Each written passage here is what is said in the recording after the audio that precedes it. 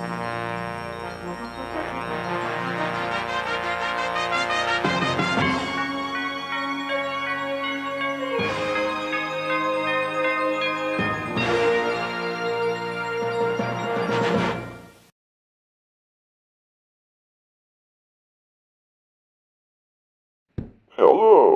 and welcome to TaBNWNWNE Wikipedia News Edition, Season 1 Remastered.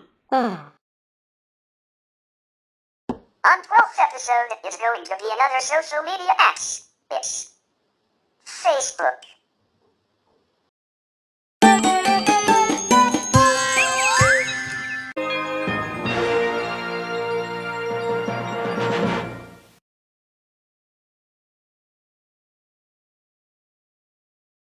Facebook is a social media and social networking service owned by the American technology conglomerate Meta. Created in 2004 by Mark Zuckerberg with 4 other Harvard College students and roommates, Eduardo Saverin, Andrew McCollum, Justin Moskowitz, and Chris Hughes. Its name derives from the Facebook directories often given to American university students. Membership was initially limited to Harvard students, gradually expanding to other North American universities.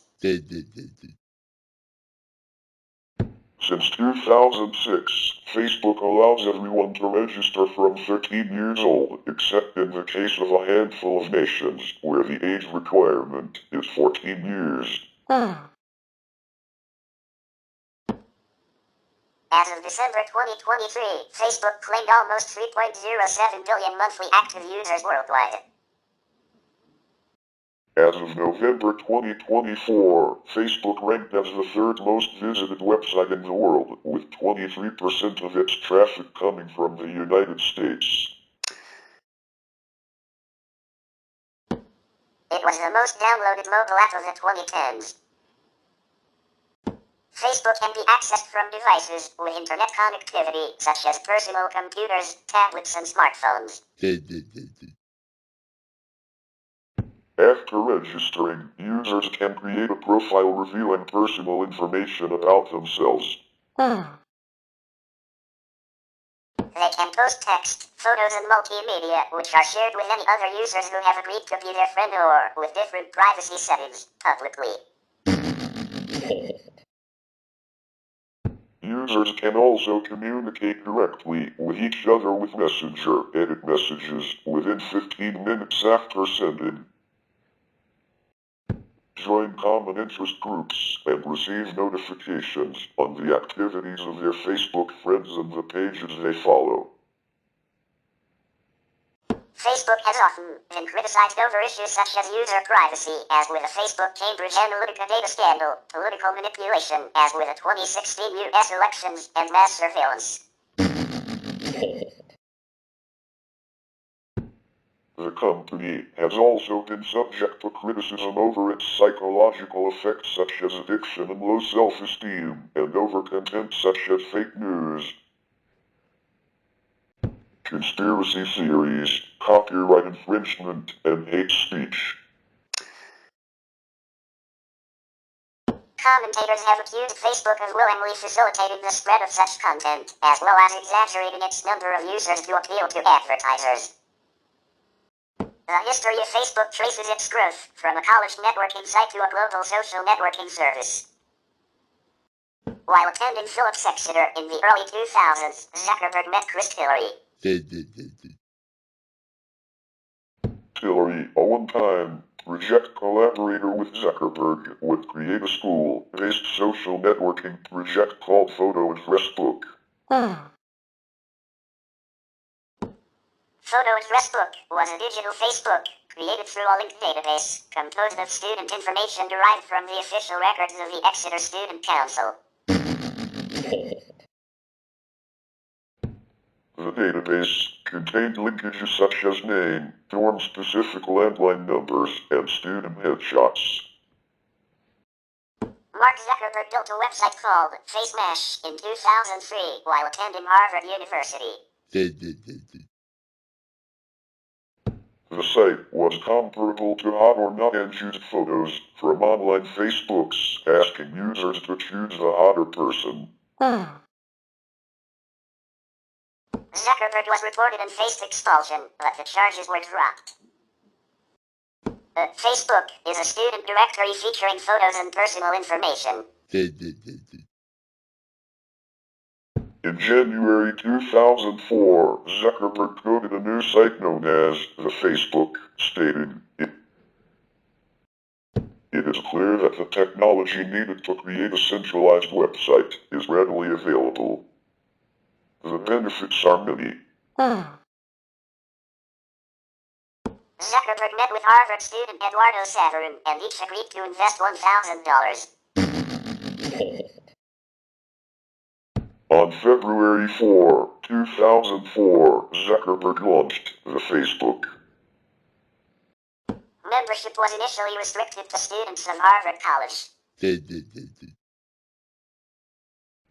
Justin Moskowitz, Andrew McCollum, and Chris Hughes joined Zuckerberg to help manage the growth of the site.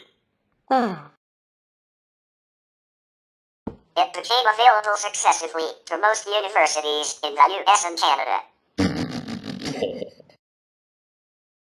In 2004, Napster co-founder Sean Parker became company president and the company moved to Palo Alto, California. PayPal co-founder Peter Thiel gave Facebook its first investment. In 2005, the company dropped the from its name after purchasing the domain name Facebook.com.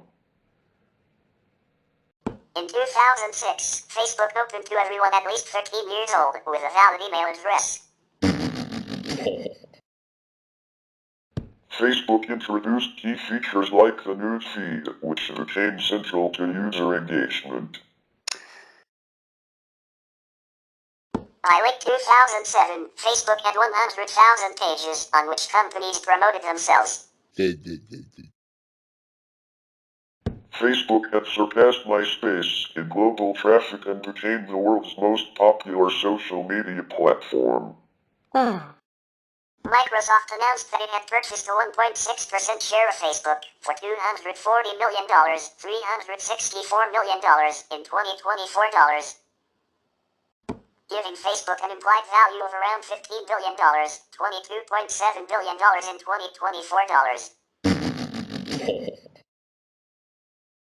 Facebook focused on generating revenue through targeted advertising based on user data, a model that drove its rapid financial growth.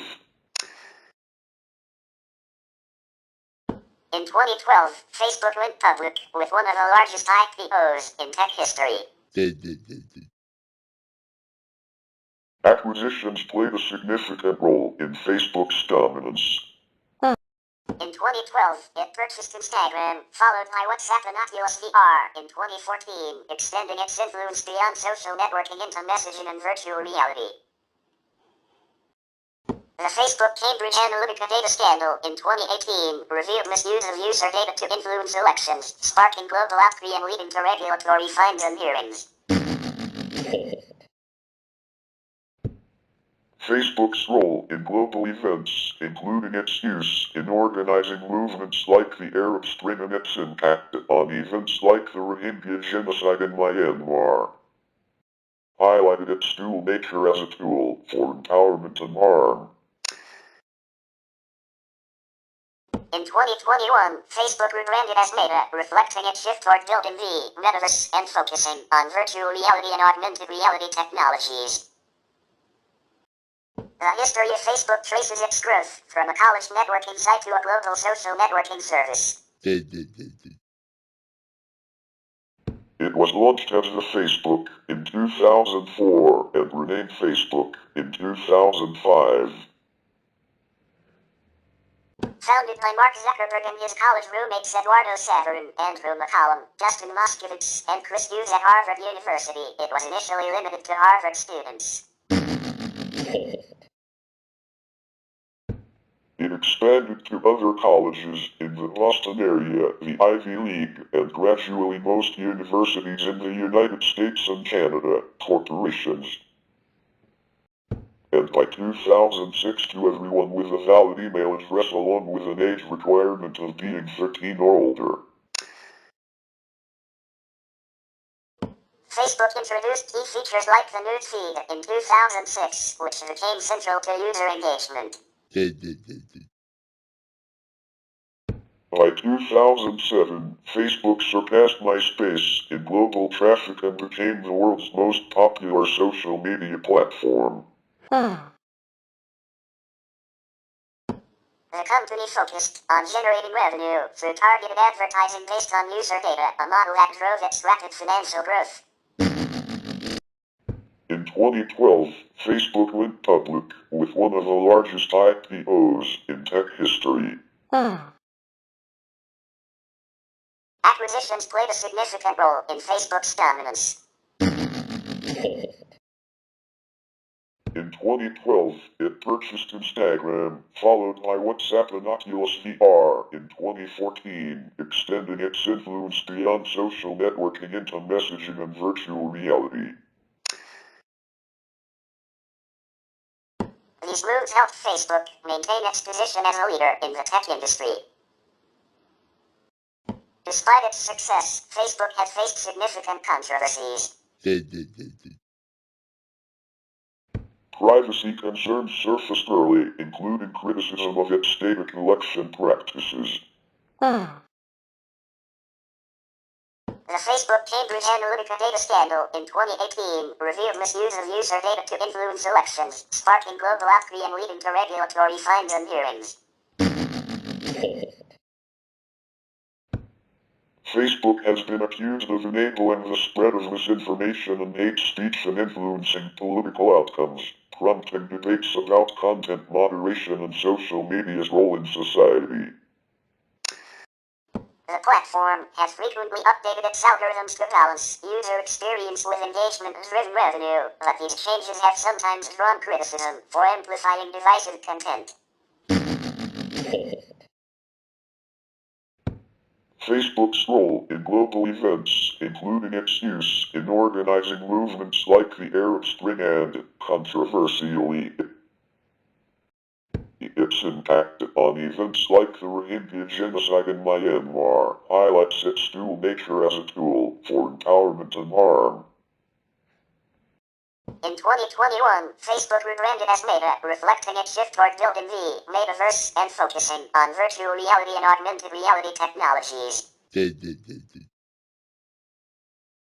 Facebook continues to shape digital communication, commerce, and culture worldwide, with billions of users making it a key organization in the 21st century. Facebook is a student directory featuring photos and basic information. In 2004, there were no universal online Facebooks at Harvard, with only paper sheets distributed in private online directories. Zuckerberg told the Crimson that everyone's been talking a lot about a universal Facebook within Harvard. I think it's kind of silly that it would take the university a couple of years to get around to it. I can do it better than they can, and I can do it in a week.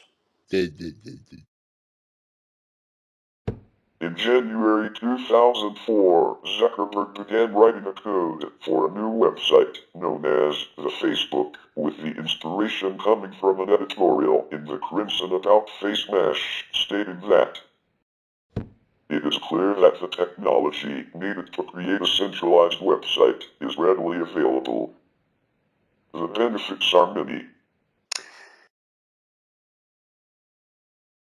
Zuckerberg met with Harvard student Eduardo Saverin, and each of them agreed to invest $1,000 in the site.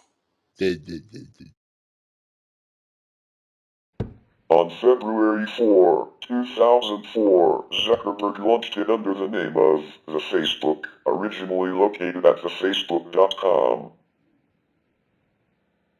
Zuckerberg intended to create a website that could connect people around the university.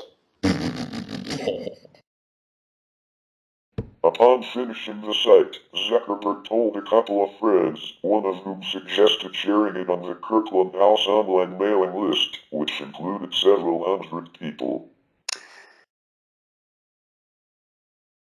According to his roommate, Dustin Moskowitz, by the end of the night, we were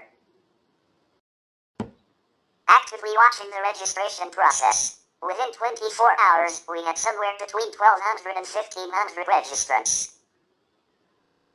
Just 6 days after the launch of the site, 3 Harvard University seniors, Cameron Winklevoss, Tyler Winklevoss, and Vivian Revra, accused Zuckerberg of intentionally misleading them into believing that he would help them build a social network called HarvardConnection.com, but instead using their idea to build a competing product. The three complained to the Crimson, and the newspaper began an investigation. Zuckerberg knew about the investigation, so he used the Facebook.com to find members in the site who identified themselves as members of the Crimson. He examined the history of failed logins to see if any of the Crimson members had ever entered an incorrect password into the Facebook.com. In the cases in which they had failed to log in, Zuckerberg tried to use them to access the Crimson members' Harvard email accounts, and he was successful in accessing 2 of them. In the end, 3 Crimson members filed a lawsuit against Zuckerberg, which was later settled. Membership was initially restricted to students of Harvard University.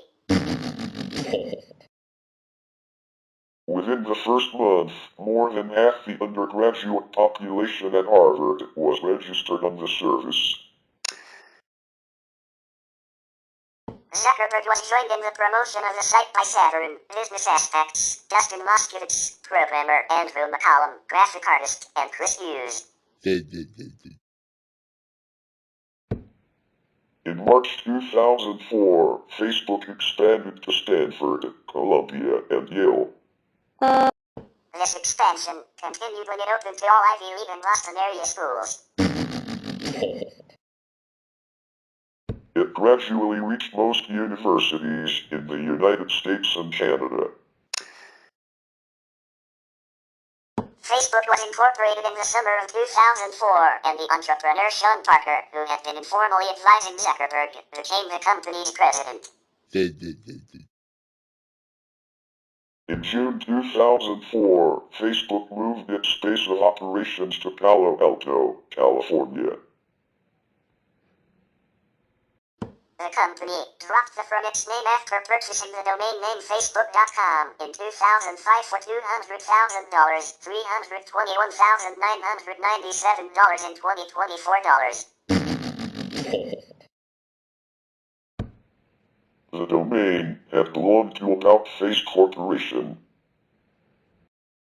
In May 2005, Axel Partners invested $13 million, $20.4 million in 2024 dollars in Facebook, and Jim Breyer added $1 million, $1.61 million in 2024 dollars of his own money. A high school version of the site launched in September 2005. Eligibility expanded to include employees of several companies, including Apple Incorporated and Microsoft.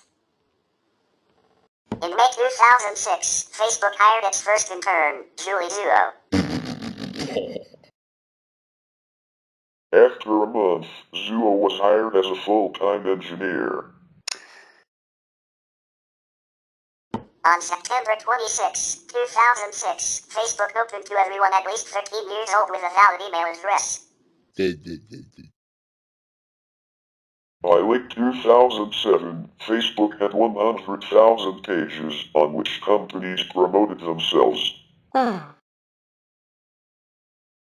Organization pages began rolling out in May 2009. On October 24, 2007, Microsoft announced that it had purchased a 1.6% share of Facebook for $240 million. $364 million in 2024 dollars, giving Facebook a total implied value of around $15 billion, $22.7 billion in 2024 dollars. Microsoft's purchase included rights to place international advertisements. In May 2007, at the first F8 Developers Conference, Facebook announced the launch of the Facebook Developer Platform, providing a framework for software developers to create applications that interact with core Facebook features. By the second annual F8 Developers Conference on July 23, 2008, the number of applications on the platform had grown to 33,000. And the number of registered developers had exceeded 400,000. The website won awards such as placement into the top 100 classic websites, like PC Magazine in 2007, and winning the People's Voice Award from the Webby Awards in 2008. Whoa!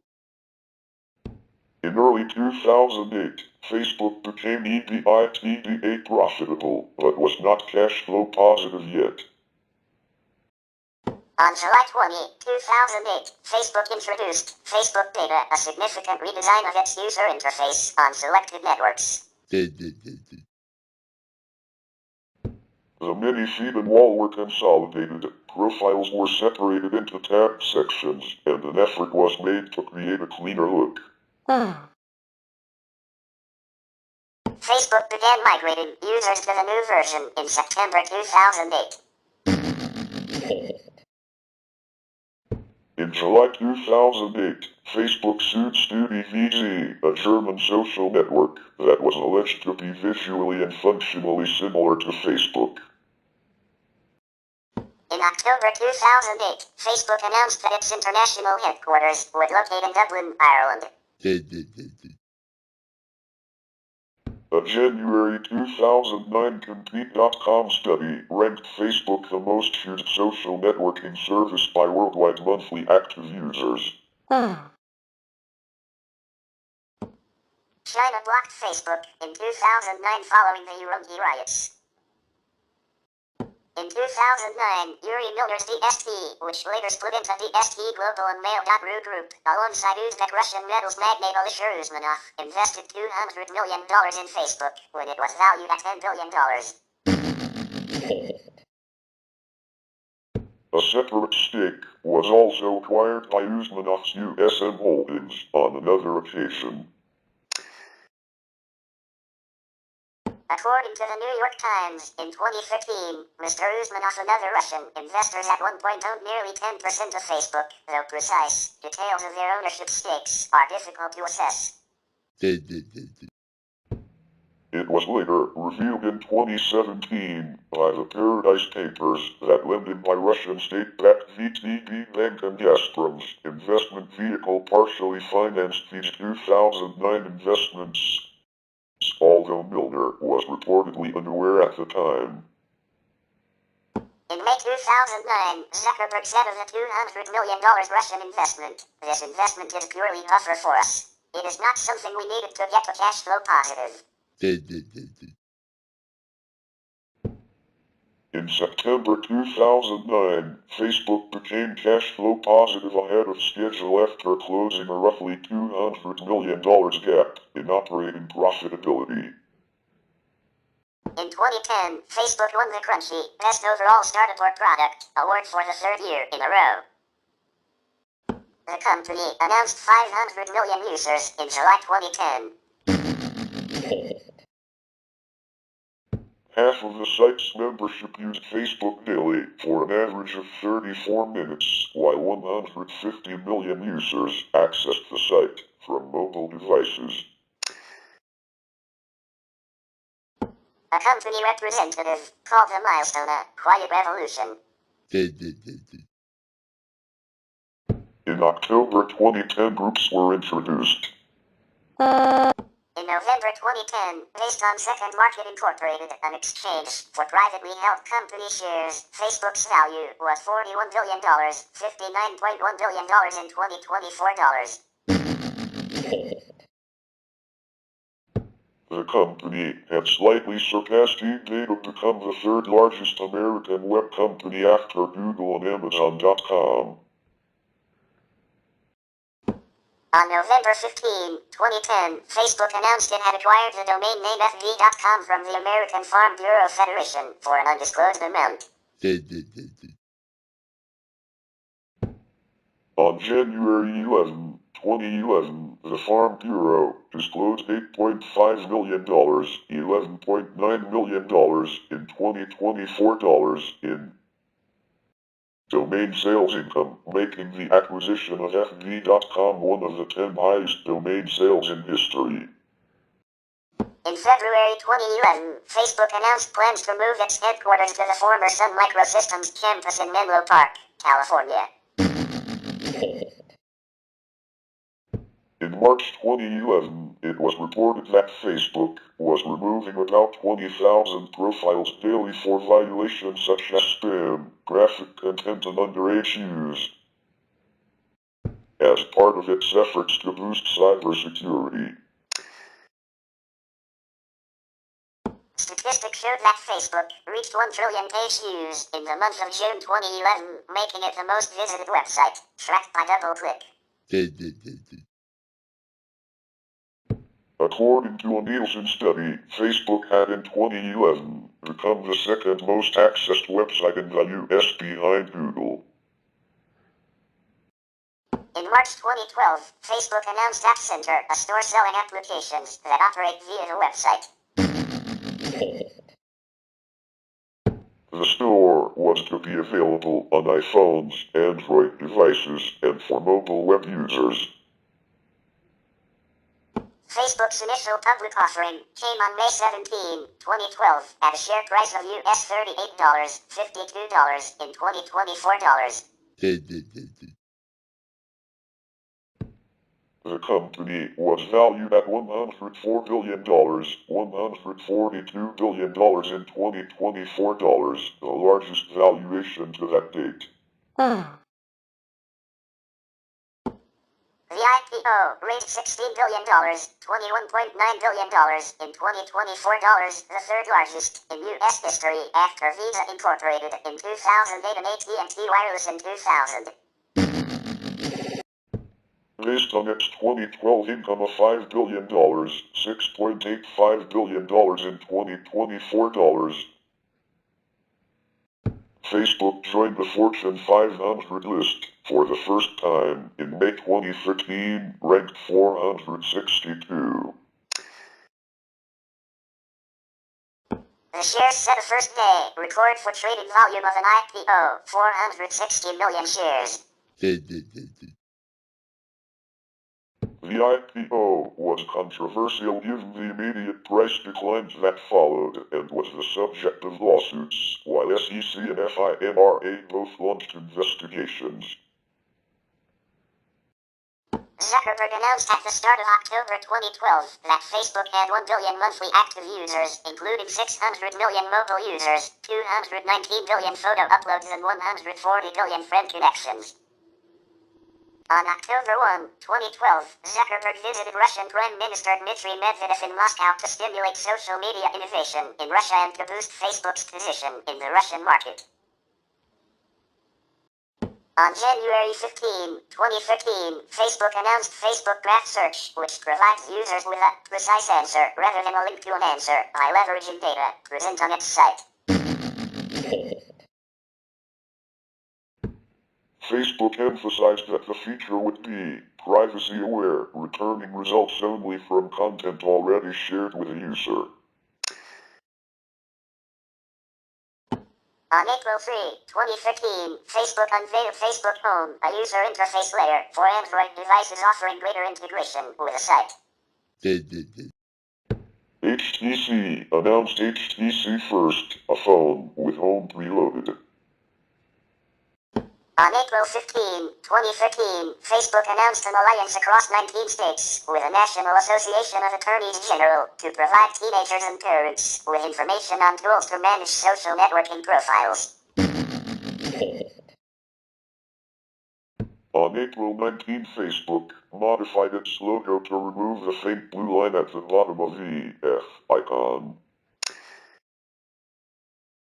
The letter F moved closer to the edge of the box. Following a campaign by 100 advocacy groups, Facebook agreed to update its policy on hate speech. The campaign highlighted content promoting domestic violence and sexual violence against women and led 15 advertisers to withdraw, including Nissan UK, House of Burlesque, and Nationwide UK. The company initially stated, while it may be vulgar and offensive, distasteful content on its own does not violate our policies. It took action on May 29. On June 12, Facebook announced that it was introducing clickable hashtags to help users follow trending discussions or search what others are talking about on the topic. San Mateo County, California, became the top wage-earning county in the country after the fourth quarter of 2012 because of Facebook. The Bureau of Labor Statistics reported that the average salary was 107% higher than the previous year at $168,000 a year, $230,096 in 2024 dollars. More than 50% higher than the next highest county, New York County, better known as Manhattan, at roughly $110,000 a year, $150,658 in 2024 dollars. Facebook joined the Alliance for Affordable Internet, A4AI, in October as it launched. The A4AI is a coalition of public and private organizations that includes Google, Intel, and Microsoft. Led by Sir Tim Berners-Lee, the A4AI seeks to make internet access more affordable to ease access in the developing world. The company celebrated its 10th anniversary during the week of February 3, 2014. In January 2014, over 1 billion users connected via a mobile device. As of June, mobile accounted for 62% of advertising revenue, an increase of 21% from the previous year. By September, Facebook's market capitalization had exceeded $200 billion, $266 billion in 2024 dollars. Zuckerberg participated in a Q&A session at Tsinghua University in Beijing, China, on October 23, where he attempted to converse in Mandarin. Zuckerberg hosted visiting Chinese politician Louis, known as the Internet Czar, for his influence in China's online policy on December 8. As of 2015, Facebook's algorithm was revised in an attempt to filter out false or misleading content, such as fake news stories and hoaxes. It relied on users who flag a story accordingly. Facebook maintained that satirical content should not be intersected. The algorithm was accused of maintaining a filter bubble where material the user disagrees with and posts with few likes would be prioritized. In November, Facebook extended paternity leave from 4 weeks to 4 months. On April 12, 2016, Zuckerberg outlined his 10-year vision, which rested on 3 main pillars: artificial intelligence, increased global connectivity, and virtual and augmented reality. In July, a US $1 billion suit was filed against the company alleging that it permitted Hamas to use it to perform assaults that cost the lives of 4 people. Facebook released its blueprints of Surround 360 camera on GitHub under an open source license. In September, it won an Emmy for its animated short, Henry. In In October, Facebook announced a fee-based communications tool called Workplace Settings to connect everyone at work. Users can create profiles, see updates from coworkers on their news feed, stream live videos, and participate in secure group chats. Following the 2016 U.S. presidential election, Facebook announced that it would combat fake news by using fact-checkers from sites like factcheck.org and Associated Press, AP, making reporting hoaxes easier through crowdsourcing and disrupting financial incentives for abusers. On January 17, 2017, Facebook COO Sheryl Sandberg planned to open Station F, a startup incubator campus in Paris, France. On a 6-month cycle, Facebook committed to work with 10 to 15 data-driven startups there. On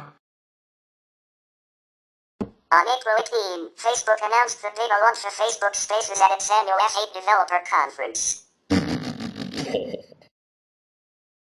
Facebook Spaces is a virtual reality version of Facebook for Oculus VR goggles. In a virtual and shared space, users can access a curated selection of 360-degree photos and videos using their avatar with the support of a controller. Users can access their own photos and videos, along with media shared on their newsfeed. In September, Facebook announced it would spend up to US $1 billion on original shows for its Facebook Watch platform. On October 16, it acquired the anonymous complement app TaBNWNE, announcing its intention to leave the app independent. In October 2017, Facebook expanded its work with Definers Public Affairs, a PR firm that had originally been hired to monitor press coverage of the company to address concerns primarily regarding Russian meddling. The mishandling of user data by Cambridge Analytica, hate speech on Facebook, and calls for regulation. Company spokesman Tim Miller stated that a goal for tech firms should be to have positive content pushed out about your company and negative content that's being pushed out about your competitor. Definers claim that George Soros was the force behind what appeared to be a broad anti-Facebook movement and created other negative media, along with America Rising, that was picked up by larger media organizations like Breitbart News. Facebook cut ties with the agency in late 2018 following public outcry over their association. Posts originating from the Facebook page of Breitbart News, a media organization previously affiliated with Cambridge Analytica, were among the most widely shared political content on Facebook. In May 2018 at F8, the company announced it would offer its own dating service. Shares in competitor Match Group fell by 22%. Facebook dating includes privacy features and friends are unable to view their friends' dating profile. In July, Facebook was charged £500,000 by UK watchdogs for failing to respond to data erasure requests. On July 18, Facebook established a subsidiary named Lianzhou Science and Technology in Hangzhou City, China, with $30 million, $37.6 million in 2024 dollars of capital. All its shares are held by Facebook. Approval of the registration of the subsidiary was then withdrawn due to a disagreement between officials in Zhejiang Province and the Cyberspace Administration of China. On July 26, Facebook became the first company to lose over $100 billion, $125 billion in 2024 dollars worth of market capitalization in one day, dropping from nearly $630 billion to $510 billion after disappointing sales reports. On July 31, Facebook said that the company had deleted 17 accounts related to the 2018 U.S. midterm elections. On September 19, Facebook announced that, for news distribution outside the United States, it would work with U.S.-funded democracy promotion organizations, International Republican Institute and the National Democratic Institute, which are loosely affiliated with the Republican and Democratic parties. Through the Digital Forensic Research Lab, Facebook partners with the Atlantic Council, a NATO-affiliated think tank.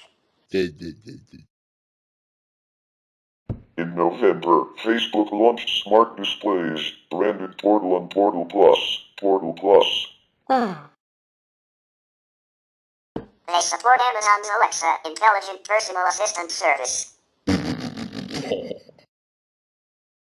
The devices include video chat function with Facebook Messenger. In August 2018, a lawsuit was filed in Oakland, California, claiming that Facebook created fake accounts to inflate its user data and appeal to advertisers in the process. In January 2019, the 10-year challenge was started, asking users to post a photograph of themselves from 10 years ago, 2009, and a more recent photo. Criticized for its role in vaccine hesitancy, Facebook announced in March 2019 that it would provide users with authoritative information on the topic of vaccines. A study published in the journal Vaccine of Advertisements posted in the 3 months prior to that found that 54% of the anti-vaccine advertisements on Facebook were placed by just 2 organizations funded by well-known anti-vaccination activists. The Children's Health Defense/World Mercury project chaired by Robert F. Kennedy Jr. and stopped mandatory vaccination, run by campaigner Larry Cook, posted 54% of the advertisements. The ads often link to commercial products, such as natural remedies and books. On March 14, the Huffington Post reported that Facebook's PR agency had paid someone to tweak Facebook COO Sheryl Sandberg's Wikipedia page, as well as adding a page for the global head of PR, TaBNWNE. In March 2019, the perpetrator of the Christchurch mosque shootings in New Zealand used Facebook to stream live footage of the attack as it unfolded. Facebook took 29 minutes to detect the live stream video, which was 8 minutes longer than it took police to arrest the gunman. About 1.3 million copies of the video were blocked from Facebook, but 300,000 copies were published and shared. Facebook has promised changes to its platform. Spokesman Simon Dillner told Radio New Zealand that it could have done a better job. Several companies, including the ANZ and ASB banks, have stopped advertising on Facebook after the company was widely condemned by the public. Following the attack, Facebook began blocking white nationalist, white supremacist, and white separatist content, saying that they could not be meaningfully separated.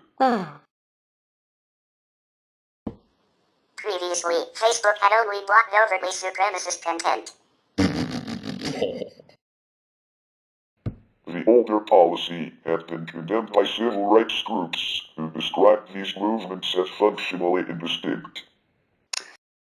Further bans were made in mid-April 2019, banning several British far-right organizations and associated individuals from Facebook, and also banning praise or support for them.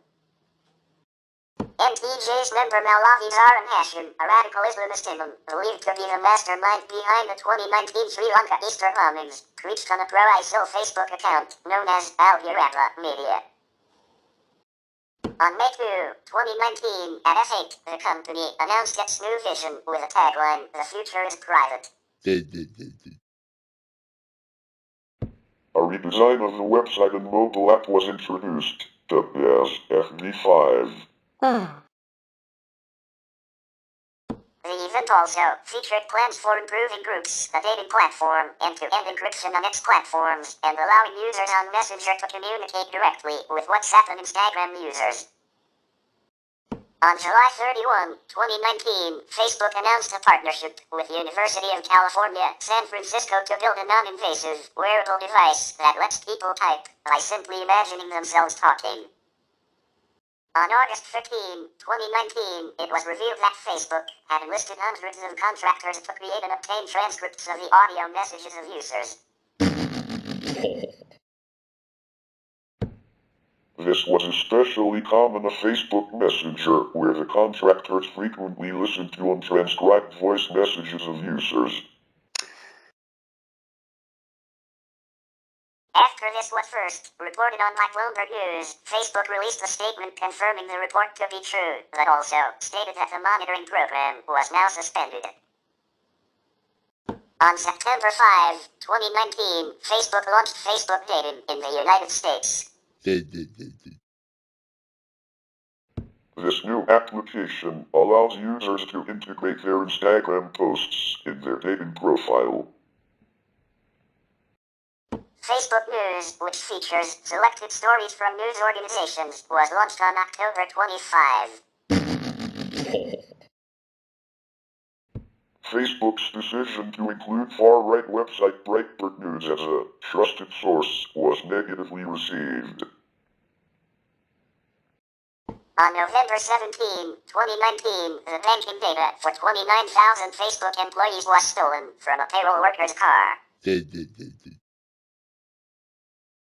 The data was stored on unencrypted hard drives and included bank account numbers, employee names, the last 4 digits of their social security numbers, salaries, bonuses, and equity details. The company did not realize the hard drives were missing until November 20. Facebook confirmed that the drives contained employee information on November 29. Employees were not notified of the break-in until December 13, 2019. On March 10, 2020, Facebook appointed 2 new directors, Tracy Travis and Nancy Kalifer, to their board of members. In June 2020, several major companies including Adidas, Aviva, Coca-Cola, Ford, HP, Intercontinental Hotels Group, Mars, Starbucks, Target, and Unilever announced they would pause adverts on Facebook for July in support of the Stop Hate for Profit campaign, which claimed the company was not doing enough to remove hateful content. The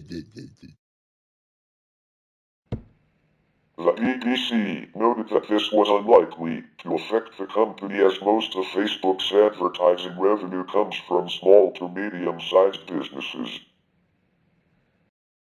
On August 14, 2020, Facebook started integrating the direct messaging service of Instagram with its own messenger for both iOS and Android devices.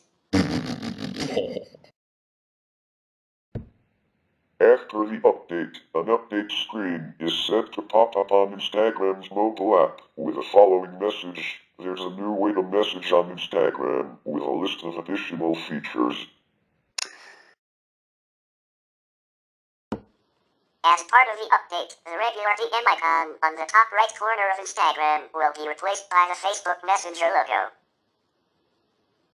On September 15, 2020, Facebook launched a Climate Science Information Center to promote authoritative voices on climate change and provide access of factual and up-to-date information on climate science. It featured facts, figures, and data from organizations, including the Intergovernmental Panel on Climate Change, IPCC, Met Office, UN Environment Program, UNEP, National Oceanic and Atmospheric Administration, NOAA, and World Meteorological Organization, WMO, with relevant news posts. After the 2020 U.S. presidential election, Facebook temporarily increased the weight of ecosystem quality in its newsfeed algorithm. In January 2021, as part of a redesign, Facebook removed likes from its public pages used by famous people and brands. Facebook was sued by the Federal Trade Commission as well as a coalition of several states for illegal monopolization and antitrust. The FTC and states sought the courts to force Facebook to sell its subsidiaries WhatsApp and Instagram.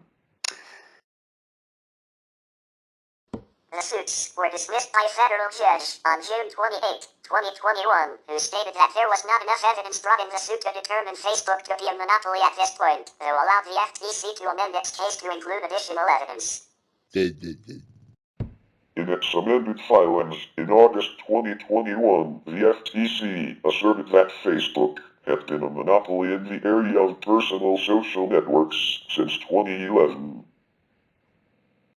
Distinguishing Facebook's activities from social media services like TikTok that broadcast content without necessarily limiting that message to intended recipients. In response to the proposed bill in the Australian Parliament for a news media bargaining code on February 17, 2021, Facebook blocked Australian users from sharing or viewing news content on its platform, as well as pages of some government, community, union, charity, political, and emergency services. The Australian government strongly criticized the move, saying it demonstrated the immense market power of these digital social giants. On February 22, Facebook said it reached an agreement with the Australian government that would see news returning to Australian users in the coming days. As part of this agreement, Facebook and Google can avoid the news media bargaining code adopted on February 25 if they reach a commercial bargain with a news business outside the code. Facebook has been accused of removing and shadow banning content that spoke either in favor of protesting Indian farmers or against Narendra Modi's government. Indian-based employees of Facebook are at risk of arrest. On February 27, 2021, Facebook announced Facebook Bars app for rappers. On June 29, 2021, Facebook announced Bulletin, a platform for independent writers. Unlike competitors such as Substack, Facebook would not take a cut of subscription fees of writers using that platform upon its launch, like Malcolm Gladwell and Mitch Albom. According to the Washington Post technology writer Will Ormus, the move was criticized by those who viewed it as a tactic intended by Facebook to force those competitors out of business. In October 2021, owner Facebook Incorporated changed its company name to Meta Platforms Incorporated, or simply Meta, as it shifts its focus to building the metaverse. This change does not affect the name of the Facebook social networking service itself, instead being similar to the creation of Alphabet as Google's parent company in 2015. In November 2021, Facebook stated it would stop targeting ads based on data related to health, race, ethnicity, political beliefs, religion, and sexual orientation. The change will occur in January and will affect all apps owned by Meta Platforms. In February 2022, Facebook's daily active users dropped for the first time in its 18-year history. According to Facebook's parent Meta, DAUs dropped to 1.929 billion in the 3 months ending in December, down from 1.930 billion the previous quarter. Furthermore, the company warned that revenue growth would slow due to competition from TikTok and YouTube, as well as advertisers cutting back on spending. On March 10, 2022, following Russia's invasion of Ukraine, Facebook announced that it would temporarily ease rules against violent speech, in some cases when targeted at Russian invaders, though it would still not tolerate credible threats against Russian civilians.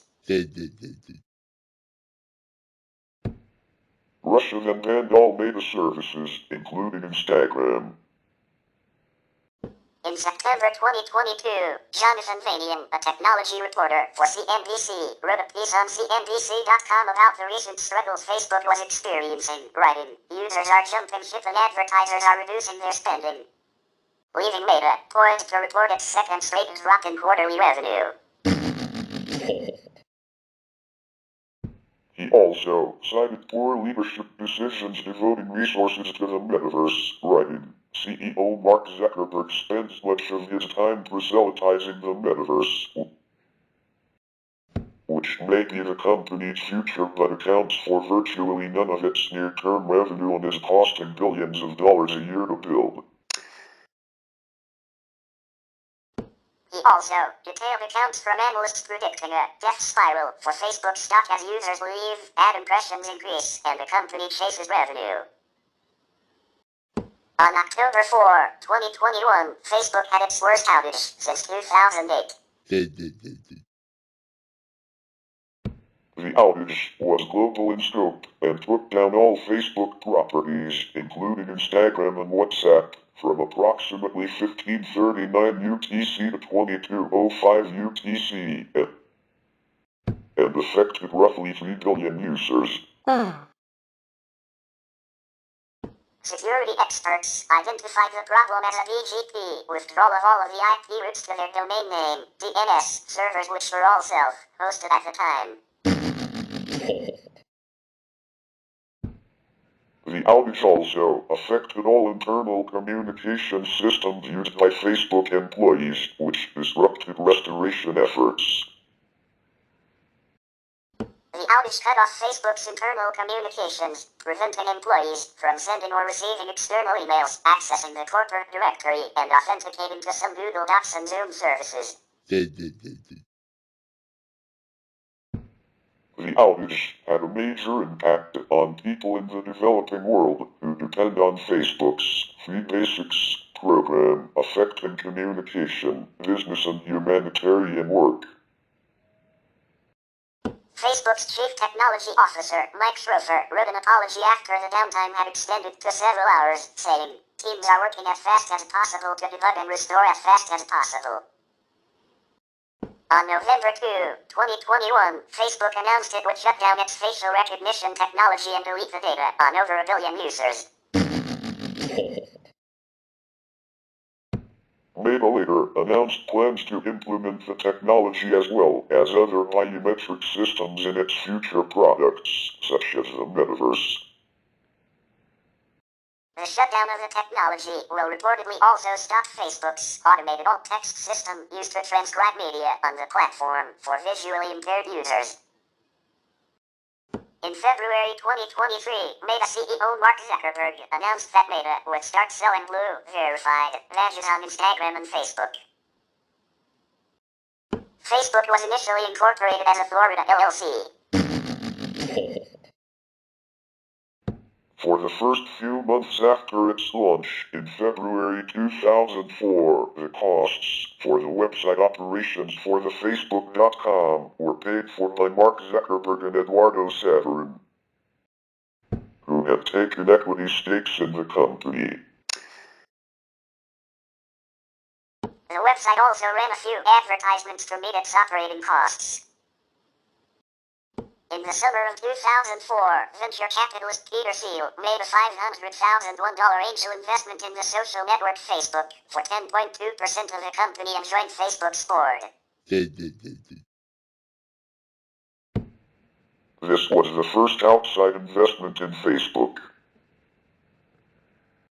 In his book The Facebook Effect, David Kirkpatrick outlines the story of how Thiel came to make his investment. Former Napster and Plaxo employee Sean Parker, who at the time had assumed the title of President of Facebook, was seeking investors for Facebook.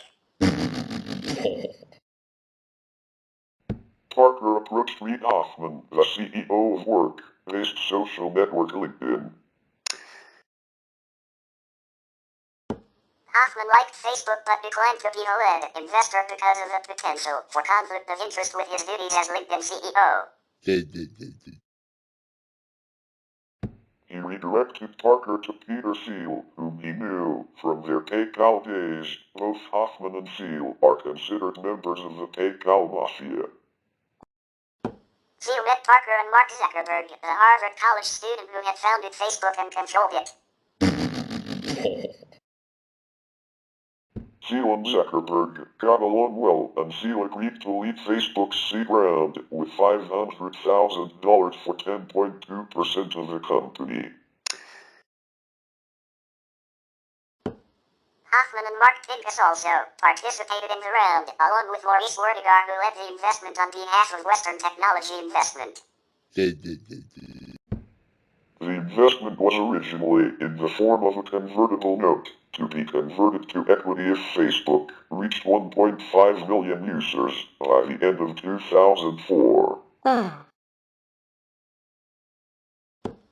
Although Facebook narrowly missed the target, Thiel allowed the loan to be converted to equity anyway. Thiel said of his investment, "I was comfortable with them pursuing their original vision, and it was a very reasonable valuation. I thought it was going to be a pretty safe investment." In April 2005, Axel Partners agreed to make a $12.7 million venture capital investment in a deal that valued Facebook at $98 million. Axel joined Facebook's board, and the board was expanded to 5 seats, with Zuckerberg, Thiel, and Axel's Jim Breyer in 3 of the seats, and the other 2 seats currently being empty, but with Zuckerberg free to nominate anybody to those seats. In April 2006, Facebook closed its Series B funding round. This included $27.5 million from a number of venture capitalists, including Greylock Partners and Meritech Capital, plus additional investments from Peter Thiel and Axel Partners. The valuation for this round was about $500 million. A leaked cash flow statement showed that during the 2005 fiscal year, Facebook had a net gain of $5.66 million. With the sale of social networking website MySpace to News Corp on July 19, 2005, rumors surfaced about the possible sale of Facebook to a larger media company. Zuckerberg had already stated that he did not want to sell the company and denied rumors to the contrary. On March 28, 2006, Businessweek reported that a potential acquisition of Facebook was under negotiation. Facebook reportedly declined an offer of $750 million from an unknown bidder, and it was rumored the asking price rose as high as $2 billion. In September 2006, serious talks between Facebook and Yahoo took place concerning acquisition of Facebook, with prices reaching as high as $1 billion.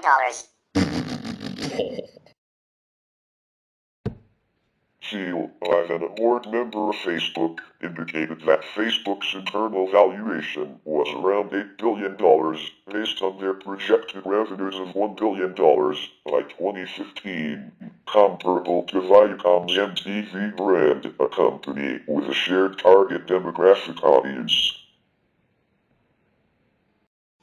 On July 17, 2007, Zuckerberg said that selling Facebook was unlikely because he wanted to keep it independent, saying, "We're not really looking to sell the company. We're not looking to IPO anytime soon. It's just not the core focus of the company."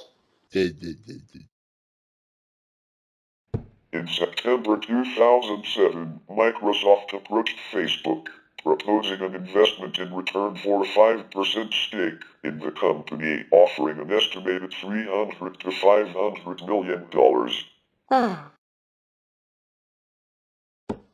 That month, other companies, including Google, expressed interest in buying a portion of Facebook. On October 24, 2007, Microsoft announced that it had purchased a 1.6% share of Facebook for $240 million, giving Facebook a total implied value of around $15 billion.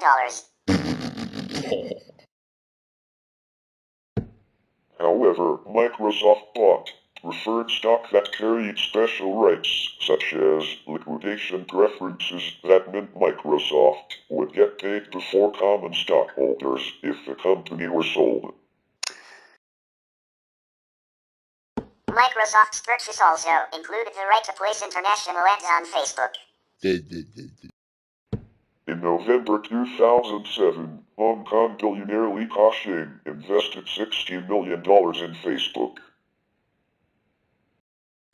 In 2009, Yuri Milner's DST, which later split into DST Global and Mail.ru Group, alongside Uzbek Russian metals magnate Alisher Usmanov, invested $200 million in Facebook, when it was valued at $10 billion.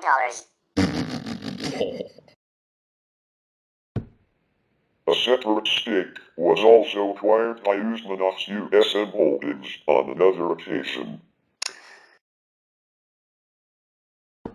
According to the New York Times, in 2015, Mr. Usmanov and other Russian investors at one point owned nearly 10% of Facebook, though precise details of their ownership stakes are difficult to assess. It was later revealed in 2017 by the Paradise Papers that lending by Russian state-backed VTB Bank and Gazprom's investment vehicle partially financed these 2009 investments, although Milner was reportedly unaware at the time.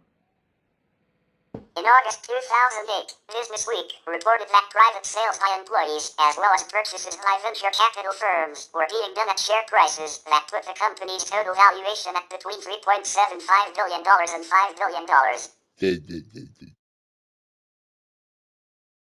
In October 2008, Zuckerberg said, "I don't think social networks can be monetized in the same way that search did. In 3 years from now we have to figure out what the optimum model is, but that is not our primary focus today." Facebook hired Sheryl Sandberg as its chief operating officer in March 2008. Sandberg is reported to have held a number of brainstorming sessions with Facebook employees on their long-term monetization strategy, which led to the conclusion that advertising would be the main source of monetization. Under Sandberg's leadership, Facebook made a number of changes to its advertising model with the aim of achieving profitability. In September 2009, Facebook stated that it had turned cash flow positive for the first time.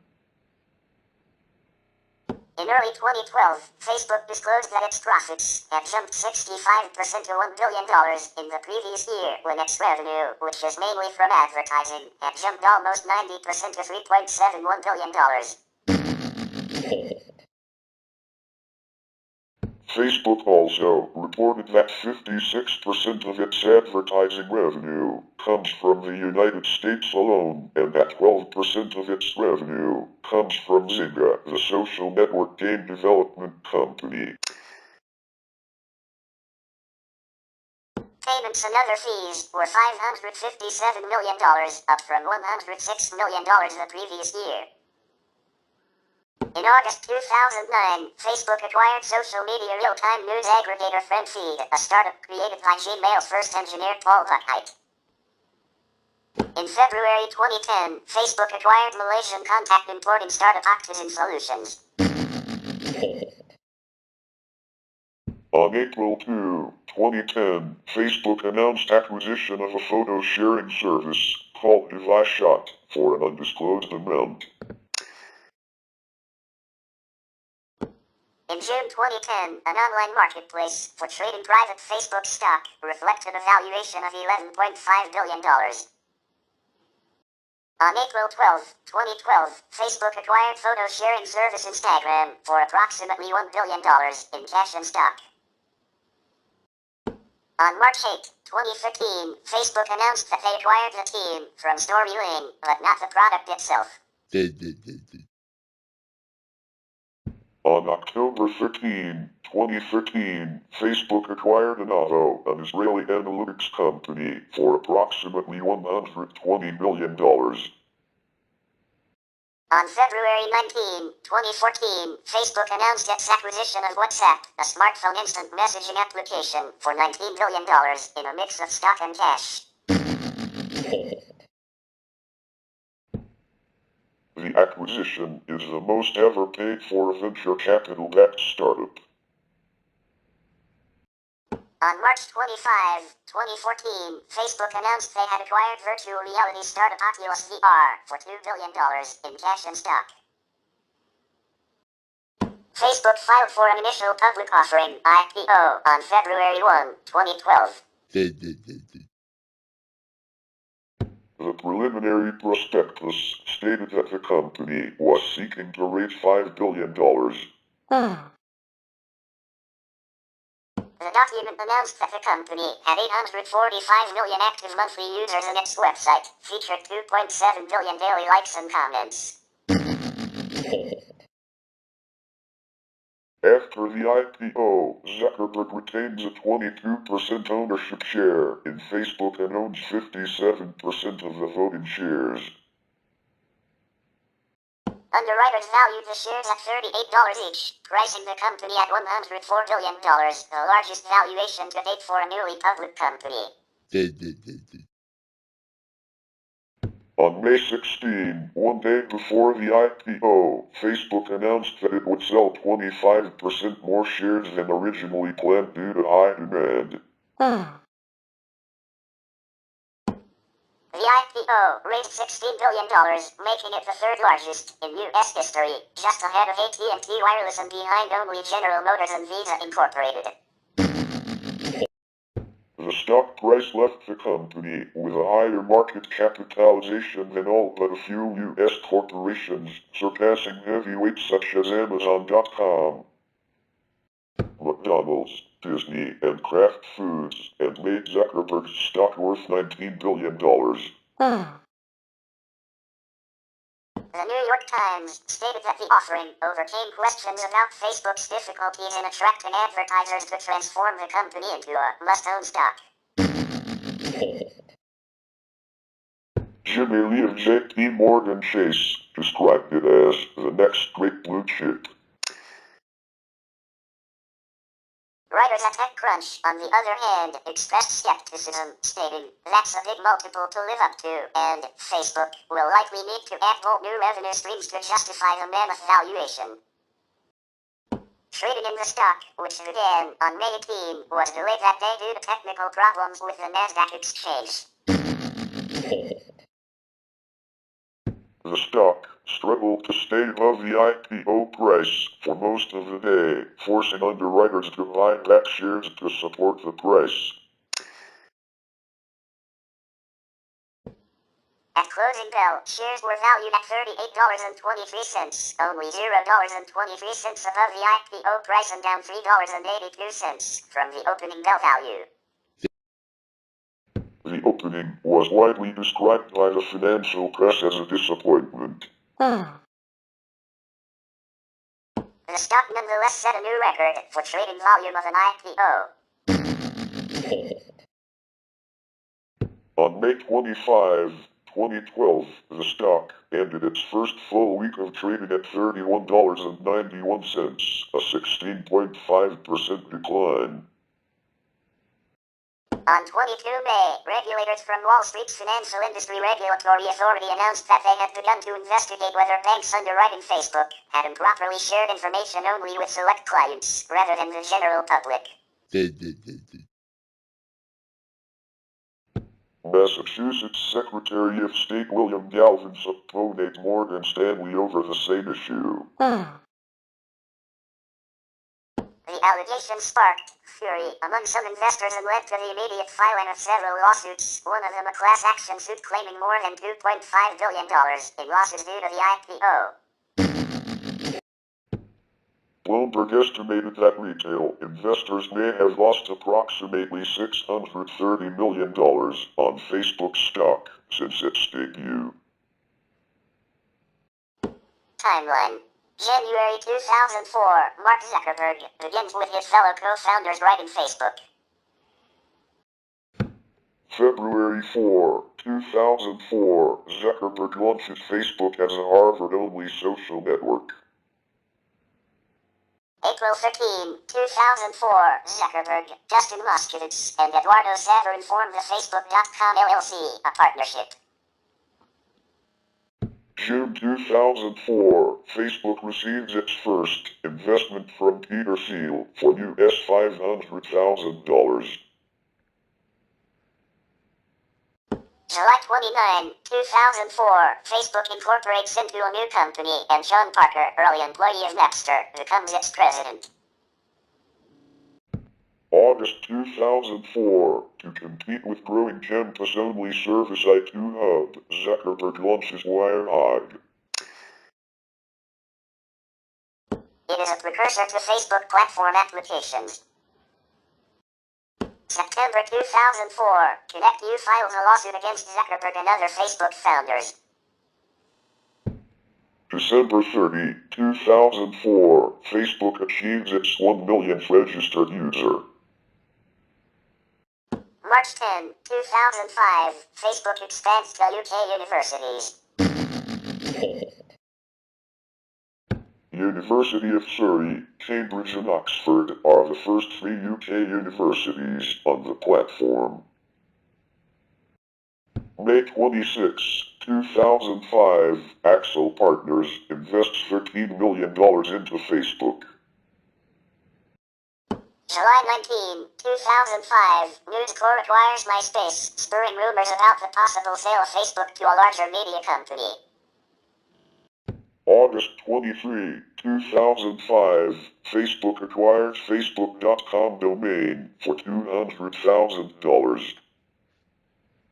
September 2005, Facebook launches a high school version of the website. October 2005, Facebook launches its photos feature with no restrictions on storage, but without the ability to tag friends. December 2005, Facebook introduces the ability to tag friends in photos. March 28, 2006, a potential acquisition of Facebook is reportedly under negotiations for $750 million first, then later $2 billion. April 2006, Facebook expands its membership requirements to include corporate employees. August 22, 2006, Facebook launches a blogging feature known as Facebook Notes. September 26, 2006, membership is open to anyone. September 6, 2006, Facebook launches Newsfeed. The original newsfeed is an algorithmically generated and constantly refreshing summary of updates about the activities of one's friends. The concept was relatively new at the time, with Twitter having launched only a few months in advance. September 2006, Facebook discusses with Yahoo Alpha Letter possibly acquiring the former for $1 billion. January 10, 2007, Facebook launches n.facebook.com and officially announces mobile support. May 24, 2007, Facebook announces Facebook platform for developers to build applications on top of Facebook's social graph. October 24, 2007, Microsoft announces that it will purchase a 1.6% share of Facebook for $240 million, giving Facebook a total implied value of around $15 billion. However, Microsoft also gained that exclusivity in this deal, so the $15 billion valuation figure is disputed. November 6, 2007, Facebook launches Facebook Beacon with 44 partner sites at the time of launch. Beacon is part of Facebook's advertisement system that sends data from external websites to Facebook for the purpose of allowing targeted advertisements and allowing users to share their activities with their friends. Certain activities on partner sites are published to a user's newsfeed. On the same day, Facebook launched Facebook Pages. November 19, 2007, Facebook removes is from status updates, allowing users to adopt a more free-form version of status updates. May 2008, Adam D'Angelo, an early employee and chief technology officer, leaves Facebook. June 2008, Facebook settles both lawsuits, ConnectU versus Facebook, Mark Zuckerberg et al., and intellectual property theft, Wayne Chang et al., over the Winklevoss Chang Group's social butterfly project. The settlement effectively had Facebook acquiring ConnectU for $20 million in cash and over $1.2 million in shares, valued at $45 million, based on $15 billion company valuation. July 21, 2008, Facebook launches a complete site redesign with options for tab redesign and allows users to opt into it. By September 2008, it forces all users to opt in. August 2008, employees reportedly privately sell their shares to venture capital firms at a company valuation of between $3.75 billion to $5 billion. October 2008, Facebook sets up its international headquarters in Dublin, Ireland. November 2008, Facebook launches Facebook Credits to help users purchase Facebook gifts. February 9, 2009, Facebook activates the Facebook Like button. August 2009, Facebook acquires FriendFeed. September 2009, Facebook claims that it has turned cash flow positive for the first time. September 10, 2009, Facebook announces a feature whereby people cannot tag friends in their status updates and comments. September 2009, Facebook shuts down Beacon.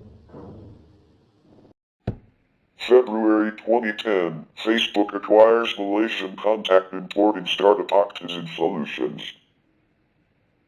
April 2, 2010, Facebook announces the acquisition of photo sharing service called DeviceShot for an undisclosed amount. April 19, 2010, Facebook introduces community pages, which are pages that are populated with articles from Wikipedia. June 2010, Facebook employees sell shares of the company on second market at a company valuation of $11.5 billion. June 2010, Facebook introduces the option to like individual comments. October 1, 2010, The Social Network, a film about the beginnings of Facebook, directed by David Fincher and stars Jesse Eisenberg as Mark, is released. The film is met with widespread critical acclaim as well as commercial success. However, Mark Zuckerberg says that the film is a largely inaccurate account of what happened. December 2010, Facebook launches a redesign that emphasizes the most important parts of someone's life, including one's biographic information, photos, education, work experience, and important relationships. It replaces the tabs at the top of each profile page with links on the left side of the page. January 2011, $500 million is invested into Facebook for 1% of the company, placing its worth at $50 billion. February 2011, Facebook application and content aggregator Pixable estimates that Facebook will host 100 billion photos by summer 2011. June 28, 2011, Google launches Google+, widely perceived as a competitor to Facebook. Commentators believe that Facebook's subsequent rapid release of new features and improvements may have in part been hastened due to competition from Google+. July 6, 2011, Facebook partners with Skype to add video chat and updates its website interface. August 9 and October 19, 2011, Facebook Messenger is launched for Android and iOS. October 19, 2011 update makes the app available to BlackBerry OS. September then November 30, 2011, Facebook increases the character limit for status update posts from 500 to 5,000 in September and to 63,206 on November 30. September 14, 2011, Facebook allows people to subscribe to non-friends and to set the extent to which they receive updates from their existing friends and people they are subscribing to. September 15, 2011, Facebook partners with Heritage for Facebook application development using the Facebook platform. September 22, 2011, Facebook launches new UI timeline in F8 convention. October 6, 2011, Facebook for SYN, a client/server SYN application developed by international digital security company Gemalto that enables people to access Facebook using the SMS protocol on their mobile phones without needing a data plan, was released in partnership with select carriers.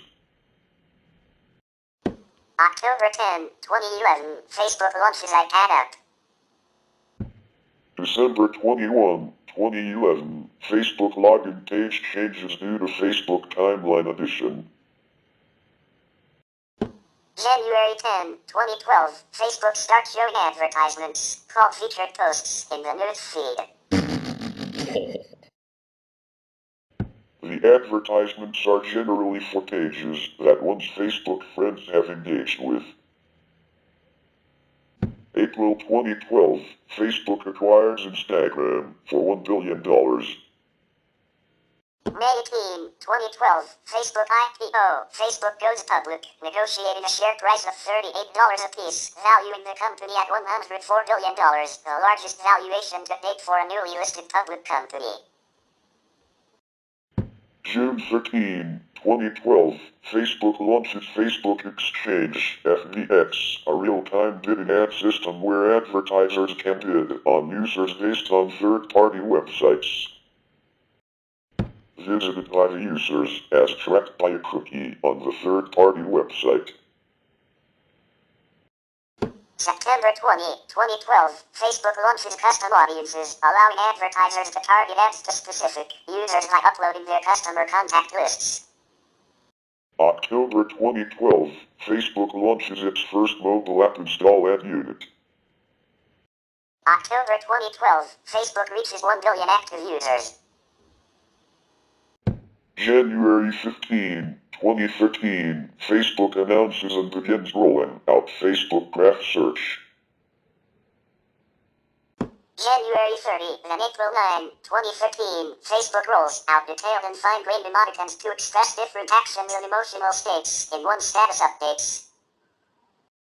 Experimental launch January 30, official launch with universal availability April 9. March 7, 2013, Facebook announces major planned changes to the news feed. However, it is later revealed that Facebook abandoned these changes after getting negative feedback from users. March 8, 2013, Facebook announces that they acquired the team from Storylane, but not the product itself. April 4, then April 12, 2013, Facebook launches Facebook Home, a user interface layer for Android-compatible phones that provides a replacement home screen that makes it easier for users to browse and post. April 15, 2015, Facebook launches a new timeline with video autoplay.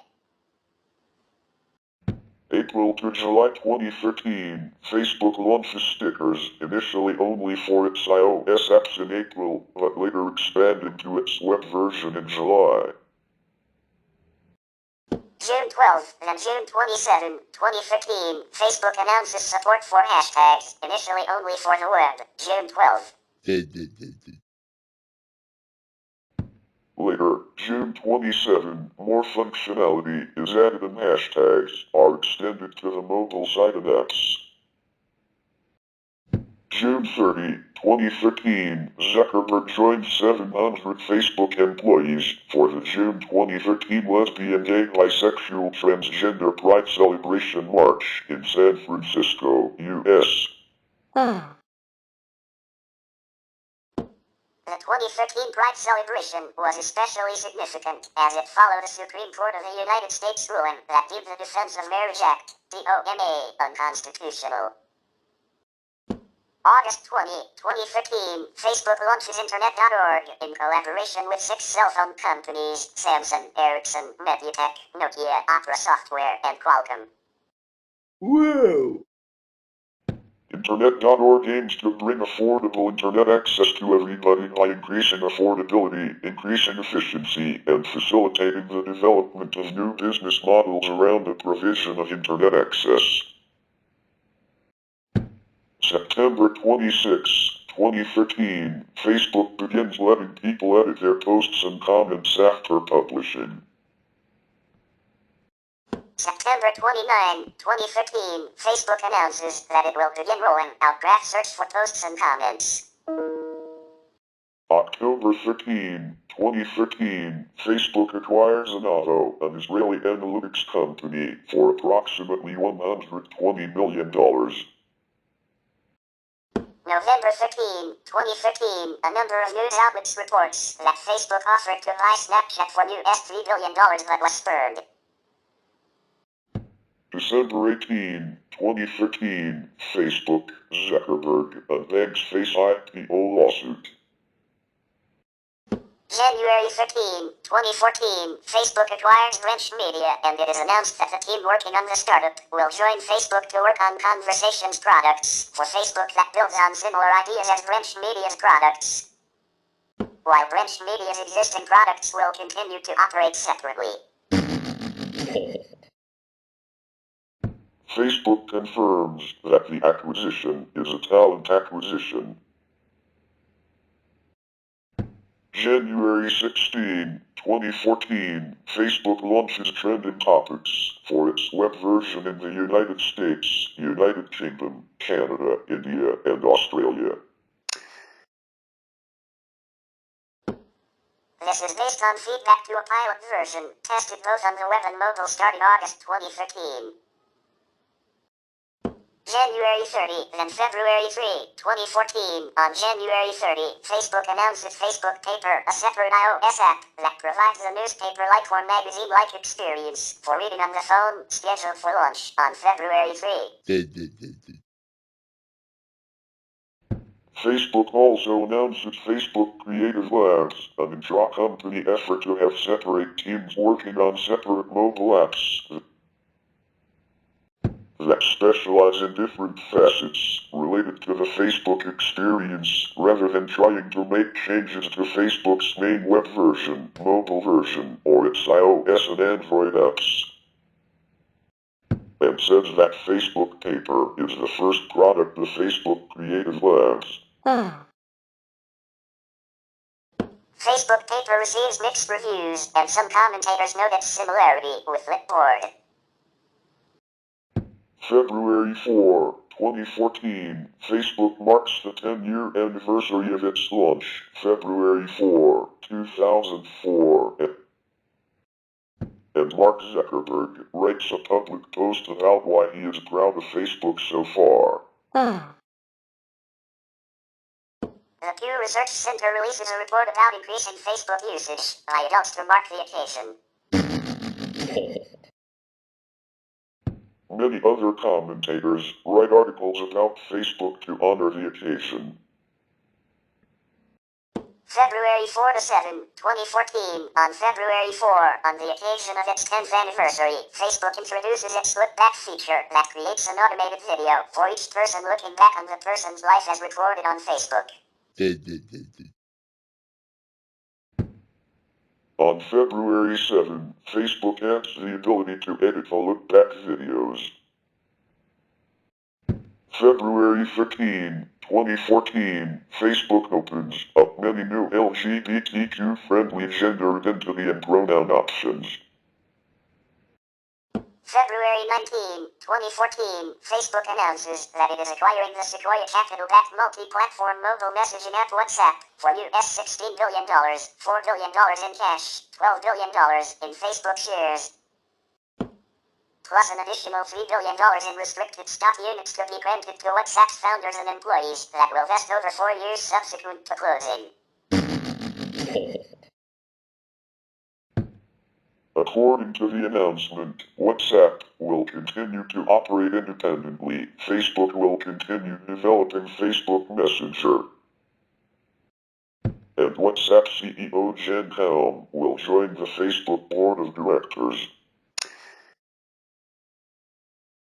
On February 24, in a keynote address to the Mobile World Congress in Barcelona, Zuckerberg says that the WhatsApp acquisition is part of the Internet.org vision. March 3, 2014, rumors are circulated that Facebook is buying drone maker Titan Aerospace for $60 million. It is believed that the acquisition will help bolster Facebook's vision with Internet.org. Later, on April 14, 2014, the Wall Street Journal reports that Google is acquiring Titan Aerospace. March 6, 2014, Facebook announces that it will begin rollout of a somewhat modified news feed. The changes are along the same lines as those announced in the planned revamp, announced March 7, 2013, that was halted, but are more minor and focused. March 17, 2014, Facebook's face recognition algorithm, DeepFace, reaches near human accuracy in identifying faces. March 25, 2014, Facebook announces that it is acquiring Oculus VR, Incorporated, a leading virtual reality company. The amount is reported to be $2 billion in cash and stock. March 27, 2014, Facebook announces a connectivity lab as part of the Internet.org initiative, with a goal of bringing the Internet to everybody via drones, using a Kairos from Ascenta. April 24, 2014, Facebook announces FB Newswire to help journalists find news on its website. April 30, 2014, Facebook launches anonymous login so that people can use apps without giving them their data. June 18, 2014, Facebook releases Facebook Slingshot, an instant messaging software application for sharing photos and videos with friends, for Android and iOS devices. July 21, 2014, Facebook launches Save, a read it later feature that allows users to save links, places, and media pages for later perusal. September 15 onward, 2014, Facebook cracks down on the Facebook profiles of drag queens in San Francisco, asking them to switch to using their real names and shutting down the accounts of those who refuse to comply. There is considerable pushback, including a planned protest at Facebook headquarters that is delayed for a meeting with Facebook, but Facebook refuses to budge on its policy. Many people, particularly those in or sympathetic to the LGBTQ community, sign up for competing social network Hello, that does not enforce a real names policy, promises to remain ad-free and porn-friendly, and aims to have a zero-tolerance policy for hate speech. On October 1, Facebook announced a clarification to its real name policy and said that drag queens could continue operating their accounts. The company clarified that people should use their authentic real-world names but need not use their legal names. October 6, 2014, Facebook officially completes the acquisition of WhatsApp, and WhatsApp CEO Jen Helm agrees to match Mark Zuckerberg's $1 salary. October 23, 2014, Facebook launches pseudonymous app rooms, where Facebook users can create and participate in forums on any topic and do not need to use their real names. The forthcoming launch of the app has been reported on October 7. October 31, 2014, Facebook creates a custom Tor link, making it easier for people to access Facebook anonymously in locations where it is censored. November 7, 2014, Facebook makes it easy for people to unfollow friends and pages they've liked, both while viewing pages in the feed and while reviewing summaries of the most prolific contributors to their feed. December 8, 2014, Facebook rolls out keyword search for all posts, part of Facebook Graph Search, to all US English users on desktop and using iPhones. It is cited as a potential competitor to Yelp and other product recommendation engines and also as a potential way to surface old, embarrassing posts by people. December 11, 2014, Facebook CEO Mark Zuckerberg holds his second Q&A open to the public about Facebook, where he discusses the dislike button and Facebook's role in promoting viewpoint diversity, helping people share more, and facilitating social and political transparency. January 5, 2015, Facebook acquires Wit.ai, the Y Combinator startup founded 18 months ago to create an API for building voice-activated interfaces. January 8, 2015, Facebook acquires Quickfire Networks, a company that built a custom hardware and software platform for reducing video file sizes and upload times. The Wall Street Journal got the news on January 8, with confirmation later arriving on Quickfire's site. January 16, 2015, Facebook open sources the Torch library, containing some of its deep learning tools in machine learning, including new code that runs 23 times as fast for training convolutional neural networks as the fastest publicly available code until that time. January 20, 2015, Facebook announces that it will show fewer hoaxes in the news feed and mark items it identifies as potential hoaxes so that readers can view them more critically. March 17, 2015, Facebook introduces a free friend-to-friend payment service within its Messenger app. This is touted by some tech journalists as potential competition for PayPal's Venmo service. March 25, 2015, at the first day of the 2015 S8 conference, a conference for Facebook to make announcements about major product and service changes, the company makes a bunch of announcements, with a unifying theme being that the company wants to be an integrated bunch of apps, each fulfilling a somewhat different role. Currently, the company's leading apps include its main app, Messenger, and externally built and acquired apps such as Instagram and WhatsApp. Specific announcements include making Facebook Messenger more of a platform, a new real-time comments system, embeddable videos, spherical video, parse for the Internet of Things, updates to Ad Exchange Live Rail, and analytics for apps. March 26, 2015, Facebook releases its React Native framework for building native apps as open source.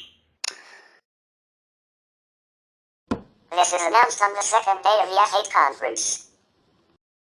March 31, 2015, Facebook launches a feature called Scrapbook that allows parents to give their kids an official presence on Facebook even when they are too young to have their own accounts on the network by tagging them in photos.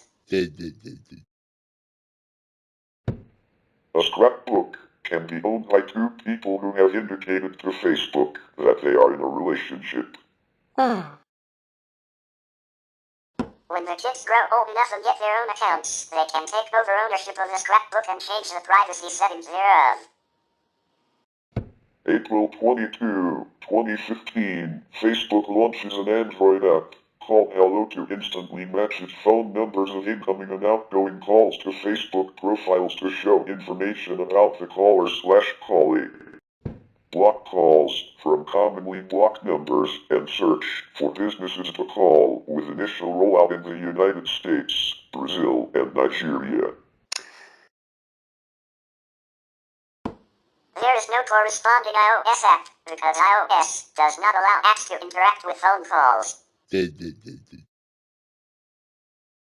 Commentators compare Facebook Hello to the native Android dialer app and to Truecaller, an app with crowdsourced data. April 28 announcement. April 30 closure. 2015 Facebook announces that it is shutting down its Friends Data API, forcing developers to migrate to the Graph API. The company is also allowing for more granular control of data that users may share with apps. May 12, 2015, Facebook launches instant articles for publishers. Publishers who use instant articles can opt in to have some of their articles shown to mobile users inside Facebook's app itself, without users having to leave the app and visit the customer's website. Initial launch partners include BuzzFeed, The New York Times, National Geographic, and 6 others. The article as displayed on Facebook mimics the article on the website in terms of layout, and instant articles allow for correct attribution and analytics, with tools such as Google Analytics, Omniture, and ComScore, in addition to publishers benefiting from Facebook's own analytics. Publishers can choose to have only a subset of their content available as instant articles, and Facebook handles the porting of the article to the instant article format itself. BuzzFeed praised Facebook for complying with its requests for compatibility with analytics tracking, and said the process was very collaborative throughout. Load times are claimed to be 10 times faster than the mobile web. Publishers can keep all the ad revenue if using their own ads, but Facebook gets a 30% cut if the ads are shown by Facebook. May 29, 2015, Facebook confirms official support for GIFs. Autoplay settings for GIFs would be the same as those for videos. Users who have video autoplay set to on, the default setting, will have GIFs autoplay when they scroll to the GIF in their news feed. Others can play the GIF manually by clicking the GIF button on the feed item with a GIF. June to August 2015, Facebook adds more features for pages to make it easier for businesses to use them. These include allowing pages to display how quickly they respond to messages, allowing pages to send saved replies to messages, allowing pages to use private messages for customer support, and adding live button integration to pages. June to July 2015, Facebook makes changes to its newsfeed algorithm in a few different directions.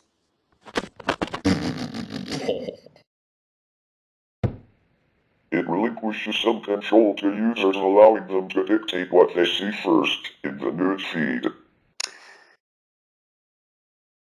Also, it announces that it will start using information on how long people hover on a particular item in their newsfeed to gauge their level of interest in the item, in addition to the more explicit signals it currently uses, likes, comments, shares. August 2015, on August 5, Facebook launches live streaming, initially restricted only to celebrities. Subsequently, on August 12, it announces that the feature will be made available to journalists and those with verified profiles.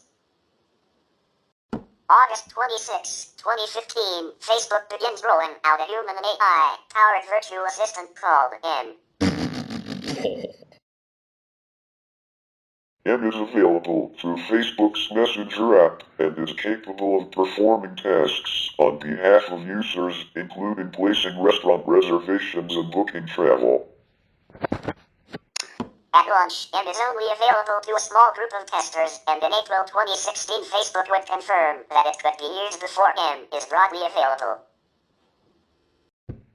August 27, 2015, Facebook announces that it has hit the milestone of 1 billion users accessing it on a single day. October 27, 2015, Facebook announces an initiative called 2G Tuesdays. With this initiative, Facebook engineers can opt in to access Facebook at 2G speeds for an hour every Tuesday, thus partly mimicking the experience of a non-negligible fraction of Internet users in developing countries. Whoa! The goal is to make Facebook engineers better understand the challenges of using Facebook with poor internet speeds and in turn help improve the Facebook experience for these users. December 2015, Facebook announces that it will add a feature for booking a ride through its messaging application. Users of Facebook Messenger in the US will be able to summon an Uber car with a few taps.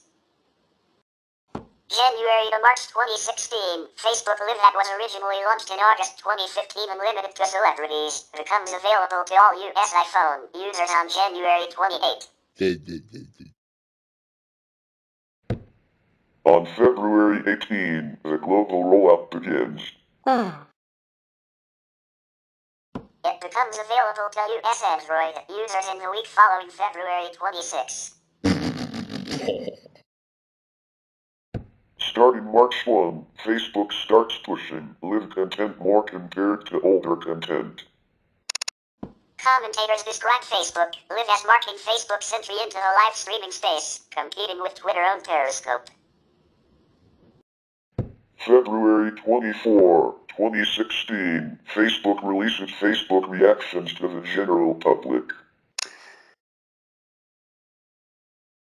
The feature allows people to use 5 additional reactions beyond just the like action to convey their reaction to a post. The new reactions are love, haha, wow, sad, and angry. Another reaction, yay, that was used in initial testing of the feature has been removed.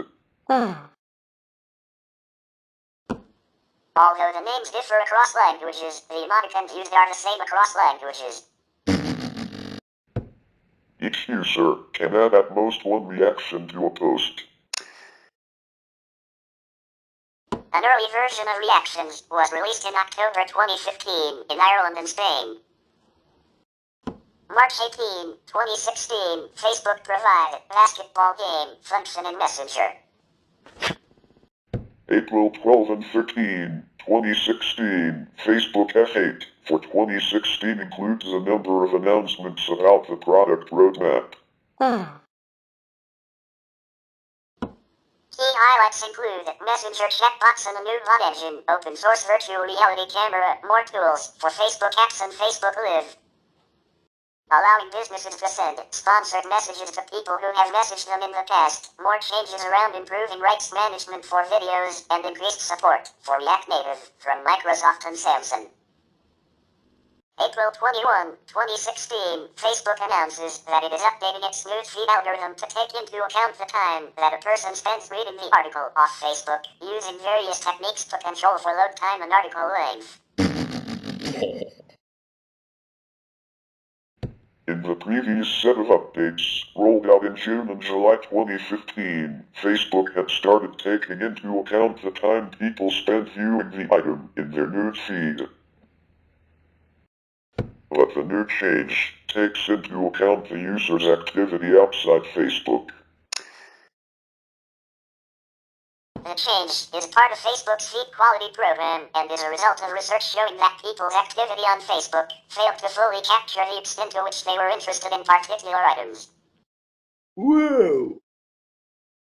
Commentators believe that this is likely to lead to a significant reduction in the circulation of misleading clickbait on the social network.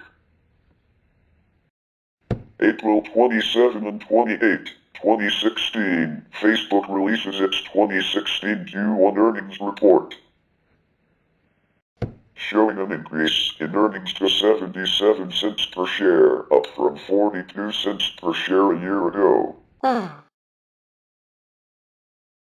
The earnings beat analyst expectations and caused Facebook share prices to soar, leading its market cap to exceed that of Johnson & Johnson.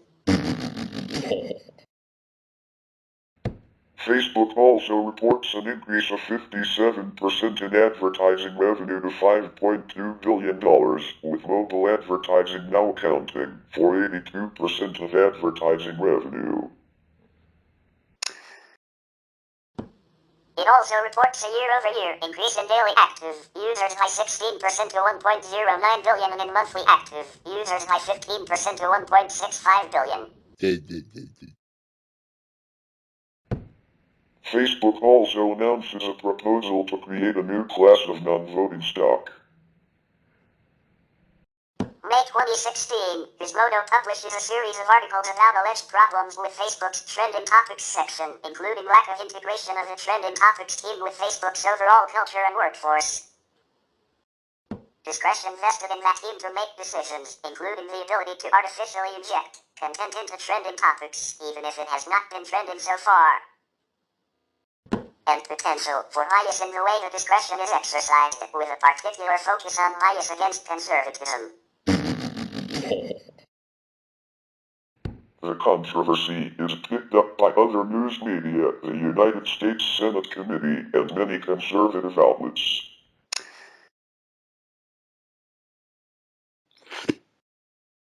Facebook defends itself against the allegations, but also invites leading conservatives, including United States Republican presidential primary frontrunner Donald Trump, libertarian leading conservative commentator Glenn Beck, who is very impressed with Facebook's actions, and CNN commentator S.E. Cupp, for a meeting to discuss and address concerns. On May 23, Facebook announces changes to its Trending Topics section and releases a 28-page document on the subject.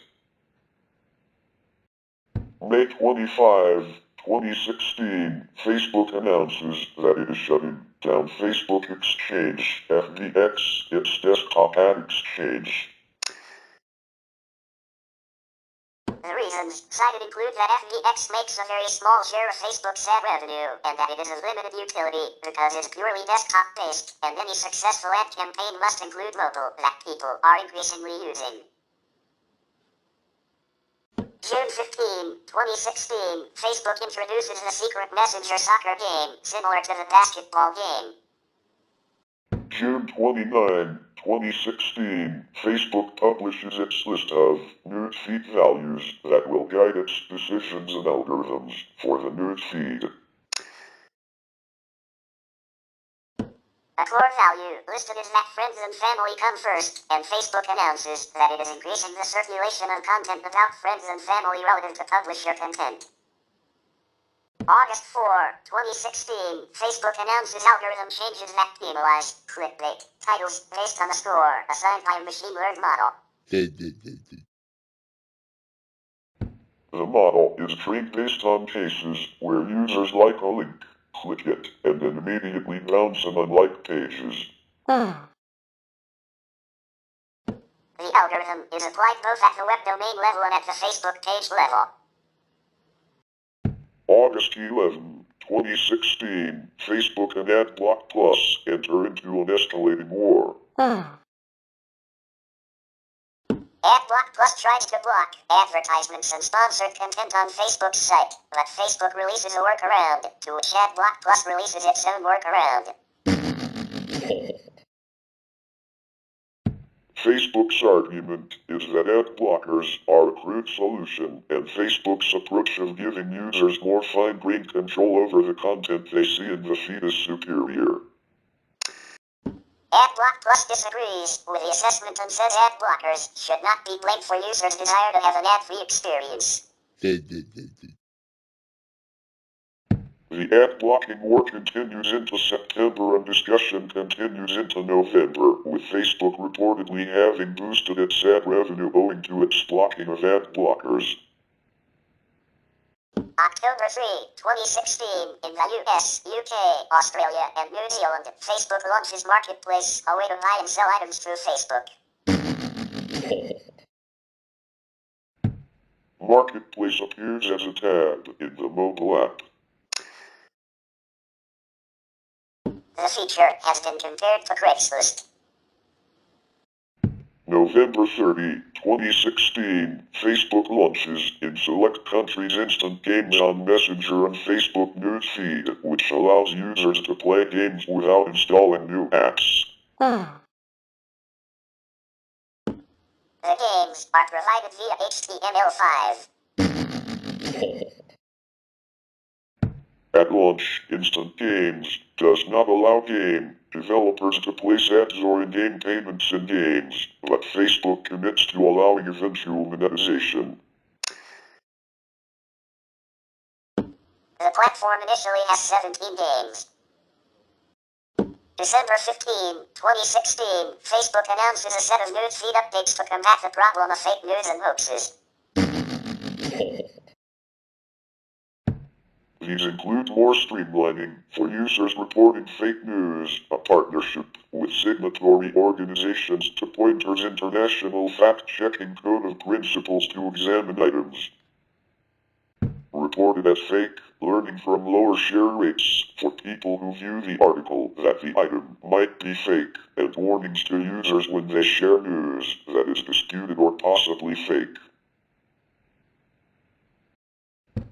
January 11, 2017, Facebook introduces the Facebook Journalism Project, an effort to bolster its relationship with media and news organizations and journalists. End of January 2017, Facebook begins integrating the Messenger interface into the Messages inbox, replacing the old inbox interface. This change makes the Facebook Messages inbox interface similar to that seen on Messenger.com. February 15, 2017, in the United States and Canada, Facebook launches a feature to search for jobs. The feature allows businesses to post job openings through the Status Update Composer and allows users to apply to those job postings. February 16, 2017, Mark Zuckerberg, Facebook's principal founder and CEO, pens a long note on his personal Facebook titled, Building Global Community, that talks about supportive, safe, informed, civically engaged, and inclusive community. The note receives widespread discussion, including comparisons with a political manifesto. March 23, 2017, Facebook adds reactions and mentions inside Messenger, both the app and the web experience. April 27, 2017, Facebook launches Messenger Lite in over 100 additional countries. May 3, 2017, Facebook adds reactions to comments. Reactions were previously available on messages sent via Messenger and Facebook posts but not in comments.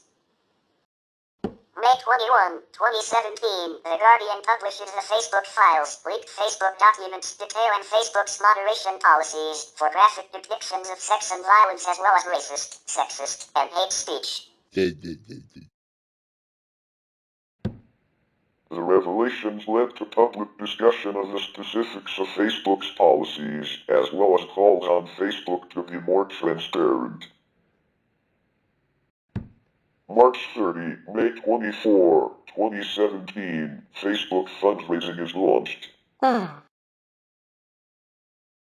March 30, the fundraising tools are introduced in beta. On May 24, the product exits beta and is available in the United States for all users over 18 years of age. June 27, 2017, Facebook reaches 2 billion monthly active users. August 18, 2017, Facebook Messenger rolls out rich text formatting with support for bold, italics, inline code, and strike-through. In addition, addition, latex math expressions are implemented through CATEX. September 7, 2017, Facebook blocks 470 fake accounts after claiming them to be linked to Russia's Internet Research Agency, which is suspect to have blocked thousands of ads during the United States presidential campaign. The company claims having discovered a Russian-funded campaign to promote divisive social and political messages on its network. September 27, 2017, United States President Donald Trump declares on Twitter that Facebook was always anti-Trump. However, the claim wouldn't have sequel in the stock market, with Facebook's share price on the rise. October 11, 2017, Facebook and Instagram experienced widespread outage impacting a large number of users' ability to access the services across the world, with the areas experiencing the most problems appearing to be the west and east coasts of North America, and various parts of Europe, with parts of South America and Southeast Asia getting errors as well. October 31, 2017, under intensifying pressure from legislators and consumers to clean up its site, Facebook pledges to double its 10,000-person safety and security staff by end of 2018. November 8, 2017, in an effort to combat revenge porn, Facebook encourages users in Australia to submit their nude photos to a pilot project designed to prevent intimate images from being shared without consent. Adults who have shared nude or sexually explicit photos with someone online and who are worried about unauthorized distribution under the program can securely send the photos to themselves via Messenger, a process that allows Facebook to hash them, creating an identifier which would block any further distribution on Facebook, Instagram, and Messenger as a preemptive strike against revenge porn, a common method of abuse and exploitation online. November 16, 2017, in an effort to combat fake news and promote authentic, fact-based journalism, Facebook launches Trust Indicators, a tool to help users determine how each particular publication works. The measure is also taken by Google and Twitter. November 16, 2017, after live videos having skyrocketed on Facebook in the last months, the social network launches Facebook Creator, an app for mobile video posts offering influencers Live Creative Kit for adding intros and outros to broadcasts, a unified inbox of Facebook and Instagram comments plus Messenger chats, cross-posting to Twitter, and expansive analytics. December 3, 2017, Facebook opens new office in London, expecting to hire 800 new staff. Interiorly designed by Frank Gehry, the office would be Facebook's biggest engineering hub outside the United States. December 4, 2017, Facebook launches Messenger Kids, a version of Messenger for children from ages 6 to 12. The app does not require a Facebook account, illegal for this range of age.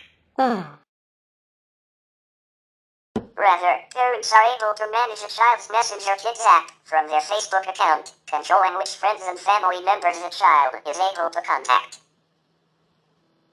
December 19, 2017, in an effort to prevent people from impersonating others, Facebook expands its use of facial recognition technology by introducing a new tool that would alert people that a friend or a friend of a friend uploaded a photo of them, even if they haven't been tagged in the picture. January 11, 2018, Facebook acquires personalized image search engine Dreampit.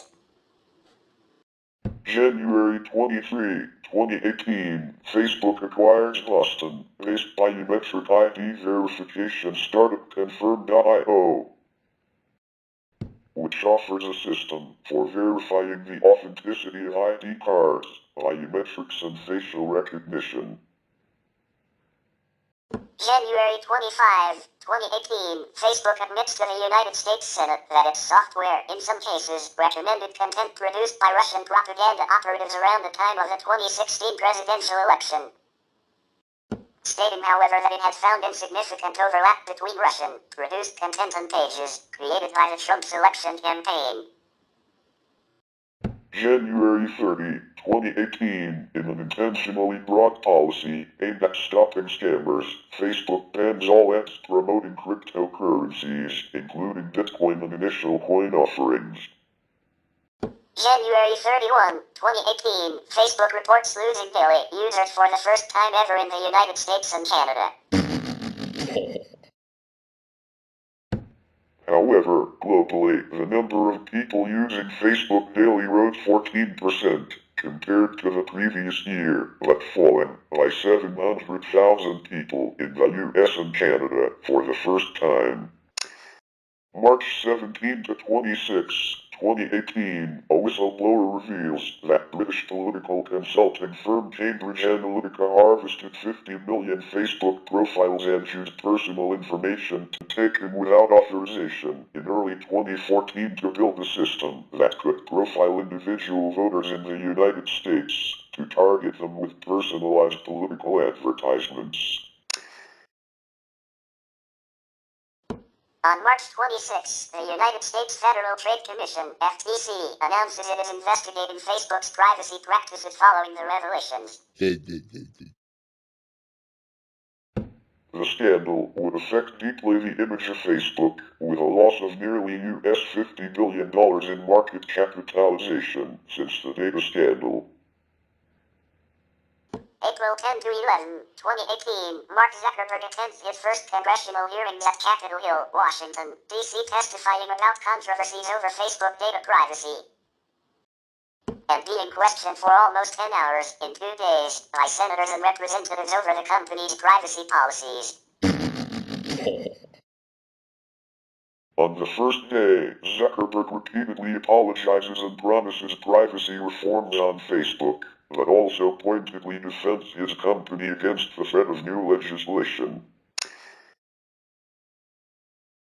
Facing tougher questions on the second day regarding Facebook policies about user privacy, data collection, political bias, and the social network's business model, Zuckerberg would reject suggestions from Congress members that Facebook users did not have enough control over their data. However, he would explain plans to tighten data policies, protect users from further leaks, and become more transparent about who's advertising on his site. April 26, 2018, Facebook CTO Mike Schroeder is grilled for 5 hours by the UK Parliament. He is a stand-in for CEO Mark Zuckerberg. Among other things, in the testimony he gives estimates of Facebook's numbers of dark ads on Facebook. In connection with consumer advocate Martin Lewis, whose name was used by malicious advertisers on advertisements for spam and misleading products. And November 7, 2023, a former Meta employee, Arturo Bijar, testified before the United States Senate Judiciary Subcommittee on Privacy, Technology and the Law, alleging that Facebook executives, including CEO Mark Zuckerberg, had ignored warnings about the harmful effects of Instagram on teens for years. Facebook does not officially publish a maximum character limit for posts. However, multiple secondary sources report that users can post up to 63,206 characters in a single update. Posts may also include images and videos. According to Facebook's official business documentation, videos can be up to 240 minutes long and 10 gigabytes in file size, with supported resolutions up to 1080p. Users can friend users. Both sides must agree to being friends. Posts can be changed to be seen by everyone, public, friends, people in a certain group, or by selected friends, private. Users can join groups. Groups are composed of persons with shared interests. For example, they might go to the same sporting club, live in the same suburb, have the same breed of pet, or share a hobby. Posts posted in a group can be seen only by those in the group unless set to public. Users are able to buy, sell, and swap things on Facebook Marketplace or in a buy, swap, and sell group. Facebook users may advertise events, which can be offline on a website other than Facebook or on Facebook. The site's primary color is blue as Zuckerberg is red-green colorblind, a realization that occurred after a test taken around 2007. Facebook was initially built using PHP, a popular scripting language designed for web development. PHP was used to create dynamic content and manage data on the server side of the Facebook application. Zuckerberg and co-founders chose PHP for its simplicity and ease of use, which allowed them to quickly develop and deploy the initial version of Facebook. As Facebook grew in user base and functionality, the company encountered scalability and performance challenges with PHP. In response, Facebook engineers developed tools and technologies to optimize PHP performance. One of the most significant was the creation of a hip-hop virtual machine, HHVM. This significantly improved the performance and efficiency of PHP code execution on Facebook's servers. The site upgraded from HTTP to the more secure HTTPS in January 2011. Facebook is developed as one monolithic application. According to an interview in 2012 with Facebook build engineer Chuck Rossi, Facebook compiles into a 1.5 gigabytes binary blob, which is then distributed to the servers using a custom BitTorrent-based release system. Rossi stated that it takes about 15 minutes to build and 15 minutes to release to the servers. The build and release process has zero downtime. Changes to Facebook are rolled out daily. Facebook used a combination platform based on HBase to store data across distributed machines. Using a tailing architecture, events are stored in log files, and the logs are tailed. The system rolls these events up and writes them to storage. The user interface then pulls the data out and displays it to users.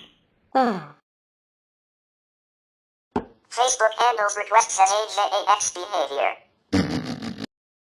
These requests are written to a log file using Scribe, developed by Facebook. Data is read from these log files using ptail, an internally built tool to aggregate data from multiple Scribe stores. It tails the log files and pulls data out. Ptail data are separated into 3 streams and sent to clusters in different data centers: plugin impression, newsfeed impressions, actions, plugin plus newsfeed. Cube is used to manage periods of high data flow, input/output or I/O. Data is processed in batches to lessen the number of times needed to read and write under high demand periods. A hot article generates many impressions and newsfeed impressions that cause huge data skews.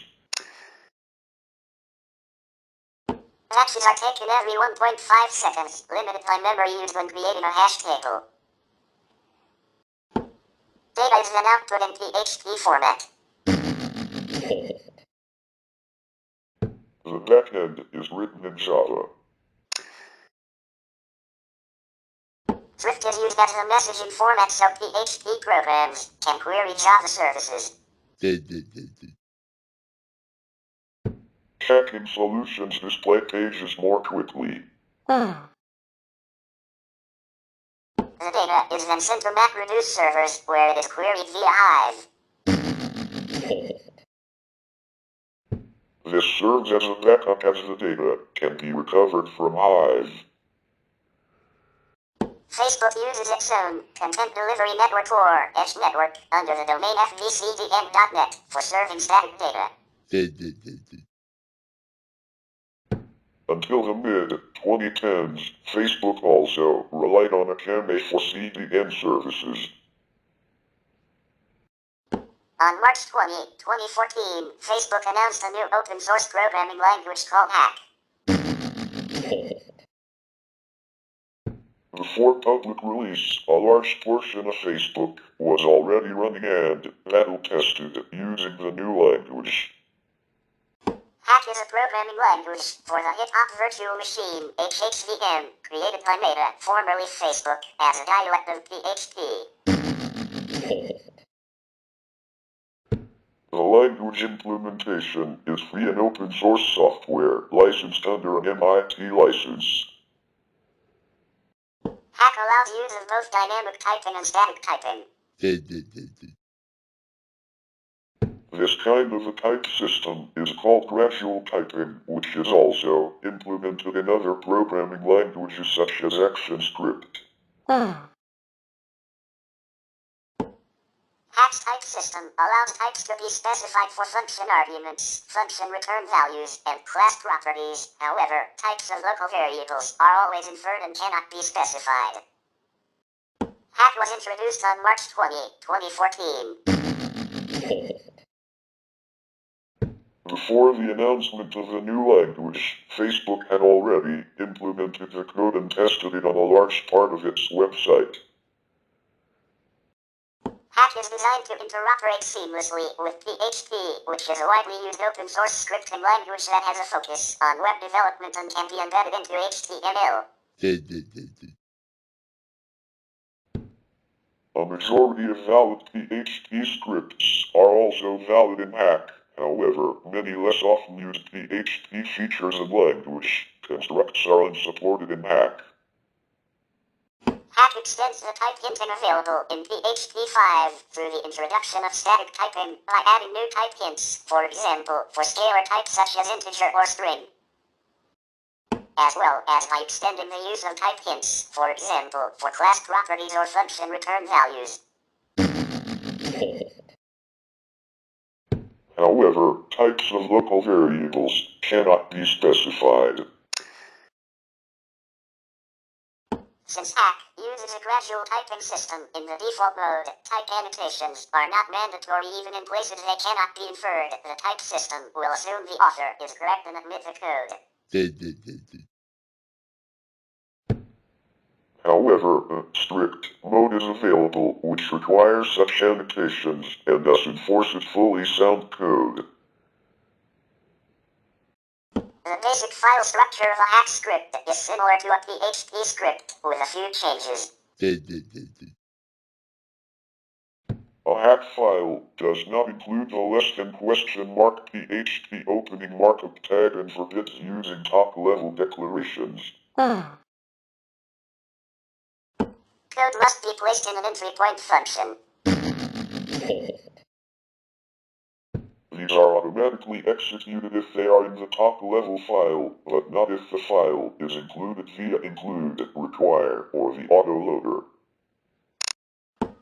Like other functions in Hack, the function names must be unique within a project, that is, projects with multiple entry points cannot both be called main. Double less than double underline entry point double greater than function main parentheses colon void braces echo hello world semicolon. The above script, similar to PHP, will be executed and the following output is sent to the browser. Hello world. Unlike PHP, Hack and HTML code do not mix. Either XHP or another template engine needs to be used. Like PHP7, hack allows types to be specified for function arguments and function return values. Functions in hack are thus annotated with types like the following. /hack functions are annotated with types. Function negate, bool $x, bool braces return $!x semicolon. Each registered user on Facebook has a personal profile that shows their posts and content. The format of individual user pages was revamped in September 2011 and became known as timeline, a chronological feed of a user's stories, including status updates, photos, interactions with apps and events. The layout let users add a cover photo. Users were given more privacy settings. In 2007, Facebook launched Facebook pages for brands and celebrities to interact with their fan bases. Whoa! In June 2009, Facebook introduced a usernames feature, allowing users to choose a unique nickname used in the URL for their personal profile for easier sharing. In February 2014, Facebook expanded the gender setting, adding a custom input field that allows users to choose from a wide range of gender identities. Users can also set which set of gender-specific pronoun should be used in reference to them throughout the site. In May 2014, Facebook introduced a feature to allow users to ask for information not disclosed by other users on their profiles. If a user does not provide key information, such as location, hometown, or relationship status, other users can use a new Ask button to send a message asking about that item to the user in a single click. Newsfeed appears on every user's homepage and highlights information including profile changes, upcoming events, and friends' birthdays. This enables spammers and other users to manipulate these features by creating illegitimate events or posting fake birthdays to attract attention to their profile or cause. Initially, the newsfeed caused dissatisfaction among Facebook users. Some complained it was too cluttered and full of undesired information. Others were concerned that it made it too easy for others to track individual activities, such as relationship status changes, events, and conversations with other users. Zuckerberg apologized for the site's failure to include appropriate privacy features. Users then gain control over what types of information are shared automatically with friends. Users are now able to prevent user-set categories of friends from seeing updates about certain types of activities, including profile changes, wall posts, and newly added friends.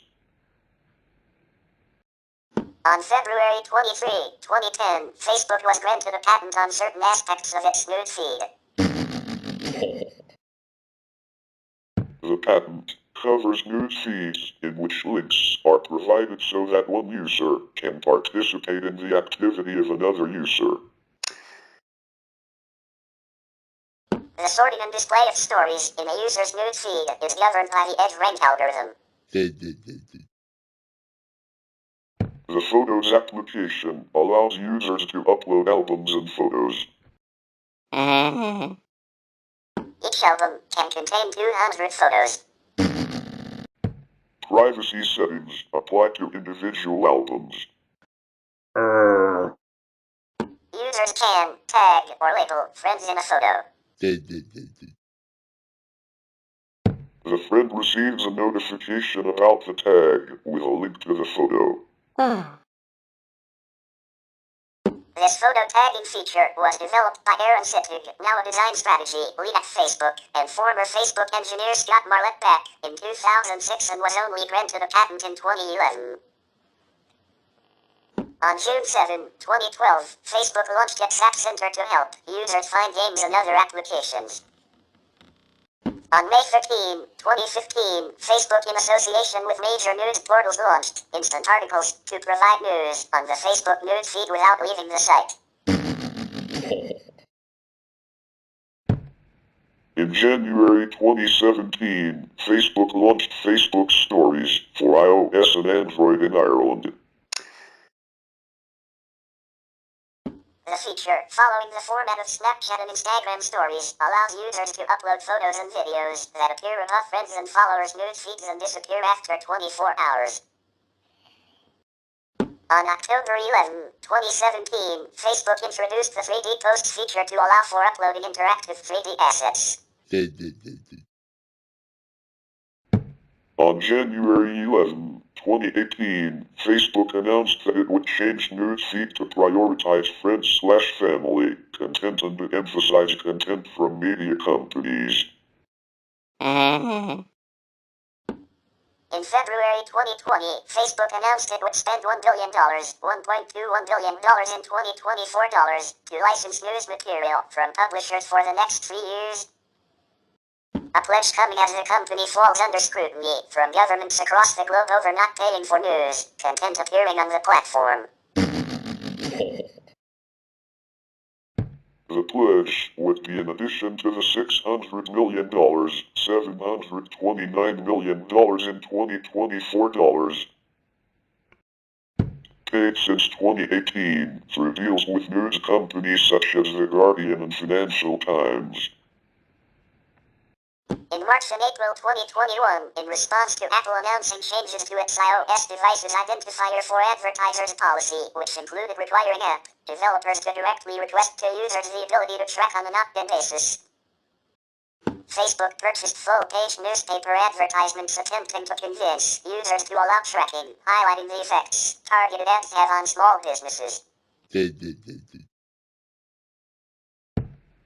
Facebook's efforts were ultimately unsuccessful as Apple released iOS 14.5 in late April 2021, containing the feature for users in what has been deemed app tracking transparency. Moreover, statistics from Verizon Communications subsidiary Flurry Analytics show 96% of all iOS users in the United States are not permitting tracking at all, and only 12% of worldwide iOS users are allowing tracking, which some news outlets deem Facebook's nightmare, among similar terms. Despite the news, Facebook stated that the new policy and software update would be manageable. The like button, stylized as a thumbs up icon, was first enabled on February 9, 2009, and enables users to easily interact with status updates, comments, photos and videos, links shared by friends, and advertisements.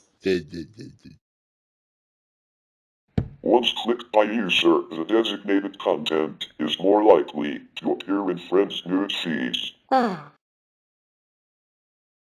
The button displays the number of other users who have liked the content. The like button was extended to comments in June 2010. In February 2016, Facebook expanded like into reactions, allowing users to choose from 5 predefined emotions: love, haha, wow, sad, or angry.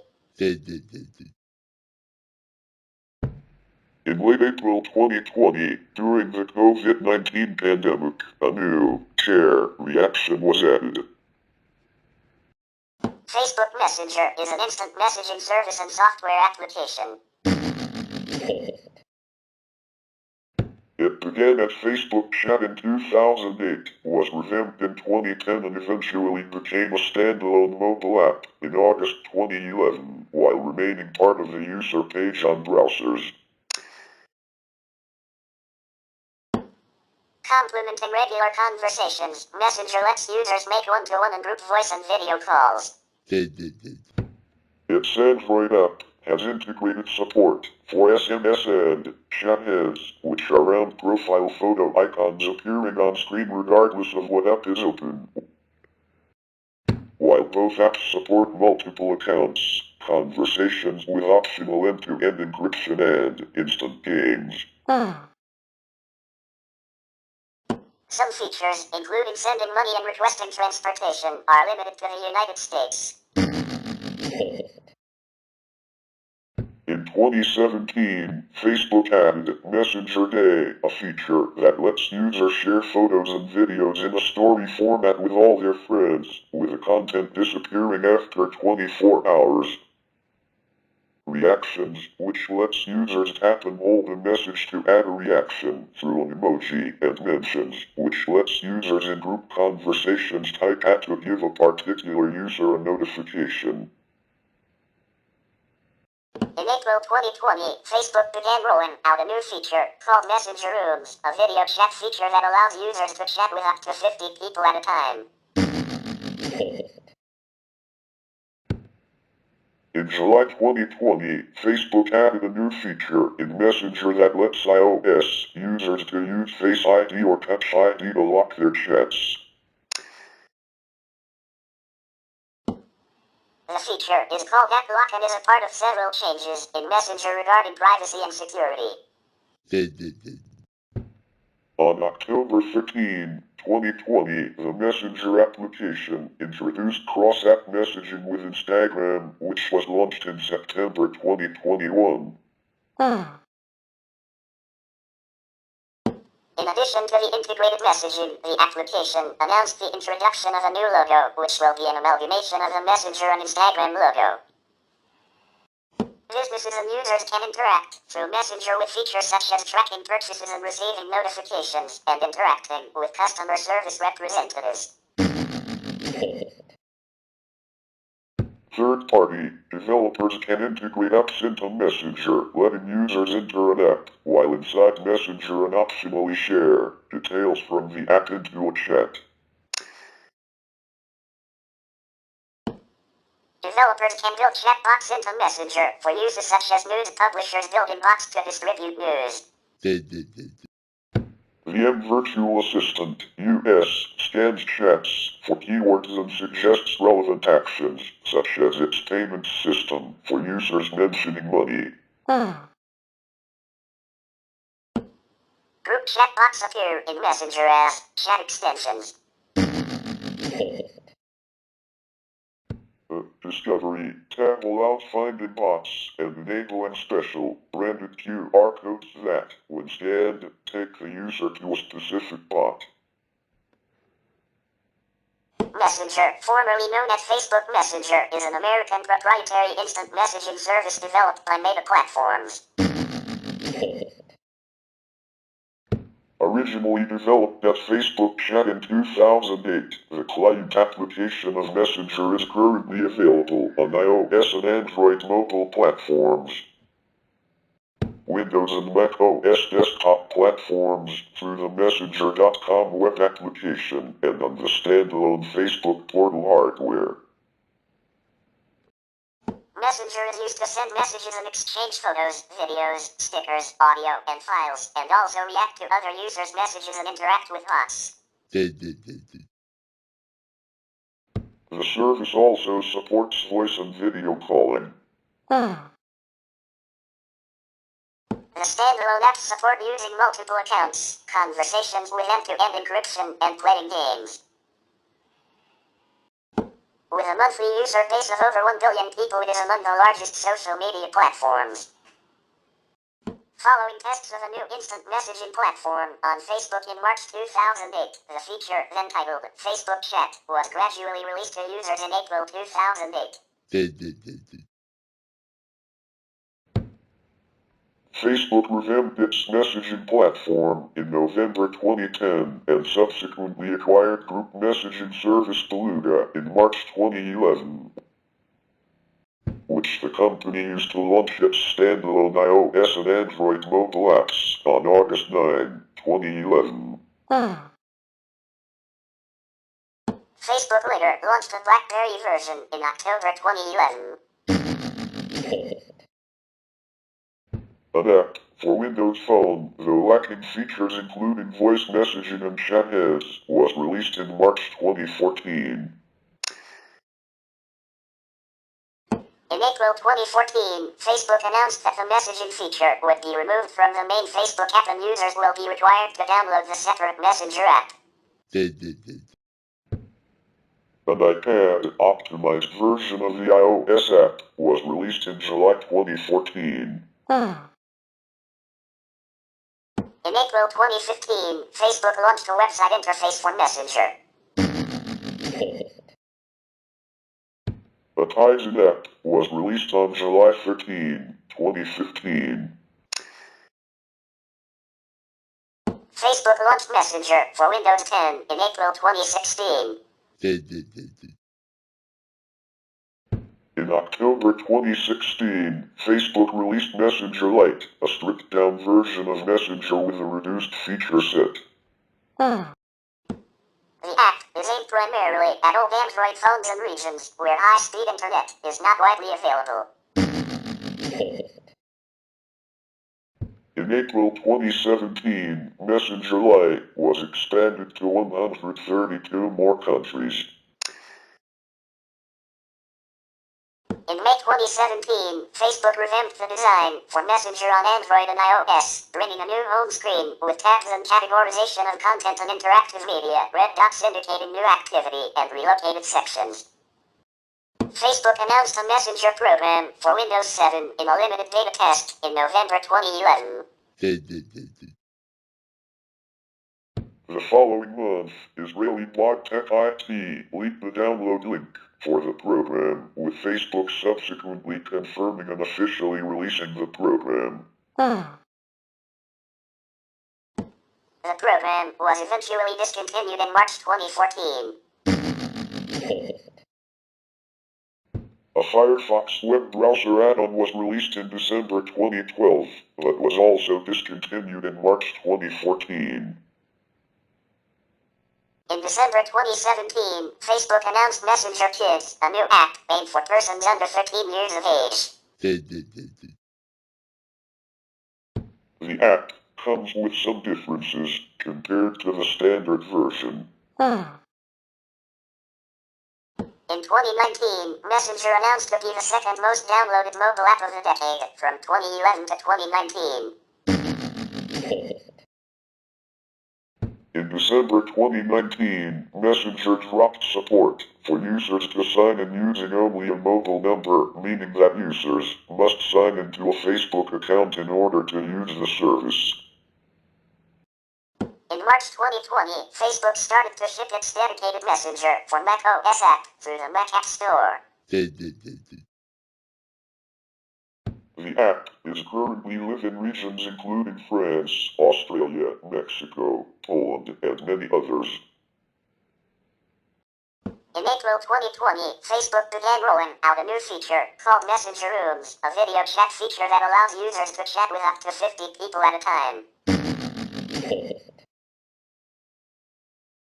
The feature rivals Zoom, an application that gained a lot of popularity during the COVID-19 pandemic. Privacy concerns arose since the feature uses the same data collection policies as mainstream Facebook. In July 2020, Facebook added a new feature in Messenger that lets iOS users to use Apple's Face ID or Touch ID to lock their chats. The feature is called App Lock and is a part of several changes in Messenger regarding privacy and security. The option to view only unread threads was removed from the inbox, requiring the account holder to scroll through the entire inbox to be certain every unread message has been seen. On October 13, 2020, the Messenger application introduced cross-app messaging with Instagram, which was launched in September 2021. In addition to the integrated messaging, the application announced the introduction of a new logo, which should be an amalgamation of the Messenger and Instagram logo. The following is a table of features available in Messenger, as well as their geographical coverage and what devices they are available on. In addition, there is a vanishing message feature.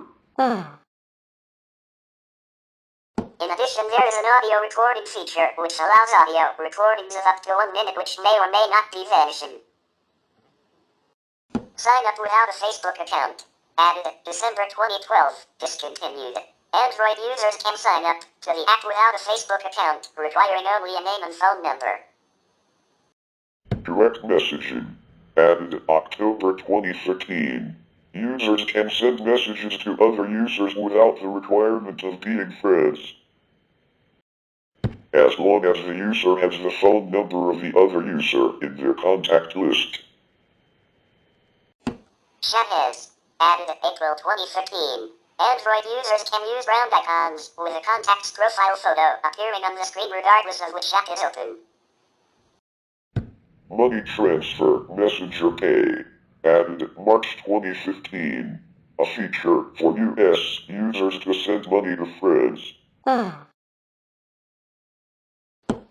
In April 2017, the feature was expanded to support group payments. Calls. Added January 2015. In January 2015, Facebook added voice calling to Messenger users in Canada, expanding the feature to users in the United States a few days later. In April 2015, Facebook introduced video calling in select countries. In April 2016, group voice calling was introduced, with a maximum number of 50 call participants. The following December, Facebook enabled group video calling for up to 50 people. In June 2017, Facebook updated video chats to give users the ability to add animated versions of Facebook's reactions on top of their face, such as tears for a crying face and an exploding halo of hearts around the head when sending heart emoji. Additionally, users are able to capture screenshots, and glyph filters can change the color or lighting in the feed. Location sharing. Added June 2015. Users can tap on a location button and are then shown a map with the ability to pinpoint any location, even if the user themselves is not present at the place. In March 2017, it introduced live location sharing, letting users temporarily share their location with a friend or group of friends for 1 hour at a time. Business interaction. At the Facebook F8 conference on March 25, 2015, Facebook announced that Messenger would start letting users interact with businesses, including track purchases and receive notifications, and have personal conversations with company customer service representatives. Third-party app integration. Users are able to open compatible third-party apps inside Messenger, such as a movie ticketing service or gift generators, and then share those details with the other chat participants. Transportation requests. Added December 2015. Messenger integrated with Uber to let US users request a car directly from the app. Support for Lyft was added in March 2016. Support for Uber Pool was introduced in July 2016. SMS support. Added 2012. Facebook implemented support for SMS texting within the Messenger Android app. However, the feature was dropped in 2013 due to extensive reworking of the app, with a Facebook product manager stating that the SMS feature just didn't take off. SMS was once again introduced in testing in February 2016, before the official global rollout started in June. SMS support in Messenger was again removed in September of 2023. Multiple accounts. Added February 2016. Facebook added support for multiple accounts in the apps. Bot platform. Added April 2016. 2016 launch. In April 2016, Facebook announced a bot platform for Messenger, including an API to build chatbots to interact with users. News publisher bots message subscribers directly with news and other information, while ride-sharing apps can offer a transportation option. Hotel chains can answer questions about accommodations. And air travel companies can allow for check-ins, flight updates, and travel changes. 2017 enhancements. At the 2017 Facebook F8 conference, Facebook announced a range of enhancements for bots. Bots in group chats. Bots can participate in group chats, not by conversing with the chat participants, but by injecting notifications such as news updates, receipts, sports progress, and more. Chat extensions. Users can interact with dedicated apps, including play games, collaborate on music playlists, and book flights. In addition, Facebook announced a Discovery tab featuring recently used bots, bot categories, trending experiences, and search functionality. A preview screen lets users see what each chat would do in a conversation. And QR scan. Users can scan special, branded QR codes through Messenger's camera functionality that take the user directly to a specific bot. The slightly renamed Discover tab was officially launched in the United States in late June 2017. An assistant, added April 2017, terminated. In August 2015, Facebook announced an artificial intelligence virtual assistant for use in Messenger that is capable of automatically completing tasks for users, such as purchase items, arrange gift deliveries, book restaurants, and arrange travels. In April 2017, Facebook enabled M for users in the US. M scans chats for keywords and then suggests relevant actions. For example, writing, "You owe me $20" will make M offer its payment system. The rollout of M suggestions was made official at Facebook's F8 conference on April 18, 2017. In January 2018, it was announced that M would be discontinued at some future date. Home Messages panel. Added June 2016. Facebook announced a Home button as a central location for sending and receiving messages. The Home button features the most recent messages as well as a Favorites section for the contacts with the most frequent communication. Secret Conversations. Added October 2016. Messenger users can send each other end-to-end encrypted messages through an optional mode called Secret Conversations, which uses the Signal protocol. Users can also choose to send each other self-destructing messages that are removed permanently following an optional time period.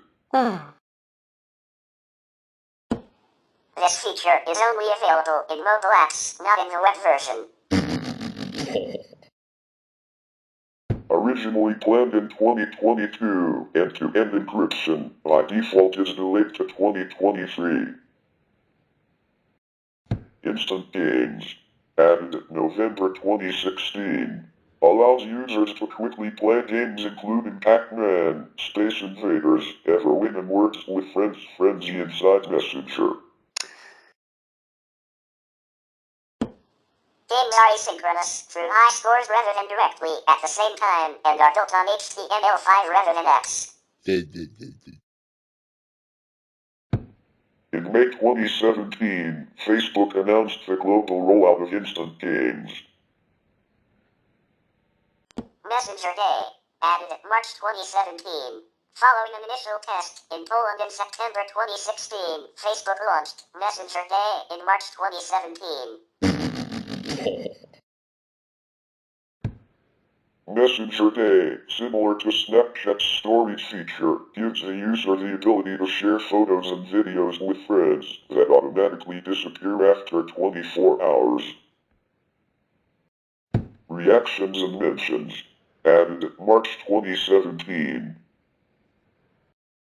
Reactions let the user tap and hold on a message to add a reaction through an emoji, while mentions let the user type add in a group chat to give a particular user a direct notification. Augmented reality effects, added December 2017. World Effects lets users add 3D augmented reality effects into their photos and videos. AI chatbots in messengers, added January 2018. Facebook started allowing Messenger AI bots after 2 steps of verification. Replies, added March 2019. Facebook added the ability to quote and reply to specific messages in a conversation. And Messenger Rooms, added April 2020. A video chat feature that allows users to chat with up to 50 people at a time. It is a video conferencing feature of Messenger. It allows users to add up to 50 people at a time. Messenger Rooms does not require a Facebook account. Messenger Rooms competes with other services such as Zoom. Back in 2014, Facebook introduced an unrelated standalone application named Rooms, letting users create places for users with similar interests, with users being anonymous to others. This was shut down in December 2015.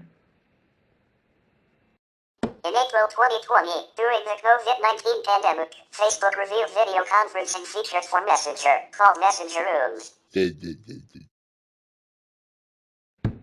This was seen as a response to the popularity of other video conferencing platforms such as Zoom and Skype in the midst of the COVID-19 pandemic. Messenger Rooms allows users to add up to 50 people per room without restrictions on time. It does not require a Facebook account or a separate app from Messenger. When used, it only prompts the user for basic information. Users can add 360 degrees virtual backgrounds, mood lighting, and other AR effects as well as share screens. To prevent unwanted participants from joining, users can lock rooms and remove participants. Some have voiced concerns in regards to Messenger Rooms' privacy and how its parent, Facebook, handles data. Messenger Rooms, unlike some of its competitors, does not use end-to-end encryption. In addition, there have been concerns over how Messenger Rooms collects user data. In January 2017, Facebook announced that it was testing showing advertisements in Messenger's home feed. At the time, the testing was limited to a small number of users in Australia and Thailand, with the ad format being swipe-based carousel ads. In July, the company announced that they were expanding the testing to a global audience. Stan Chudnovsky, head of Messenger, told VentureBeat that we'll start slow. When the average user can be sure to see them, we truly don't know because we're just going to be very data-driven and user feedback-driven on making that decision. Facebook told TechCrunch that the advertisement's placement in the box depends on factors such as thread count, phone screen size, and pixel density. In a TechCrunch editorial by Devin Calloway, he described the ads as huge in the space they occupy, intolerable in the way they appear in the user interface, and irrelevant due to the lack of context. Calorie finished by writing, advertising is how things get paid for on the internet, including TechCrunch, so I'm not an advocate of eliminating it or blocking it altogether. But bad advertising experiences can spoil a perfectly good app like, for the purposes of argument, Messenger. Messaging is a personal, purposeful use case and these ads are a bad way to monetize it. In November 2014, the Electronic Frontier Foundation, EFF, listed Messenger, Facebook Chat, on its secure messaging scorecard.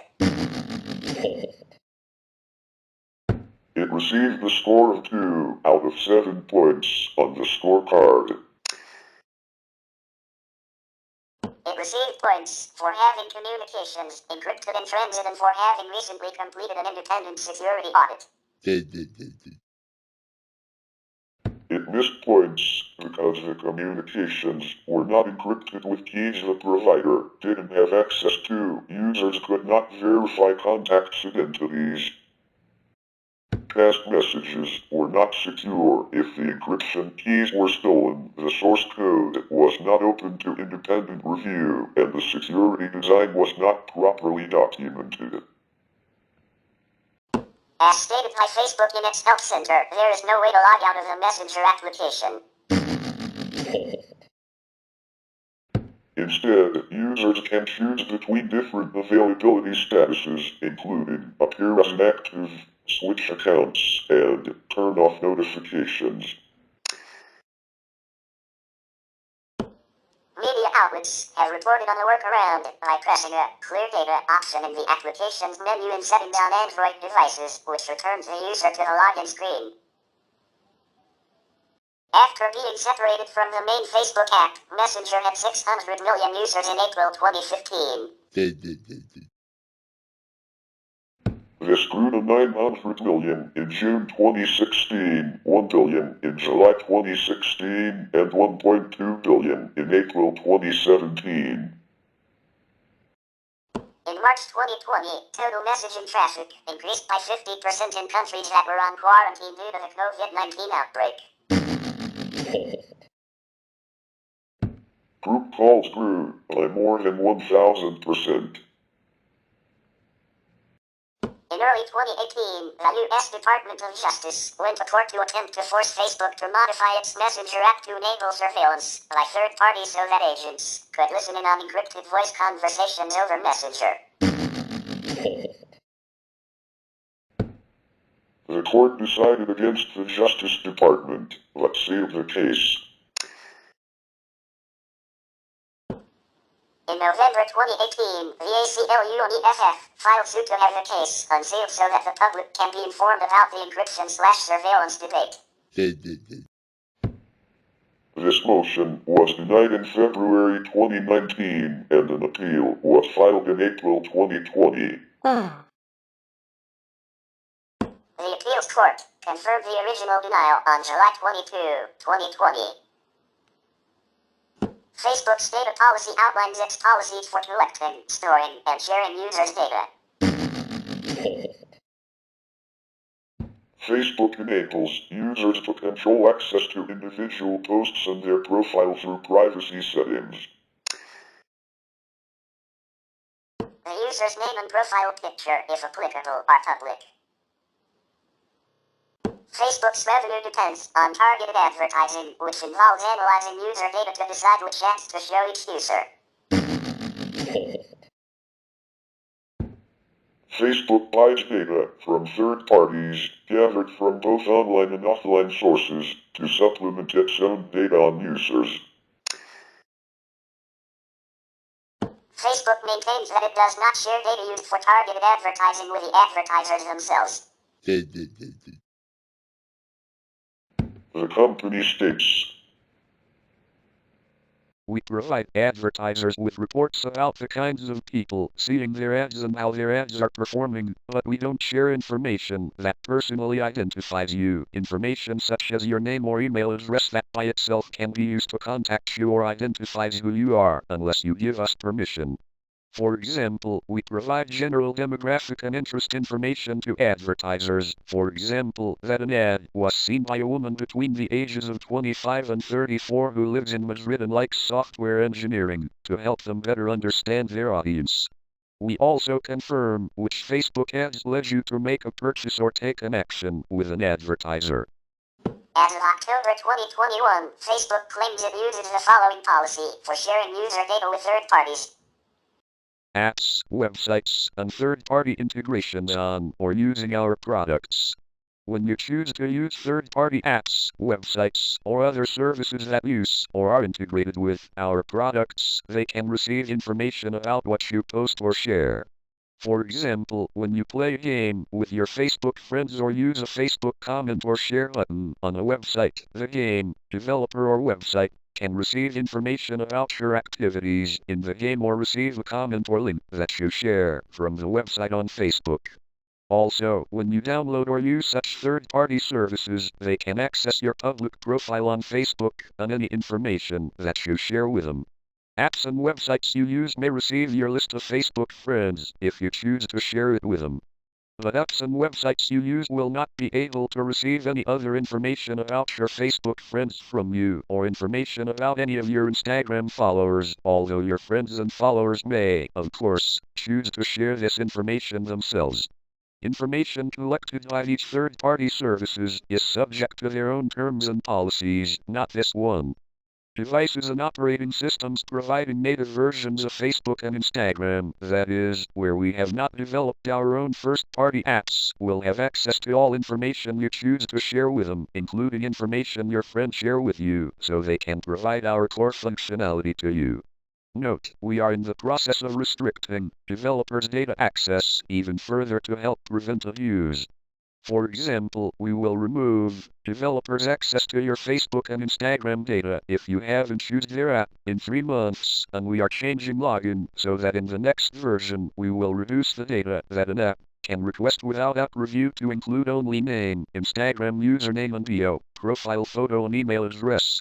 Requesting any other data will require our approval. Facebook will also share data with law enforcement if needed to.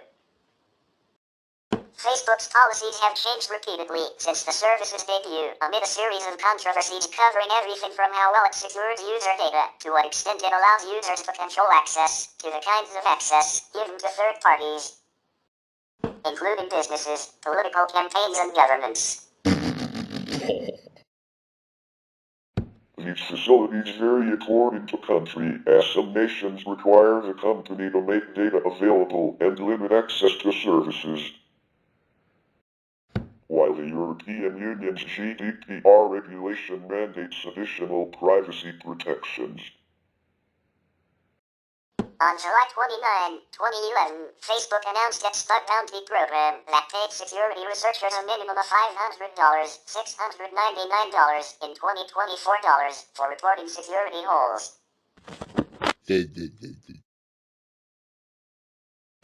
The company promised not to pursue white hat hackers who identified such problems.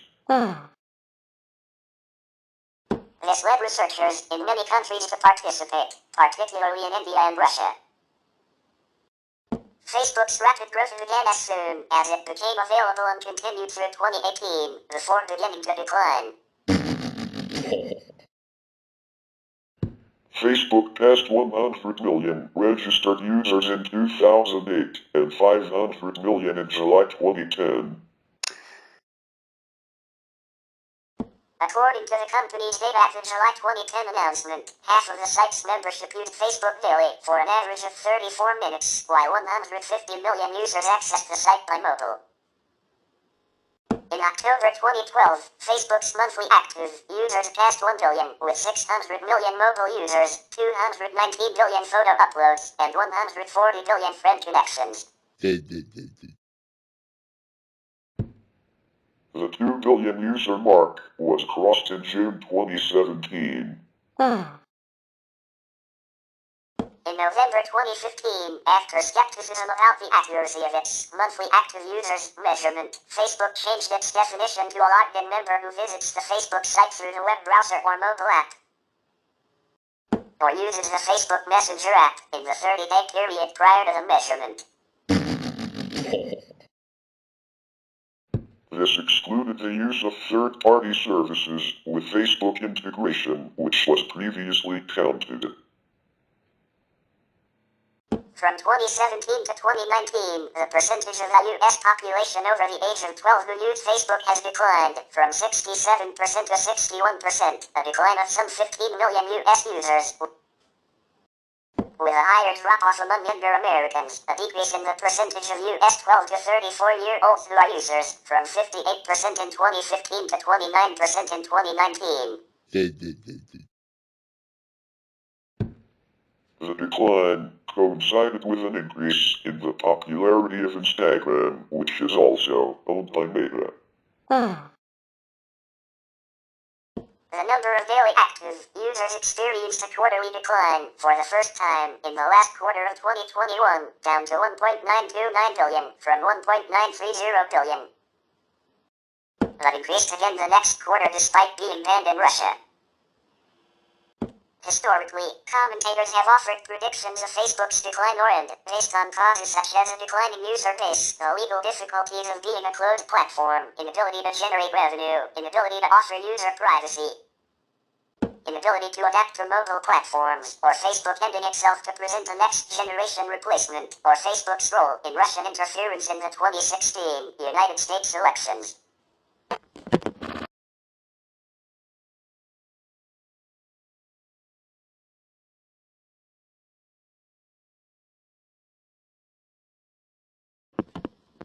The highest number of Facebook users as of April 2023 are from India and the United States, followed by Indonesia, Brazil, Mexico, and the Philippines.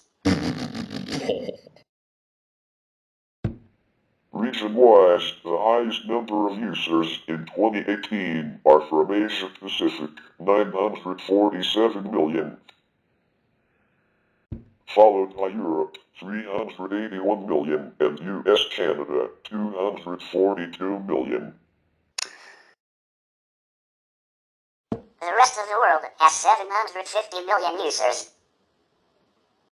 Over the 2008 to 2018 period, the percentage of users under 34 declined to less than half of the total. In many countries, the social networking sites and mobile apps have been blocked temporarily, intermittently, or permanently, including Brazil, China, Iran, Vietnam, Pakistan, Syria, and North Korea. In May 2018, the government of Papua New Guinea announced that it would ban Facebook for a month while it considered the impact of the website on the country, though no ban has since occurred. In 2019, Facebook announced it would start enforcing its ban on users, including influencers, promoting any vape, tobacco products, or weapons on its platforms. Facebook's importance and scale has led to criticisms in many domains. Issues include internet privacy, excessive retention of user information, its facial recognition software, deepfake its addictive quality, and its role in the workplace, including employer access to employee accounts. Facebook has been criticized for electricity usage, tax avoidance, real name user requirement policies, censorship, and its involvement in the United States prison surveillance program. According to the Express Tribune, Facebook avoided billions of dollars in tax using offshore companies. Facebook is alleged to have harmful psychological effects on its users, including feelings of jealousy and stress, a lack of attention, and social media addiction. According to Kaufman et al., mothers' motivations for using social media are often related to their social and mental health. European antitrust regulator Margaret Vestager stated that Facebook's terms of service relating to private data were unbalanced. Facebook has been criticized for allowing users to publish illegal or offensive material. Specifics include copyright and intellectual property infringement, hate speech, incitement of rape and terrorism, fake news, and crimes, murders, and live streaming violent incidents. Commentators have accused Facebook of willingly facilitating the spread of such content. Sri Lanka blocked both Facebook and WhatsApp in May 2019 after anti-Muslim riots. The worst in the country since the Easter Sunday bombing in the same year as a temporary measure to maintain peace in Sri Lanka. Facebook removed 3 billion fake accounts only during the last quarter of 2018 and the first quarter of 2019. In comparison, the social network reports 2.39 billion monthly active users. In late July 2019, the company announced it was under antitrust investigation by the Federal Trade Commission. The consumer advocacy group, which claimed individuals were still utilizing Facebook to set up fraudulent 5-star ratings for products. The group identified 14 communities that exchange reviews for either money or complimentary items such as watches, earbuds, and sprinklers. I'm here today because I believe Facebook's products harm children, stoke division, and weaken our democracy. The company's leadership knows how to make Facebook and Instagram safer, but won't make the necessary changes because they have put their astronomical profits before people. Francis Hodgin, condemning lack of transparency around Facebook at a U.S. congressional hearing, 2021. I don't believe private companies should make all of the decisions on their own. That's why we have advocated for updated internet regulations for several years now. I have testified in Congress multiple times and asked them to update these regulations. I've written op-eds outlining the areas of regulation we think are most important related to elections, harmful content, privacy, and competition. Mark Zuckerberg, responding to Francis Hodgin's revelations, 2021. Facebook and parent company Meta Platforms has been the subject of criticism and legal action since it was founded in 2004. Criticisms include the outsized influence Facebook has on the lives and health of its users and employees, as well as Facebook's influence on the way media, specifically news, is reported and distributed. Notable issues include internet privacy, such as use of a widespread like button on third-party websites tracking users, possible indefinite records of user information, automatic facial recognition software, and its role in the workplace, including employer-employee account disclosure. The use of Facebook can have negative psychological and physiological effects that include feelings of sexual jealousy, stress, lack of attention, and social media addiction that in some cases is comparable to drug addiction. Facebook's operations have also received coverage. The company's electricity usage, tax avoidance, real name, user requirement policies, censorship policies, handling of user data, and its involvement in the United States PRISM surveillance program and Facebook Cambridge Analytica data scandal have been highlighted by the media and by critics. Facebook has come under scrutiny for ignoring or shirking its responsibility for the content posted on its platform, including copyright and intellectual property infringement, hate speech, incitement to rape, violence against minorities, terrorism, fake news, Facebook murder, crimes, and violent incidents live streamed through its Facebook Live functionality. The company and its employees have also been subject to litigation cases over the years, with its most prominent case concerning allegations that CEO Mark Zuckerberg broke an oral contract with Cameron Tyler Winklevoss, and Ivan Narendra to build the then-named Harvard Connection social network in 2004, instead allegedly opting to steal the idea and code to launch Facebook months before Harvard Connection began. The original lawsuit was eventually settled in 2009, with Facebook paying approximately $20 million in cash and 1.25 million shares. A new lawsuit in 2011 was dismissed. This, alongside another controversy involving Zuckerberg and fellow co-founder and former CFO Eduardo Saverin, was further explored in the 2010 American biographical drama film The Social Network. Some critics point to problems, which they say will result in the demise of Facebook. Facebook has been banned by several governments for various reasons, including Syria, China, Iran, and Russia. While Facebook operates transparent policies around certain types of content moderation, such as the removing of hateful speech and images which contain sex or violence, the company has been criticized for selectively censoring information in non-transparent ways. Some examples of this include newspapers regularly report stories of users who claim they've been censored on Facebook for being critical of Facebook itself, with their posts removed or made less visible. Examples include Elizabeth Warren in 2019 and Robin Starkman in 2016. In the context of media reports and lawsuits from people formerly working on Facebook content moderation, a former Facebook moderator, Chris Gray, has claimed that specific rules existed to monitor and sometimes target posts about Facebook, which are anti-Facebook or criticize Facebook, for some action, for instance by matching the keywords Facebook or delete Facebook. Facebook's search function has been accused of preventing users from searching for certain terms.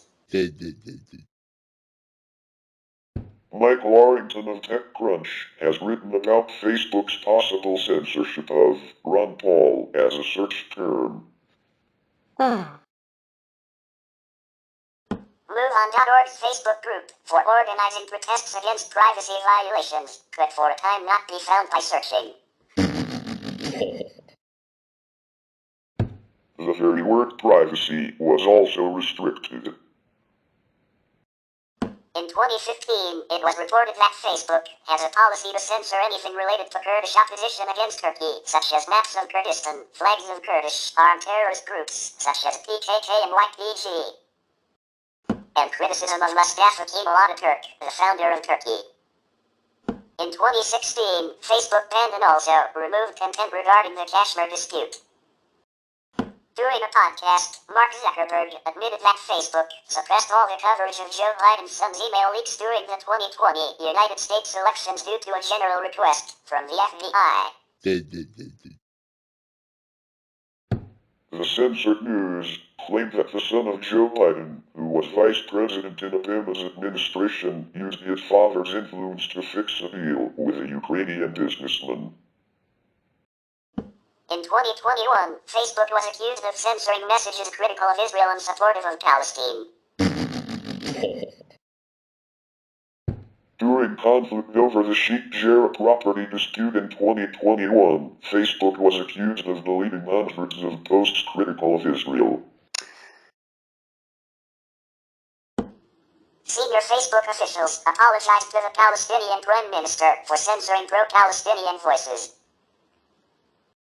In October 2021, a secret blacklist of dangerous individuals and organizations maintained by Facebook was discovered by The Intercept, which revealed censorship in the MENA region was stricter than in USA. Critics and scholars have argued that blacklisting the guidelines stifles free discussion, as well as enforcing an uneven enforcement of the rules. Facebook has faced a number of privacy concerns. For instance, in August 2019, it was revealed that the company had enlisted contractors to generate transcripts of users' audio chats.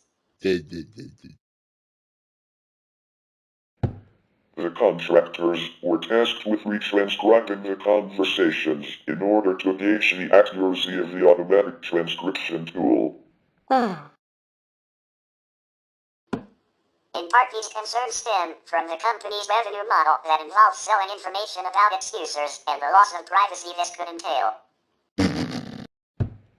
In addition, employers and other organizations and individuals have been known to use Facebook data for their own purposes.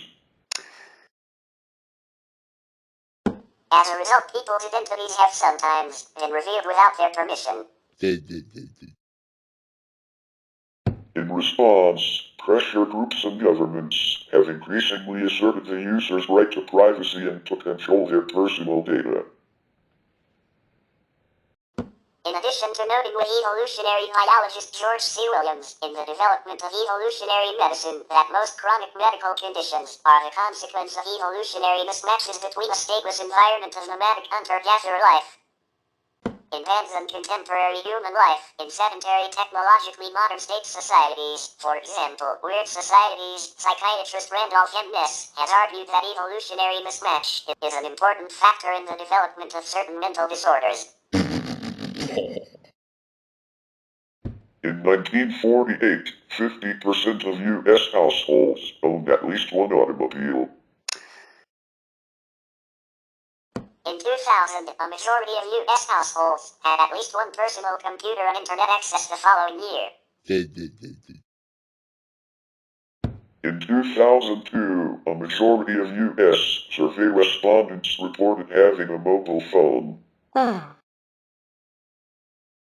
In September 2007, a majority of U.S. survey respondents reported having broadband internet at home. In January 2013, a majority of U.S. survey respondents reported owning a smartphone. The World Unplugged study, which was conducted in 2011, claimed that for some users quitting social networking sites is comparable to quitting smoking or giving up alcohol.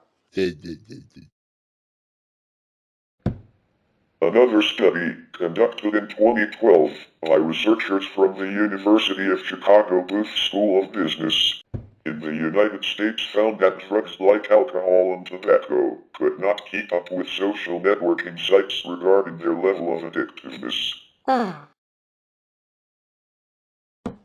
A 2013 study in the journal Cyberpsychology, Behavior, and Social Networking found that some users decided to quit social networking sites because they felt they were addicted. In 2014, the site went down for about 30 minutes, prompting several users to call emergency services. In April 2015, the Pew Research Center published a survey of 1,060 U.S. teenagers aged 13 to 17 who reported that nearly 3/4 of them either owned or had access to a smartphone. 92% went online daily, with 24% saying they went online almost constantly. In March 2016, Frontiers in Psychology published a survey of 457 post-secondary student Facebook users, following a faceability pilot of another 47 post-secondary student Facebook users at a large university in North America, showing that the severity of ADHD symptoms had a statistically significant positive correlation with Facebook usage while driving a motor vehicle, and that impulses to use Facebook while driving were more potent among male users than female users.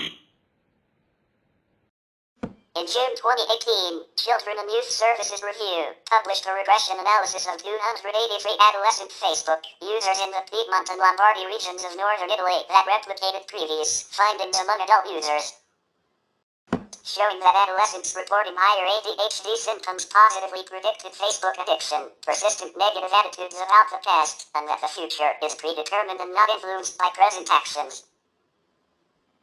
And orientation against achieving future goals, with ADHD symptoms additionally increasing the manifestation of the proposed category of psychological dependence known as problematic social media use.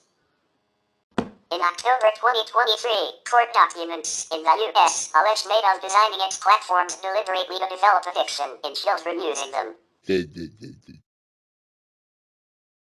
The company knowingly allowed underage users to hold accounts, violating the Children's Online Privacy Protection Act. According to whistleblower Francis Hodgin, the company intentionally targets children below the age of 18. Research shows that people who are feeling suicidal use the internet to search for suicide methods. Websites provide graphic details and information on how to take your own life. This cannot be right. Where this content breaches the policies of internet and social media providers, it must be removed. Matt Hancock, Health Secretary of the United Kingdom. I do not think it is going too far to question whether even you, the owners, any longer have any control over the site's content. If that is the case, then children should not be accessing your services at all, and parents should be aware that the idea of any authority overseeing algorithms and content is a mirage. Anne Longfield, Children's Commissioner for England. In January 2019, both the Health Secretary of the United Kingdom and the Children's Commissioner for England urged Facebook and other social media companies to take responsibility for the risk to children posed by content on their platforms related to self-harm and suicide. Facebook has been criticized for making people envious and unhappy due to the constant exposure to positive yet unrepresentative highlights of their peers. Such highlights include, but are not limited to, journal posts, videos, and photos that depict or reference such positive or otherwise outstanding activities, experiences, and facts. This effect is caused mainly by the fact that most users of Facebook usually only display the positive aspects of their lives while excluding the negative. Though it is also strongly connected to inequality and the disparities between social groups, at Facebook is open to users from all classes of society. Sites such as addictioninfo.org state that this kind of envy has profound effects on other aspects of life and can lead to severe depression, self-loathing, rage and hatred, resentment, feelings of inferiority and insecurity, pessimism, suicidal tendencies and desires, social isolation, and other issues that can prove very serious. This condition has often been called Facebook envy or Facebook depression by the media. In 2010, social science computer review published research by economists Ralph Kers and Vanessa Castellans, who sent an online questionnaire to 398 and 353 LinkedIn and Facebook users respectively in Belgium, and found that both sites have become tools for recruiting job applicants for professional occupations as well as additional information about applicants, and that it was being used by recruiters to decide which applicants would receive interviews. In 2017, sociologist Ofer Sharon conducted interviews with unemployed workers to research the effects of LinkedIn and Facebook as labor market intermediaries, and found that social networking services, SNS, have had a filtration effect that has little to do with evaluations of merit, and that the SNS filtration effect has exerted new pressures on workers to manage their careers to conform to the logic of the SNS filtration effect. A joint study conducted by 2 German universities demonstrated Facebook envy and found that as many as 1 out of 3 people actually feel worse and less satisfied with their lives after visiting the site. Vacation photos were found to be the most common source of feelings of resentment and jealousy. After that, social interaction was the second biggest cause of envy at Facebook. Users compare the number of birthday greetings, likes, and comments to those of their friends. Visitors who contributed the least tended to feel the worst. According to our findings, passive following triggers invidious emotions, with users mainly envying happiness of others, the way others spend their vacations, and socialize, the study states. A 2013 study by researchers at the University of Michigan found that the more people used Facebook, the worse they felt afterwards. Narcissistic users who show excessive grandiosity give negative emotion to viewers and cause envy, but as a result, that may cause viewers loneliness. Viewers sometimes need to terminate relationships with them to avoid this negative emotion. However, this avoidance, such as terminate relationships, would be reinforcement and it may lead to loneliness.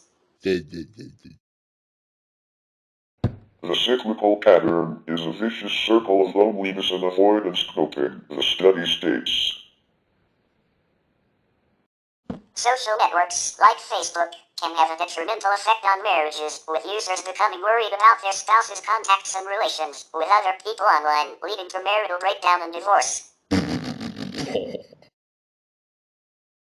According to a 2009 survey in the UK, around 20% of divorce petitions included references to Facebook. Facebook has given us a new platform for interpersonal communication.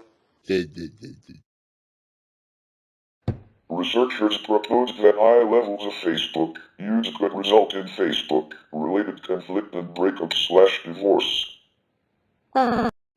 Previous studies have shown that romantic relationships can be damaged by excessive internet use, Facebook jealousy, partner surveillance, ambiguous information, and online portrayal of intimate relationships. Excessive internet users reported having greater conflict in their relationships. Their partners feel neglected and there's lower commitment and lower feelings of passion and intimacy in the relationship. According to the article, researchers suspect that Facebook may contribute to an increase in divorce and infidelity rates in the near future due to the amount and ease of accessibility to connect with past partners. The use of Facebook can cause feelings of sexual jealousy. Research performed by psychologists from Edinburgh Napier University indicated that Facebook adds stress to users' lives. Causes of stress included fear of missing important social information, fear of offending contacts, discomfort or guilt from rejecting user requests or deleting unwanted contacts or being unfriended or blocked by Facebook friends or other users, the displeasure of having friend requests rejected or ignored, the pressure to be entertaining, criticism or intimidation from other Facebook users, and having to use appropriate etiquette for different types of friends. Many people who started using Facebook for positive purposes or with positive expectations have found that the website has negatively impacted their lives. Next to that, the increasing number of messages and social relationships embedded in SNS also increases the amount of social information demanding a reaction from SNS users. Consequently, SNS users perceive they are giving too much social support to other SNS friends. This dark side of SNS usage is called social overload. It is caused by the extent of usage, number of friends, subjective social support norms, and type of relationship. Online only versus offline friends, while age has only an indirect effect. The psychological and behavioral consequences of social overload include perceptions of SNS exhaustion, low user satisfaction, and high intentions to reduce or stop using SNS. In July 2018, a meta-analysis published in Psychology and Popular Media found that grandiose narcissism positively correlated with time spent on social media, frequency of status updates, number of friends or followers, and frequency of posting self-portrait digital photographs, while a meta-analysis published in the Journal of Personality in April 2018 found that the positive correlation between grandiose narcissism and social networking services usage was replicated across platforms, including Facebook. In March 2020, the Journal of Adult Development published a regression discontinuity analysis of 254 millennial Facebook users investigating differences in narcissism and Facebook usage between the age cohorts born from 1977 to 1990 and from 1991 to 2000 and found that the later born millennials scored significantly higher on both. In June 2020, Addictive Behaviors published a systematic review finding a consistent, positive, and significant correlation between grandiose narcissism and the proposed category of psychological dependence called problematic social media use. Also in 2018, social psychologist Jonathan Haidt and fired President Greg Lukianoff noted in the coddling of the American mind that former Facebook President Sean Parker stated in a 2017 interview that the like button was consciously designed to prime users receiving likes to feel a dopamine rush as part of a social validation feedback loop. Conspicuous compassion is the practice of publicly donating large sums of money to charity to enhance the social prestige of the donor and is sometimes described as a type of conspicuous consumption. Jonathan Haidt and Greg Lukianoff argued that microaggression training on college campuses in the United States has led to a call-out culture and a climate of self-censorship due to fear of shaming by virtue signaling social media mobs, with users who are often anonymous and tend to individuate as a consequence. Citing February 2017 Pew Research Center survey data showing that critical Facebook postings expressing indignant disagreement were twice as likely to receive likes, comments, or shares. Along with a similar finding for Twitter posts, published in TaBNWNE USA in July 2017, Haidt and Tobias Rose Stockwell cite the phrase, moral grandstanding, to describe how having an audience on social media forums converts much of its interpersonal communication into a public performance. Following the murder of George Floyd in May 2020 and the subsequent protests in his name, Civics and Governor/economist polls showed that while net support for Black Lives Matter among white Americans increased from -4 points to +10 points in early June 2020, with 43% in support, falling to -6 points by early August 2020 and by April 2021. Further civics polls showed that support for Black Lives Matter among white Americans had reverted to roughly its level of support prior to George Floyd's murder, 37% in favor and 49% opposed. In a February 2021 interview on Firing Line, journalist Charles McGrath criticized a minority of young white protesters in the George Floyd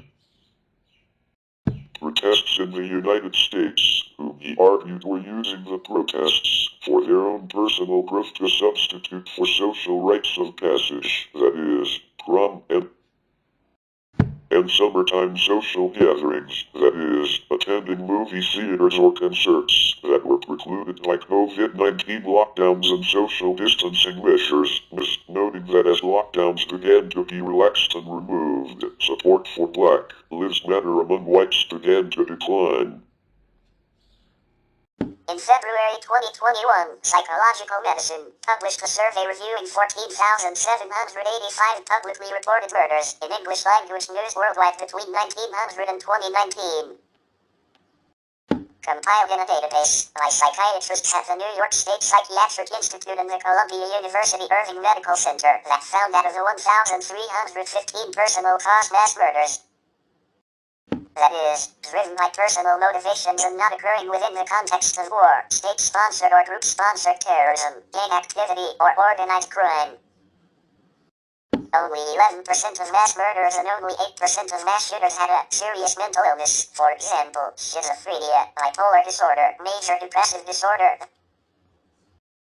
That mass shootings have become more common than other forms of mass murder since 1970, with 73% occurring in the United States alone, and that mass shooters in the United States were more likely to have legal histories, to engage in recreational drug use or alcohol abuse, and to display non-psychotic psychiatric or neurologic symptoms. Survey co-author psychiatrist Paul Stewart Appelbaum argued that the data from the survey indicated that difficulty coping with life events seemed more useful for prevention of mass shootings and policy than an emphasis on serious mental illness, while psychiatrist Ronald W. Pine had suggested that psychopathology should be understood as a three-gradation continuum of mental, behavioral and emotional disturbance, with most mass shooters falling into a middle category of persistent emotional disturbance. In 2015, psychiatrists James L. Noel and George D. Annas noted that the tendency of most media attention following mass shootings on mental health leads to sociocultural factors being comparatively overlooked. Instead, Noel and Annas cite research by social psychologists Gene Twenge and William Keith Campbell on narcissism and social rejection in the personal histories of mass shooters, as well as cognitive scientist Steven Pinker's suggestion in The Better Angels of Our Nature, 2011, that further reductions in human violence may be dependent upon reducing human narcissism. Facebook is a big tech company with over 2.7 billion monthly active users as of the second quarter of 2020, and therefore has a meaningful impact on the masses that use it. Big data algorithms are used in personalized content creation and automatization. However, this method can be used to manipulate users in various ways. The problem of misinformation is exacerbated by the educational bubble, users' critical thinking ability, and news culture. Based on a 2015 study, 62.5% of the Facebook users are oblivious to any curation of their news feed. Furthermore, scientists have started to investigate algorithms with unexpected outcomes that may lead to anti-social, political, economic, geographic, racial, or other discrimination. Facebook has remained scarce in transparency of the inner workings of the algorithms used for news feed correlation. Algorithms use the past activities as a reference point for predicting users' taste to keep them engaged. However, this leads to the formation of a filter bubble that starts to refrain users from diverse information. Users are left with a skewed worldview derived from their own preferences and biases. In 2015, researchers from Facebook published a study indicating that the Facebook algorithm perpetuates an echo chamber amongst users by occasionally hiding content from individual feeds that users potentially would disagree with. For example, the algorithm removed 1 in every 13 diverse content from news sources for self-identified liberals. In general, the results from the study indicated that the Facebook algorithm ranking system caused approximately 15% less diverse material in users' content feeds, and a 70% reduction in the click-through rate of the diverse material. In 2018, social psychologist Jonathan Haidt fired President Greg Lukianoff argued in the Coddling of the American Mind that the filter bubbles, created by the newsfeed algorithm of Facebook and other platforms, are one of the principal factors amplifying political polarization in the United States since 2000, when a majority of U.S. households first had at least one personal computer and then internet access the following year. In his Reflections on the Revolution in France, 1790, philosopher Edmund Burke observed that we are afraid to put men to live and trade each on his own private stock of reason, because we suspect that this stock in each man is small, and that the individuals would do better to avail themselves of the general bank and capital of nations in the ages. In The Signal and the Noise, 2012, statistician Nate Silver noted that IBM had estimated that the world was generating 2.5 quintillion bytes of data each day, more than 90% of which was created in the previous 2 years, and that the increase in data was analogous to increases in book production as a consequence of the invention of the printing press. In in 1440 by Johannes Gutenberg, as well as the effect of the increase in book production in causing the Reformation, the Counter-Reformation, and the European Wars of Religion. Seidenberg, Jonathan Hayden and Tobias Rose Stockwell suggested in The Atlantic in December 2019 that because the proportion of most of the information that Generation Z receives due to regular social media usage is information created primarily within the past month, for example, cat videos, tabloid gossip about celebrities, sensationalistic hot takes on news items, rather than information created in decades or centuries past. Members of Generation Z are less familiar with the accumulated knowledge and wisdom of humanity, for example, great ideas, great books, history, than generations past. And as a consequence, are more prone to embrace misguided ideas that bring them greater esteem and prestige within their immediate social network. Noting the declining faith among Generation Z in democracy across the ideological spectrum, in polling data alongside renewed interest in socialism, communism, and Nazism that is reflective of ignorance of the history of the 20th century. Facebook has, at least in the political field, a counter effect on being informed in 2 studies from the US, with a total of more than 2,000 participants. The influence of social media on the general knowledge on political issues was examined in the context of 2 US presidential elections. The results showed that the frequency of Facebook use was moderately negatively related to general political knowledge. This was also the case when considering demographic, political ideological variables and previous political knowledge. According to the latter, a causal relationship is indicated. The higher the Facebook use, the more the general political knowledge declines. In 2019, Jonathan Hayden argued that there is a very good chance American democracy will fail, that in the next 30 years we will have a catastrophic failure of our democracy. Following the 2021 United States Capitol attack in February 2021, Facebook announced that it would reduce the amount of political content in users' news feeds. It has been admitted by many students that they have experienced bullying on the site, which led to psychological harm. High school students face a possibility of bullying and other adverse behaviors over Facebook every day. Many studies have attempted to discover whether Facebook has a positive or negative effect on children's and teenagers' social lives, and many of them have come to the conclusion that there are distinct social problems that arise with Facebook usage. British neuroscientist Susan Greenfield stuck up for the issues that children encounter on social media sites, stating that these sites can rewire the brain, which caused some hysteria regarding the safety of social media usage.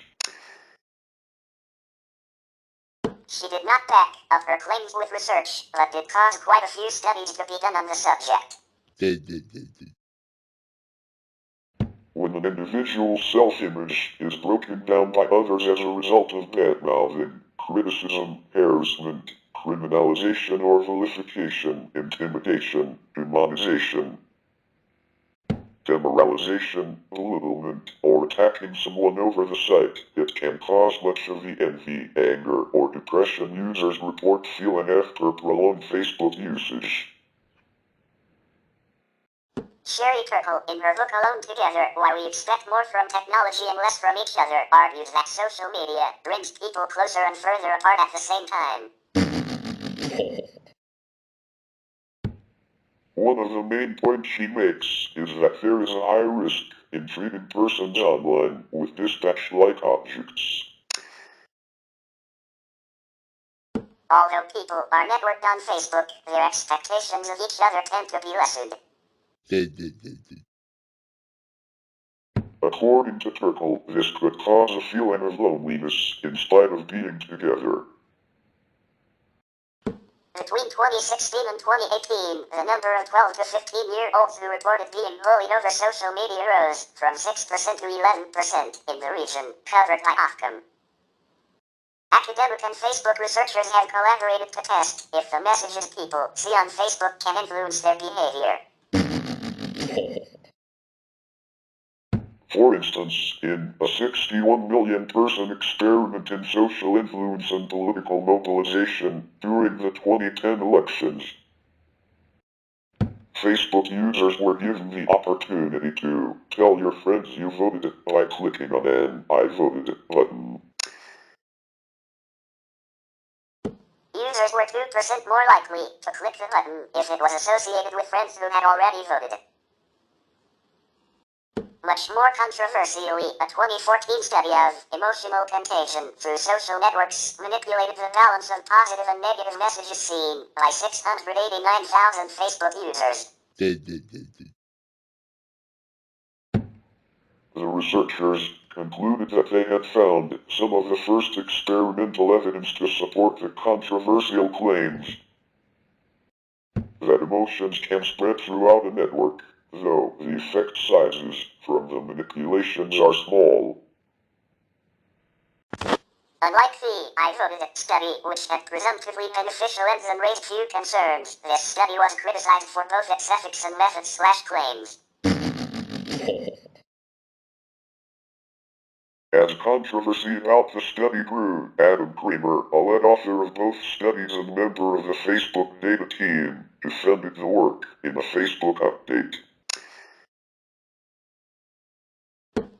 A few days later, Sheryl Sandberg, Facebook's COO, made a statement while traveling abroad. While at an Indian Chambers of Commerce event in New Delhi, she stated that this was part of ongoing research companies to test different products, and that was what it was. It was poorly communicated, and for that communication we apologize. We never meant to upset you. Shortly thereafter, on July 3, 2014, USA Today reported that the privacy watchdog group Electronic Privacy Information Center, EPIC, had filed a formal complaint with the Federal Trade Commission claiming that Facebook had broken the law when it conducted the study on the emotions of its users without their knowledge or consent. In its complaint, EPIC alleged that Facebook had deceived users by secretly conducting a psychological experiment on their emotions at the time of the experiment. Facebook did not state in the data use policy that user data would be used for research purposes. Facebook also failed to inform users that their personal information would be shared with researchers. Beyond the ethical concerns, other scholars criticized the methods and reporting of the study's findings. John Grahl, writing for Psych Central, argued that despite its title and claims of emotional contagion, this study did not look at emotions at all. Instead, its authors used an application called Linguistic Inquiry and Word Count, or LIWC 2007, that simply counted positive and negative words to infer user sentiments. He wrote that a shortcoming of the LIWC tool is that it does not understand negations. Hence, the tweet, "I'm not happy," would be scored as positive, since the LIWC 2007 ignores the subtle realities of informal human communication, so do the researchers. Grahl concluded that given these subtleties, the effect size of the findings are little more than a statistical blip. Kramer et al. 2014 found a 0.07%. That's not 7%. That's 1/15th of 1%. Decrease in negative words in people's status updates when the number of negative posts on their Facebook newsfeed decreased. Do you know how many words you'd have to read or write before you've written one less negative word due to this effect? Probably thousands. The consequences of the controversy are pending, the FTC or court proceedings, but it did prompt an editorial expression of concern from its publisher, the Proceedings of the National Academy of Sciences, as well as a blog posting from OkCupid titled, "We Experiment on Human Beings." In September 2014, law professor James Grimmelman argued that the actions of both companies were illegal, immoral, and mood-altering, and filed notices with the Maryland Attorney General and Cornell Institutional Review Board. In the UK, the study was also criticized by the British Psychological Society, which said, in a letter to The Guardian, there has undoubtedly been some degree of harm caused, with many individuals affected by increased levels of negative emotion, with consequent potential economic costs, increase in possible mental health problems and burden on health services. The so-called positive manipulation is also potentially harmful. Facebook uses a complicated series of shell companies in tax havens to avoid paying billions of dollars in corporate tax.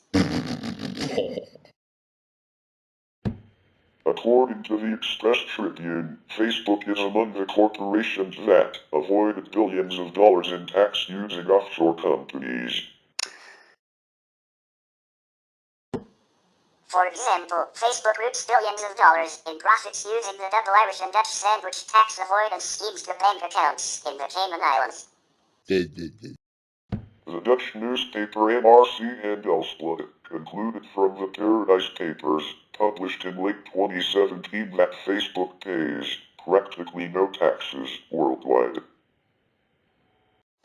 For example, Facebook paid in 2011, £2.9 million tax on £840 million profits in the UK.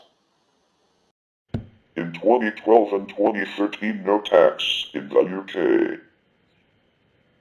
And in 2014, £4,327 tax on hundreds of millions of pounds in UK revenues, which were transferred to tax havens. According to economist and member of the PVDA delegation inside the Progressive Alliance of Socialists and Democrats in the European Parliament, S&D, Paul Tang. Between 2013 and 2015, the EU lost an estimated €1,453 million to €2,415 million to Facebook. When comparing to other countries outside the EU is only taxing Facebook with a rate of 0.03% to 0.1% of its revenue. Around 6% of its EBT, whereas this rate is near 28% in countries outside the EU. Even at a rate between 2% and 5%, then apply during this period, as suggested by the ECOFIN Council. A fraud of this rate by Facebook would have meant a loss to the EU between €327 million and €817 million.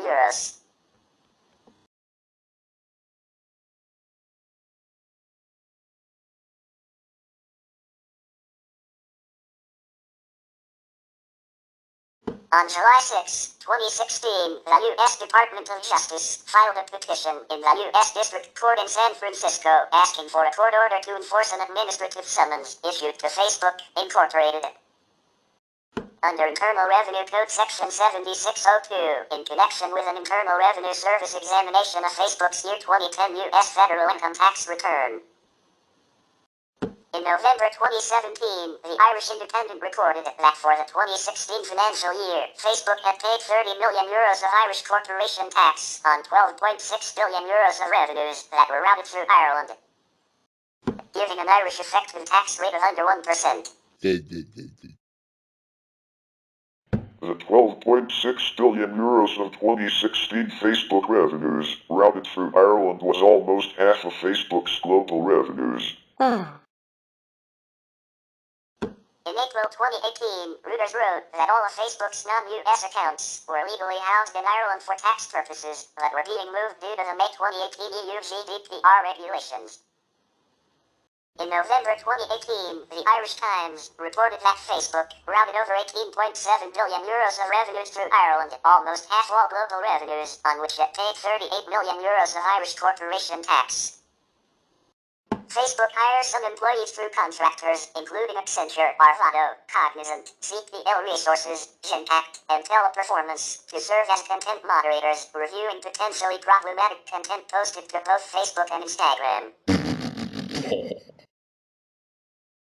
Many of these contractors face unrealistic expectations, harsh working conditions, and constant exposure to disturbing content, including graphic violence, animal abuse, and child pornography.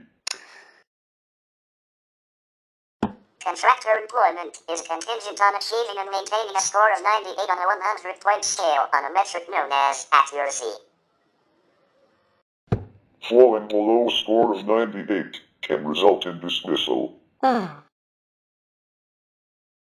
have reported post-traumatic stress disorder, PTSD, stemming from lack of access to counseling, coupled with unforgiving expectations and the violent content they are assigned to review. Content moderator Keith Utley, who was employed by Cognizant, experienced a heart attack during work in March 2018. The office lacked a defibrillator, and Utley was transported to a hospital where he died. Selena Scola, an employee of contractor Pro Unlimited Incorporated, sued her employer after she developed PTSD as a result of constant and unmitigated exposure to highly toxic and extremely disturbing images at the workplace. In December 2019, former CPL employee Chris Gray began legal action in the High Court of Ireland, claiming damages for PTSD experienced as a moderator, the first of an estimated 20-plus pending cases.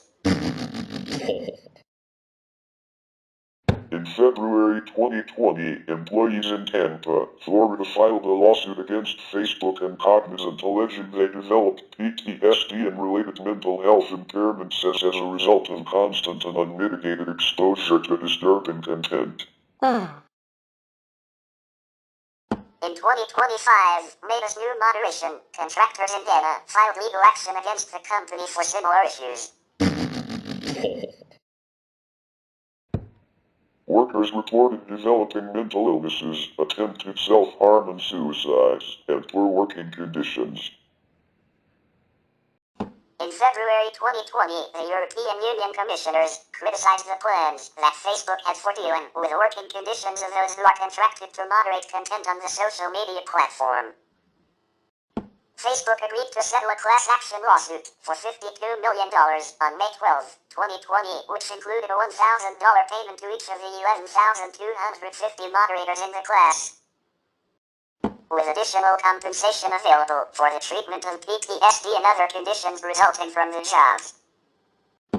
Plans for a Facebook-owned real estate development known as Willow Village have been criticized for resembling a company town, which often curtails the rights of residents and encourages or forces employees to remain within an environment created and monitored by their employer outside of work hours. Critics have referred to the development as Zucktown, and Facebookville and the company have faced additional criticism for the effect it will have on existing communities in California.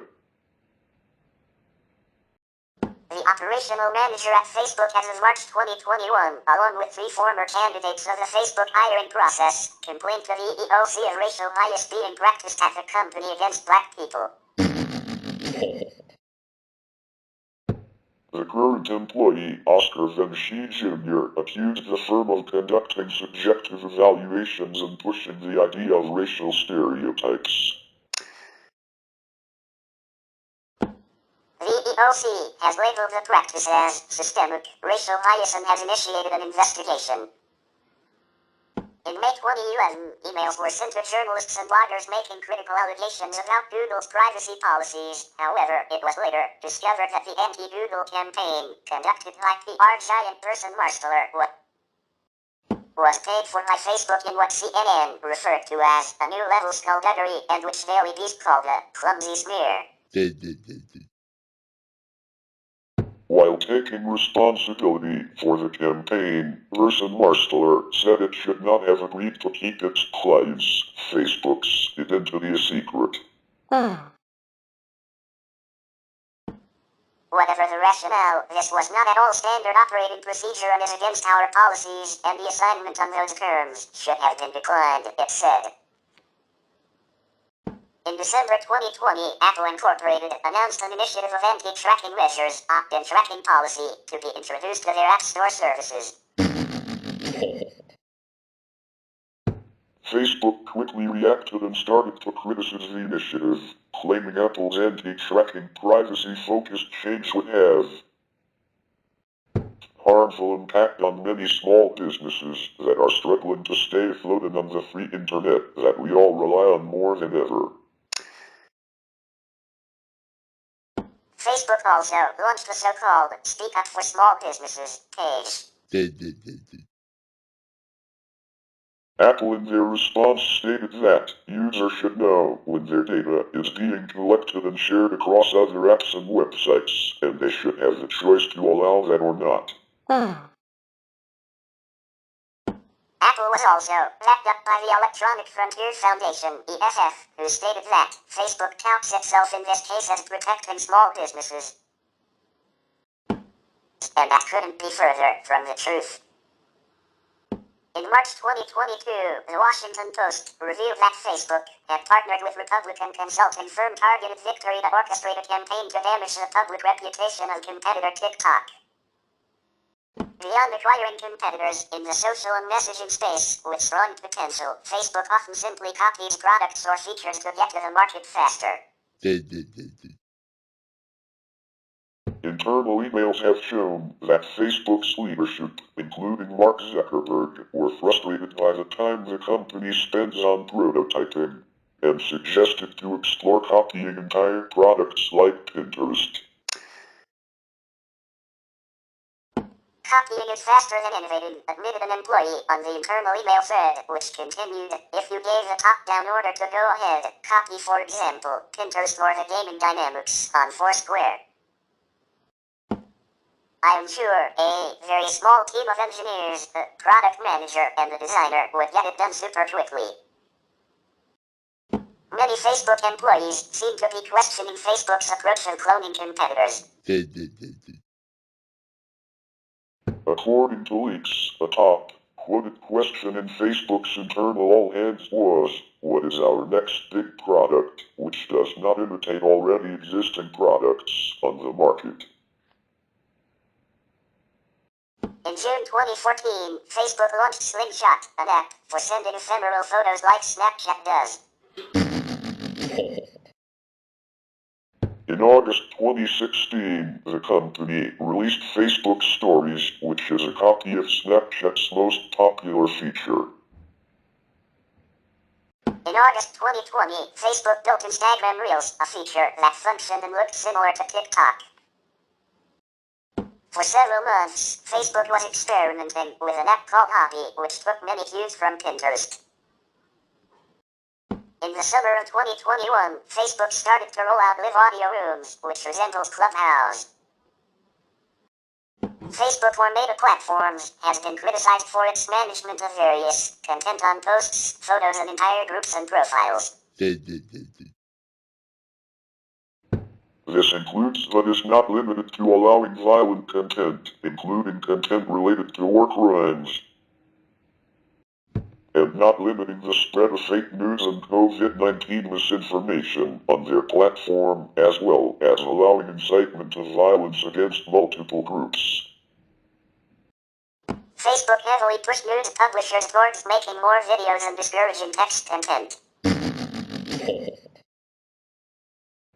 However, this was revealed to be wrong as metrics used for time spent on videos was faulty, overestimating by 60 to 80%.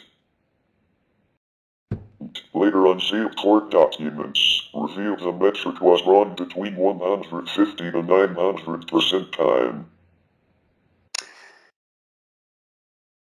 A group of advertisers in California sued Facebook over the allegation. Facebook has a real name system policy for user profiles. The real name policy stems from the position that way you always know who you're connecting with. This helps keep our community safe. The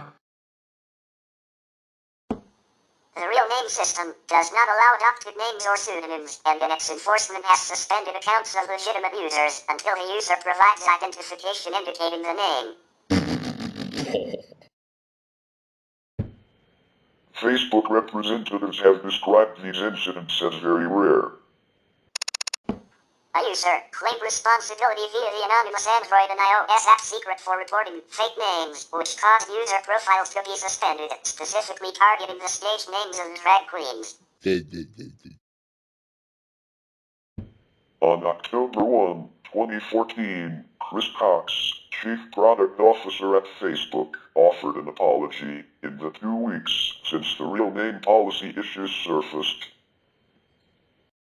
We've had the chance to hear from many of you in these communities and understand the policy more clearly as you experience it. We've also come to understand how painful this has been. We owe you a better service and a better experience using Facebook, and we're going to fix the way this policy gets handled so everyone affected here can go back to using Facebook as you were. On December 15, 2015, Facebook announced in a press release that it would be providing a compromise to its real name policy after protests from groups such as the gay/lesbian community and abuse victims. The site is developing a protocol that will allow members to provide specifics as to their special circumstance or unique situation, with a request to use pseudonyms, subject to verification of their true identities. At that time, this was already being tested in the U.S. Product Manager Todd Gage and Vice President of Global Operations Justin Ozofsky also promised a new method for reducing the number of members who must go through ID verification, while ensuring the safety of others on Facebook. The fake name reporting procedure will also be modified, forcing anyone who makes such an allegation to provide specifics that would be investigated and giving the accused individual time to dispute the allegation. There have been complaints of user statuses being mistakenly or intentionally deleted for alleged violations of Facebook's posting guidelines. Especially for non-English speaking writers, Facebook does not have a proper support system to genuinely read the content and make decisions. Sometimes the content of a status did not have any abusive or defaming language, but it nevertheless got deleted on the basis that it had been secretly reported by a group of people as offensive. For other languages than English, Facebook until now is not able to identify the group approach that is used to vilify humanitarian activism. In another incident, Facebook had to apologize after it deleted a free speech group's post about the abuse of human rights in Syria. In that case, a spokesman for Facebook said the post was mistakenly removed by a member of its moderation team, which receives a high volume of takedown requests. Facebook instituted a policy by which it is now self-policed by the community of Facebook users. Some users have complained that this policy allows Facebook to empower abusive users to harass them by allowing them to submit reports on even benign comments and photos as being offensive, or in violation of Facebook rights and responsibilities, and that enough of these reports result in the user who is being harassed in this way getting their account blocked for a predetermined number of days or weeks, or even deactivated entirely. Facebook UK Policy Director Simon Milner told Wired magazine that, once the piece of content has been seen, assessed and deemed okay, Facebook will ignore further reports about it. Facebook lacks any form of live customer support beyond community support pages and FAQs, which offer only general troubleshooting advice, often making it impossible to resolve issues that require the services of an administrator or are not covered in the FAQs. The automated emailing system used when filling out a support form often directs users back to the help center or to pages that are outdated and cannot be accessed, leaving users at a dead end with no further support available. A person who lost access to Facebook or does not have an account has no easy way to contact the company directly. Facebook has had a number of outages and downtime large enough to draw some media attention. A 2007 outage resulted in a security hole that enabled some users to read other users' personal mail. In 2008, the site was inaccessible for about a day from many locations in many countries. In spite of these occurrences, a report issued by TaBNWNE found that Facebook had less downtime in 2008 than most social networking websites. On September 16, 2009, Facebook started having major problems loading as people signed in. This was due to a group of hackers deliberately trying to drown out a political speaker who had social networking problems from continuously speaking against the Iranian election results. Just 2 days later, on September 18, Facebook went down again. In October 2009, an unspecified number of Facebook users were unable to access their accounts for over 3 weeks. On Monday, October 4, 2021, Facebook and its other apps, Instagram, WhatsApp, Messenger, Oculus, as well as a lesser-known Mapillary, had an hours-long DNS-related global outage. The outage also affected anyone using login with Facebook to access third-party sites. The downtime lasted approximately 5 hours and 15 minutes, from approximately 1550 UTC to 2105 UTC, and affected roughly 3 billion users. The outage was caused by a BGP withdrawal of all of the IP routes to their domain name, DNS, servers, which were all self-hosted at the time. A further global outage occurred on Tuesday, March 5, 2024. Facebook, Instagram, Threads, and Messenger suddenly stopped working worldwide at 15 o'clock UTC, ending 2 hours later. The outage appeared on Super Tuesday, a day of many presidential primary elections in the United States. The cause of the outage was reportedly related to a problem with an automated tool for fixing configuration values. Twitter CEO Elon Musk mocked the outage in X. Facebook has been criticized heavily for tracking users even when logged out of the site. Australian technologist Nick Kubrilovic discovered that when a user logs out of Facebook, the cookies from that login are still kept in the browser, allowing Facebook to track users on websites that include social widgets distributed by the social network. Facebook has denied the claims, saying they have no interest in tracking users or their activity. They also promised after the discovery of the cookies that they would remove them, saying they will no longer have them on the site. A group of users in the United States have sued Facebook for breaching privacy laws. As of December 2015, to comply with a court order citing violations of the European Union Directive on Privacy in Electronic Communications, which requires users to consent to tracking and storage of data by websites. Facebook no longer allows users in Belgium to view any content on the service, even public pages, without being registered and logged in. In June 2012, Facebook removed all existing email addresses from user profiles and added a new @facebook.com email address.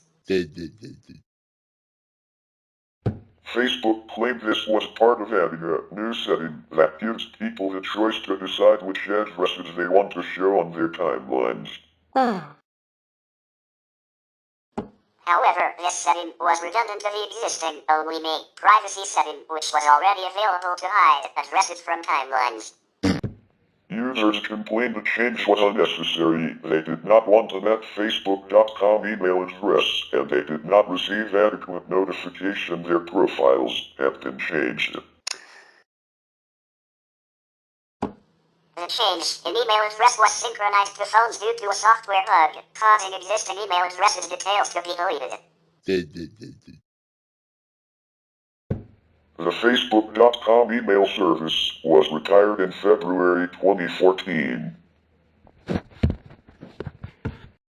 On March 27, 2016, following a bombing in Lahore, Pakistan, Facebook activated its Safety Check feature, which allows people to let friends and loved ones know they are okay following a crisis or natural disaster. To people who were never in danger or even close to the Pakistan explosion. Some users as far as the US, UK, and Egypt received notifications asking if they were okay. In February 2021, the National Crime Agency of the UK expressed its concerns that the installation of end-to-end encryption methods would result in the spread of child pornography going undetected. Facebook representatives had previously told the UK Parliament Committee that the use of these stronger encryption methods would render it easier for pedophiles to share child pornography on Facebook's networks. The US-based National Center for Missing and Exploited Children estimates that around 70% of reports to law enforcement regarding the spread of child pornography on Facebook would be lost as a result of the implementation of end-to-end encryption. In May 2021, Facebook came under fire from Ken McCallum, the Director General of MI5, for its plans to introduce end-to-end encryption into its Messenger and Instagram services. McCallum stated that the introduction of such encryption methods would prevent security organizations from viewing communications related to ongoing terrorist plots, and that the implementation of end-to-end encryption would block active counter-terrorism investigations. Several countries have banned access to Facebook, including Syria, China, and Iran. In 2010, the Office of the Data Protection Supervisor, a branch of the government of the Isle of Man, received so many complaints about Facebook that they deemed it necessary to provide a Facebook guidance booklet, available online as a PDF file, which cited, amongst other things, Facebook policies and guidelines and included an elusive Facebook telephone number. This number, when called, however, proved to provide no telephone support for Facebook users and only played back a recorded message advising callers to review Facebook's online help information. In 2010, Facebook reportedly allowed an objectionable page, deemed by the Islamic Lawyers Forum, ILF, to be anti-Muslim. The ILF filed a petition with Pakistan's Lahore High Court. On May 18, 2010, Justice Ijazat Chaudhry ordered Pakistan's Telecommunication Authority to block access to Facebook until May 31. The offensive page had provoked street demonstrations in Muslim countries due to visual depictions of Muhammad, which are regarded as blasphemous by Muslims. A spokesman said Pakistan Telecommunication Authority would move to implement the ban once the order has been issued by the Ministry of Information and Technology. We will implement the order as soon as we get the instructions, Khurram Maran told AFP. We have already blocked the URL link and issued instruction to internet service providers yesterday, he added. Ray Masher told AFP that we moved the petition in the wake of widespread resentment in the Muslim community against the Facebook contents. The petition called on the government of Pakistan to lodge a strong protest with the owners of Facebook, he added. Masher said a PTA official told the judge his organization had blocked the page, but the court ordered a total ban on the site. People demonstrated outside court in the eastern city of Lahore, Pakistan, carrying banners condemning Facebook. Protests in Pakistan on a larger scale took place after the ban and widespread news of that objectionable page. The ban was lifted on May 31 after Facebook reportedly assured the Lahore High Court that it would remedy the issues in dispute. In 2011, a court in Pakistan was petitioned to place a permanent ban on Facebook for hosting a page called Second Annual Muhammad Day, May 20, 2011. In July 2024, Nigeria's government slapped Meta with a $220 million fine for violating the country's data protection and consumer rights laws on Facebook and WhatsApp. According to Nigeria's Federal Competition and Consumer Protection Commission, FCCPC, Meta broke the rules in 5 major ways. Sharing Nigerian users' data without permission, denying consumers control over their data, practicing discrimination, and abusing market dominance. Ontario government employees, federal public servants, MPPs, and cabinet ministers were blocked from access to Facebook on government computers in May 2007. When the employees tried to access Facebook, a warning message, the internet website that you have requested has been deemed unacceptable for use for government business purposes. This warning also appears when employees try to access YouTube, MySpace, gambling, or pornographic websites.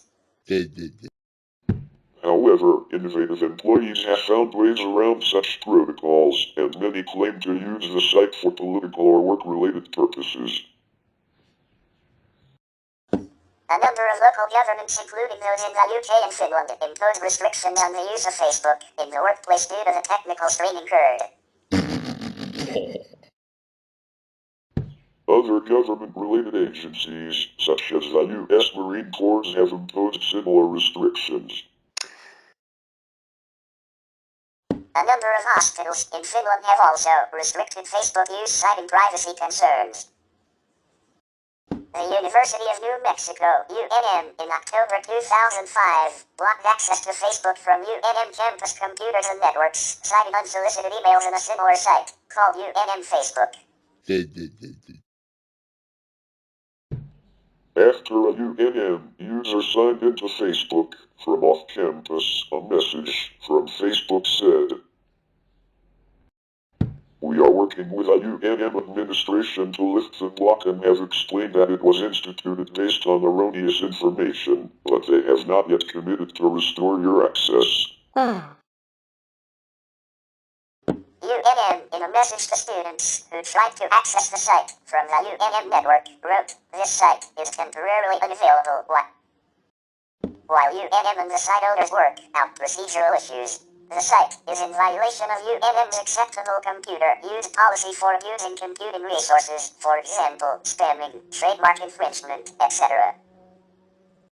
The site forces use of UNM credentials, FPR example, net ID or email address, for non-UNM business." However, after Facebook created an encrypted login and displayed a precautionary message not to use university passwords for access, UNM unblocked access the following spring semester. The Columbus Dispatch reported on June 22, 2006, that Kent State University's athletic director had planned to ban the use of Facebook by athletes and gave them until August 1 to delete their accounts. On July 5, 2006, the Daily Kent Stater reported that the director reversed the decision after reviewing the privacy settings of Facebook.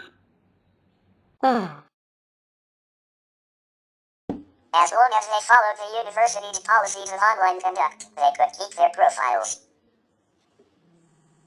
Several websites concerned with social networking, such as Salesforce, have criticized the lack of information that users get when they share data.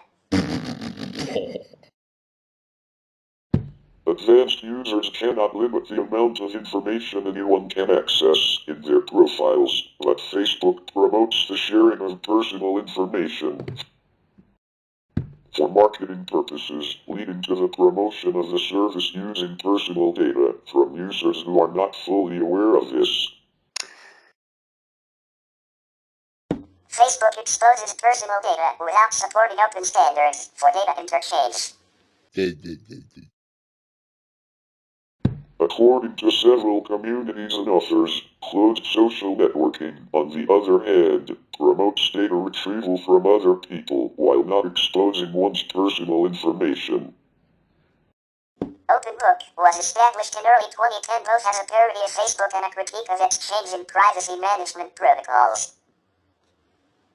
Fluffbusting Purity, or FB Purity for short, previously known as Facebook Purity, is a browser extension first launched in 2009 to allow users to remove annoyances such as spam from their feed and allow more individual control over what content is displayed. In response, Facebook banned its developer from using the platform and blocked links to the extension. Unfollow Everything is a browser extension designed to help Facebook users reduce their time spent on the platform by mass unliking to reduce the clutter in their news feed.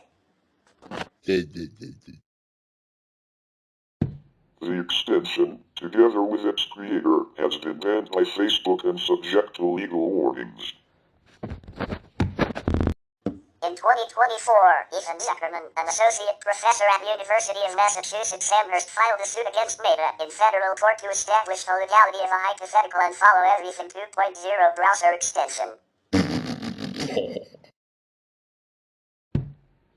The case was dismissed on procedural grounds in November 2024. Meta Platforms, formerly Facebook, Incorporated, has been involved in many lawsuits since its founding in 2004. Facebook is among the biggest spenders on lobbying among tech companies. In 2020, it was the highest spender. It spent more than $80 million on lobbying in the 2010s. This funding may serve to weaken privacy protections. In March 2019, HuffPost reported that Facebook paid lawyer Ed Sussman to lobby for changes to their Wikipedia articles. In December 2021, news broke on the Wall Street Journal pointing to Meta's lobbying efforts to divide U.S. lawmakers and muddy the waters in Congress to hinder regulation following the 2021 whistleblower leaks.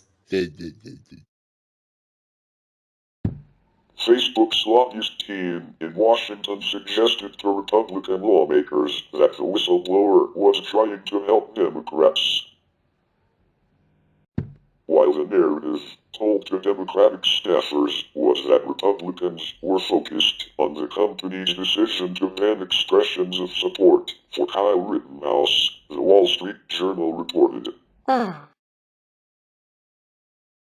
According to the article, the company's goal was to muddy the waters, divide lawmakers along partisan lines and forestall a cross-party alliance against Facebook, now Meta, in Congress. In March 2022, the Washington Post reported that Meta had hired the Republican-backed consulting firm Targeted Victory to coordinate lobbying and negative PR against the video app TikTok via local media outlets, including concurrent promotion of corporate initiatives conducted by Facebook. While Facebook originally made changes to its terms of use or terms of service on February 4, 2009, the changes went unnoticed until Chris Walters, a blogger for the consumer-oriented blog The Consumers, noticed the change on February 15, 2009. Walters complained the change gave Facebook the right to do anything they want with your content, forever.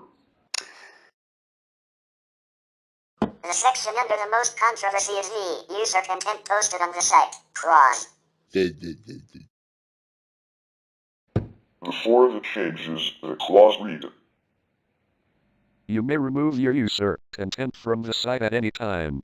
If you choose to remove your user content, the license granted above will automatically expire. However, you acknowledge that the company may retain archived copies of your user content.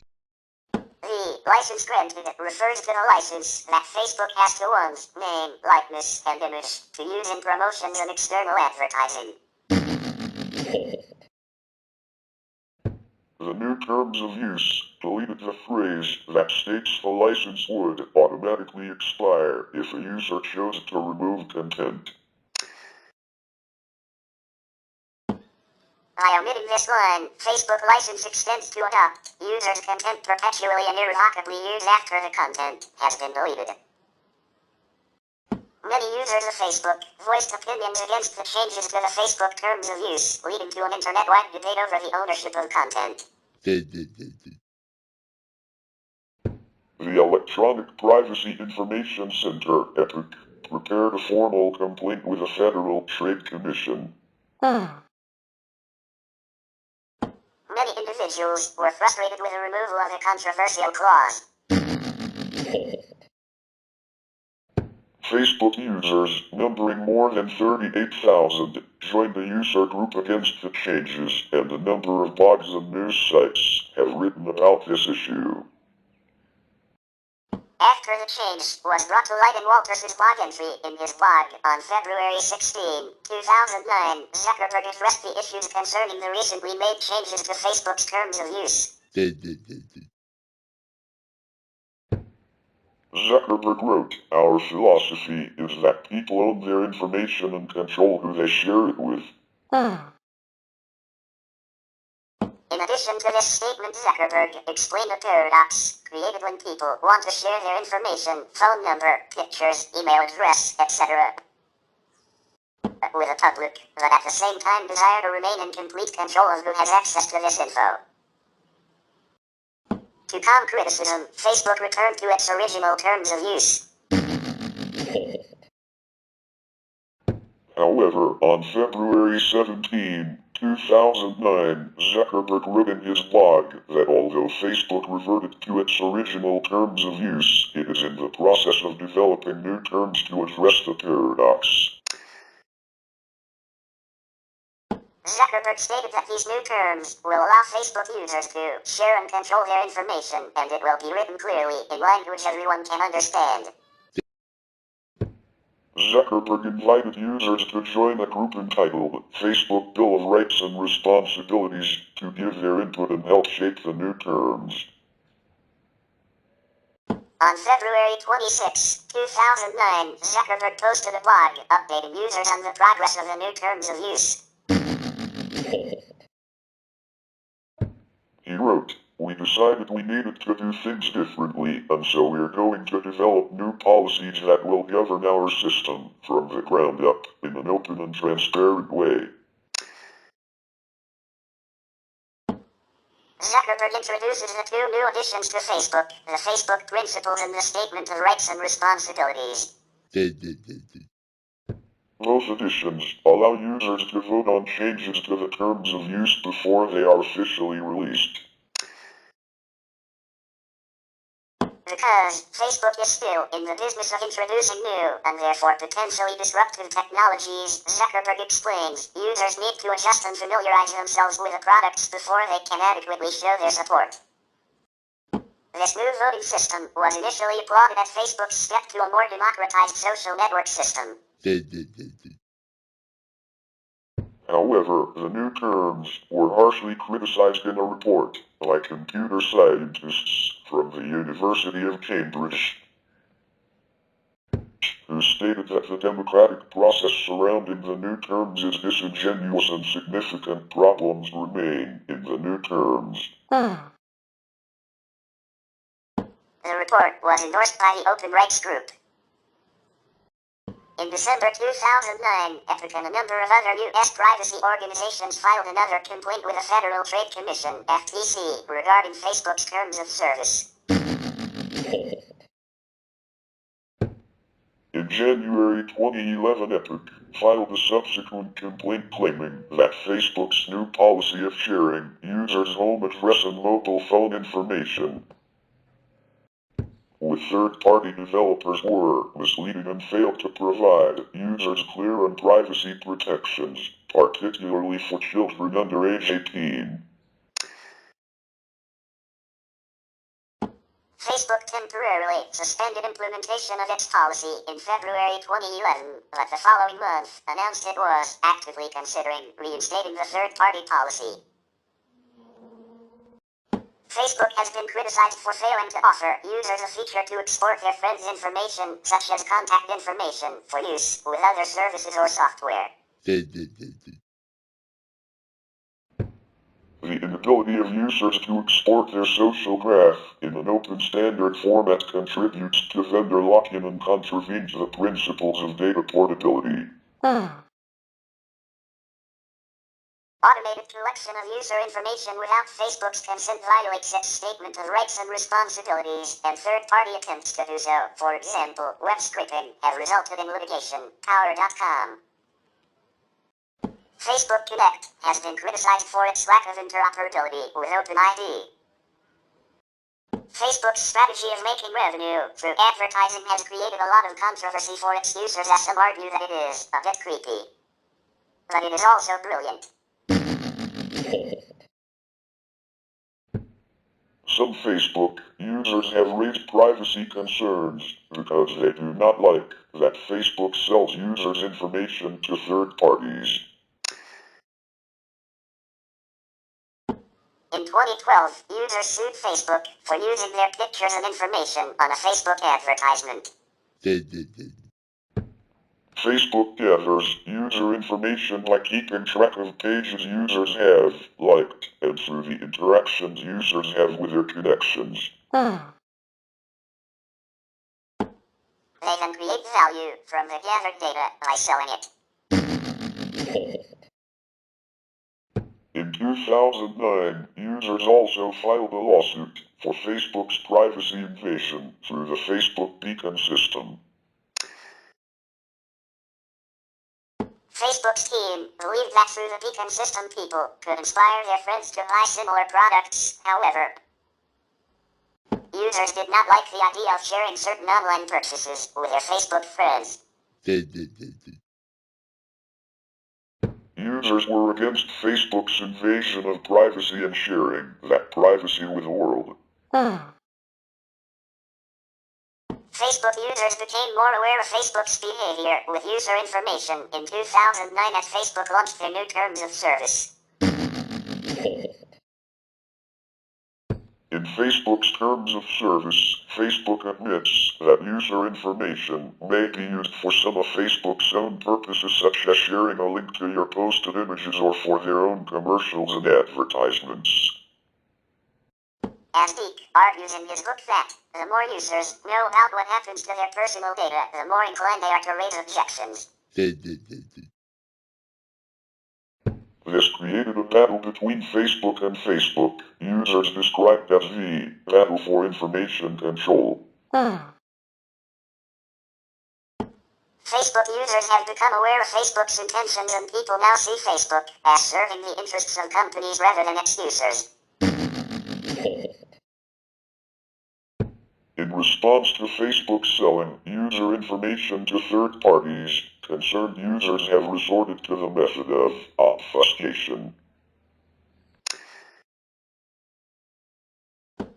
Through obfuscation, users can purposely hide their real identity and provide Facebook with false information that will make their collected data less accurate. By obfuscating information through sites such as Facebook, Facebook users have regained control of their personal information. As of December 2010, the Better Business Bureau gave Facebook an A rating.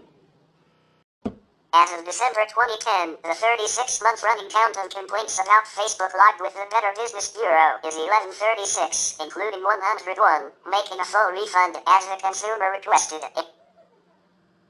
868, agreeing to perform according to their contract. 1, refused to adjust, relying on terms of agreement. 20, unassigned. 0, unanswered. And 136, refusing to make an adjustment. Facebook's software has proven vulnerable to light jacking.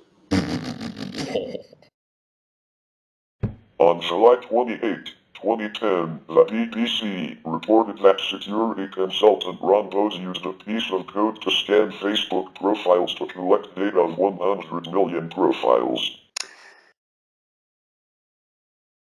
The data collected was not hidden by the user's privacy settings. Loads then published the list online.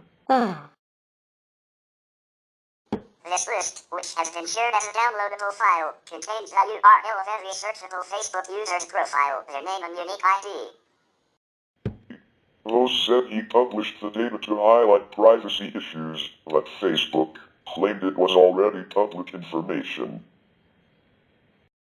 In early June 2015, the New York Times reported that an increase in malicious links related to the Trojan horse malware program Zeus were identified by Eric Feinberg, founder of the advocacy group Fans Against Counterfeit Enterprise, Fake. Feinberg said that the links were present on popular NFL Facebook fan pages and, following contact with Facebook, was dissatisfied with the corporation's after-the-fact approach. Feinberg called for oversight, stating, "If you really want to hack someone, the easiest place to start is a fake Facebook profile. It's so simple, it's stupid." On August 19, 2015, it was reported that a Facebook user from Palestinian Autonomy, Cal Shrita, found a bug that allowed him to post material to other users' Facebook walls. Users are not supposed to have the ability to post material to the Facebook walls of other users unless they are approved friends of those users that they have posted material to. To prove that he was telling the truth, Shrita posted material to Sarah Gooden's wall, a friend of Facebook CEO Mark Zuckerberg. Following this, Shrita contacted Facebook's security team with a proof that his bug was real, explaining in detail what was going on. Facebook has a bounty program in which it compensates people a $500 plus fee for reporting bugs instead of using them to their advantage or selling them on the black market. However, it was reported that instead of fixing the bug and paying Shrita the fee, Facebook originally told him that this was not a bug and dismissed him. Shrita then tried a second time to inform Facebook, but they dismissed him yet again. On the third try, Shrita used the bug to post a message to Mark Zuckerberg's wall, stating, "Sorry for breaking your privacy. But a couple of days ago, I found a serious Facebook exploit, and that Facebook's security team was not taking him seriously." Within minutes, a security engineer contacted Shrita, questioned him on how he performed the move and ultimately acknowledged that it was a bug in the system. Facebook temporarily suspended Shrita's account and fixed the bug after several days. However, in a move that was met with much public criticism and disapproval, Facebook refused to pay out the $500 plus fee to Shrita. Instead, Facebook responded that by posting to Zuckerberg's account, Shrita had violated one of their terms of service policies and therefore could not be paid. Included with this, the Facebook team strongly censured Shrita over his manner of resolving the matter. In closing, they asked that Shrita continue to help them find bugs. On August 22, 2015, Yahoo News reported that Mark Mayford, a chief technology officer of the cybersecurity firm Beyond Trust, is prompting hackers to help raise a $10,000 reward for Cal Shrita. On August 20, Mayford stated that he had already raised $9,000 in his efforts, including the $2,000 he himself contributed. He and other hackers alike have denounced Facebook for refusing Shrita compensation. Mayford said he is sitting there in Palestine doing this research on a 5-year-old laptop that looks like it is half broken. It's something that might help him out in a big way. Facebook representatives have since responded, "We will not change our practice of refusing to pay rewards to researchers who have tested vulnerabilities against real users." Facebook representatives also claim they've paid out over $1 million to individuals who have discovered bugs in the past. In 2010, Prineville, Oregon was chosen as the site for Facebook's new data center. However, the center has been met with criticism from environmental groups such as Greenpeace because the power utility company contracted for the center. The CC core generates 60% of its electricity from coal. In September 2010, Facebook received a letter from Greenpeace containing 500,000 signatures asking the company to cut its ties to coal-based electricity. On April 21, 2011, Greenpeace released a report showing that of the top 10 big brands in cloud computing, Facebook relied the most on coal for electricity for its data centers. At the time, data centers consumed up to 2% of all global electricity, and this amount was projected to increase. Phil Radford of Greenpeace said, "We are concerned that this new explosion in electricity use could lock us into old, polluting energy sources instead of the clean energy available today." On December 15, 2011, Greenpeace and Facebook announced together that Facebook would shift to use clean and renewable energy to power its own operations. Marcy Scotland, of Facebook's sustainability program, said it looked forward to a day when our primary energy sources are clean and renewable, and that the company is working with Greenpeace and others to help bring that day closer. In April 2022, Meta Platforms, Alphabet Incorporated, Shopify, McKinsey & Company, and Stripe Incorporated announced a $925 million advance market commitment of carbon dioxide removal, CDR, from companies that are developing CDR technology over the next 9 years. In January 2023, the American Clean Power Association released an annual industry report that found that 326 corporations had contracted 77.4 gigawatts of wind or solar energy by the end of 2022, and that the three corporate purchasers of the largest volumes of wind and solar energy were Meta Platforms, Amazon, and Alphabet Incorporated. In July 2012, startup Limited Run claimed that 80% of its Facebook clicks came from bots. Limited Run co-founder Tom Mango told TechCrunch that they spent roughly a month testing this with 6 web analytics services including Google Analytics and in-house software. Click fraud, alleged reason, Limited Run said it came to the conclusion that the clicks were fraudulent after running its own analysis. It determined that most of the clicks for which Facebook was charging it came from computers that were not loading JavaScript, a programming language that allows web pages to be interactive. Almost all web browsers load JavaScript by default, so the assumption is that if a click comes from one that is not, it's probably not a real person but a bot. Facebook offers an advertising tool for pages to get more likes. According to Business Insider, this advertising tool is called Suggested Posts or Suggested Pages, allowing companies to market their page to thousands of new users for as little as $50. Global Fortune 100 firms are increasingly using social media marketing tools as the number of likes per Facebook page has risen by 115% globally. Biotechnology company Comprendia investigated Facebook's likes through advertising by analyzing the life science pages with the most likes. They concluded that as much as 40% of likes from company pages are suspected to be fake.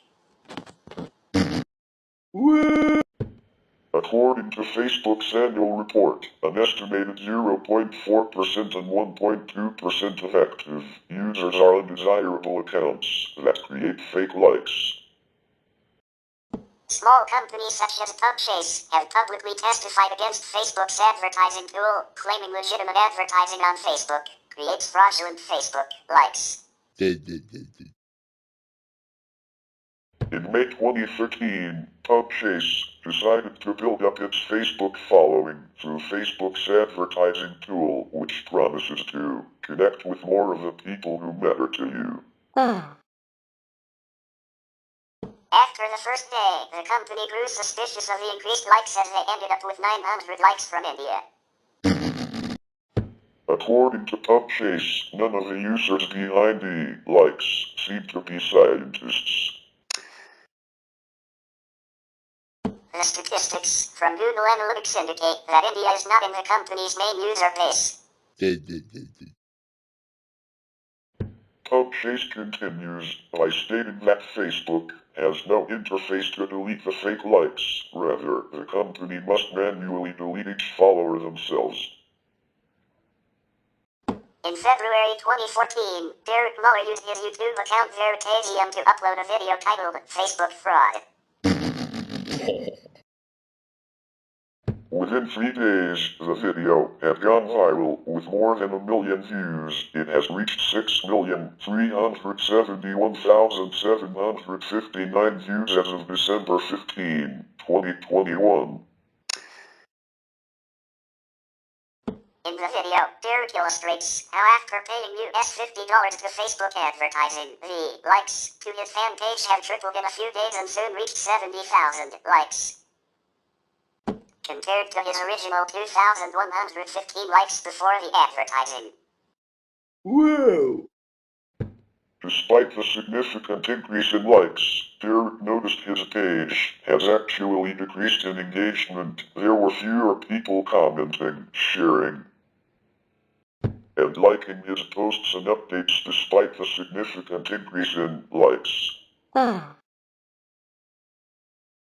Derek also noticed that the users that liked his page were users that liked hundreds of other pages, including competing pages such as AT&T and T-Mobile. He theorizes that users are purposely clicking like on any and every page to deter attention away from the pages they were paid to like. Derek claims, I never bought fake likes. I used Facebook legitimate advertising, but the results are as if I paid for fake likes from a click farm. In response to the fake likes complaints, Facebook told Business Insider, We're always focused on maintaining the integrity of our site, but we've placed an increased focus on abuse from fake accounts recently. We've made a lot of progress by building a combination of automated and manual systems to block accounts used for fraudulent purposes and like button clicks. We also take action against sellers of fake clicks and help shut them down. On August 3, 2007, several British companies, including First Direct, Vodafone, Virgin Media, the Automobile Association, Halifax and Prudential, pulled advertising in Facebook after finding that their ads were displayed on the page of the British National Party, a far-right political party. Facebook had faced allegations that its advertising platforms facilitate housing discrimination by means of internal functions for targeted advertising, which allowed advertisers to target or exclude specific audiences from campaigns. Researchers have also found that Facebook's advertising platform may be inherently discriminatory, since ad delivery is also influenced by how often specific demographics interact with specific types of advertising, even if they are not explicitly determined by the advertiser. Under the United States Fair Housing Act, it is illegal to show a preference for or against tenants based on specific protected classes, including race, ethnicity, and disabilities, when advertising or negotiating the rental or sale of housing. In 2016, ProPublica found that advertisers could target or exclude users from advertising based on an ethnic affinity, a a demographic trait which is determined based on a user's interests and behaviors on Facebook, and not explicitly provided by the user. This could, in turn, be used to discriminate based on race. In February 2017, Facebook stated that it would implement stronger measures to forbid discriminatory advertising across the entire platform. Advertisers who attempt to create ads for housing, employment, or credit, HEC, opportunities would be blocked from using ethnic affinities, renamed multicultural affinities, and now classified as behaviors, to target the ad.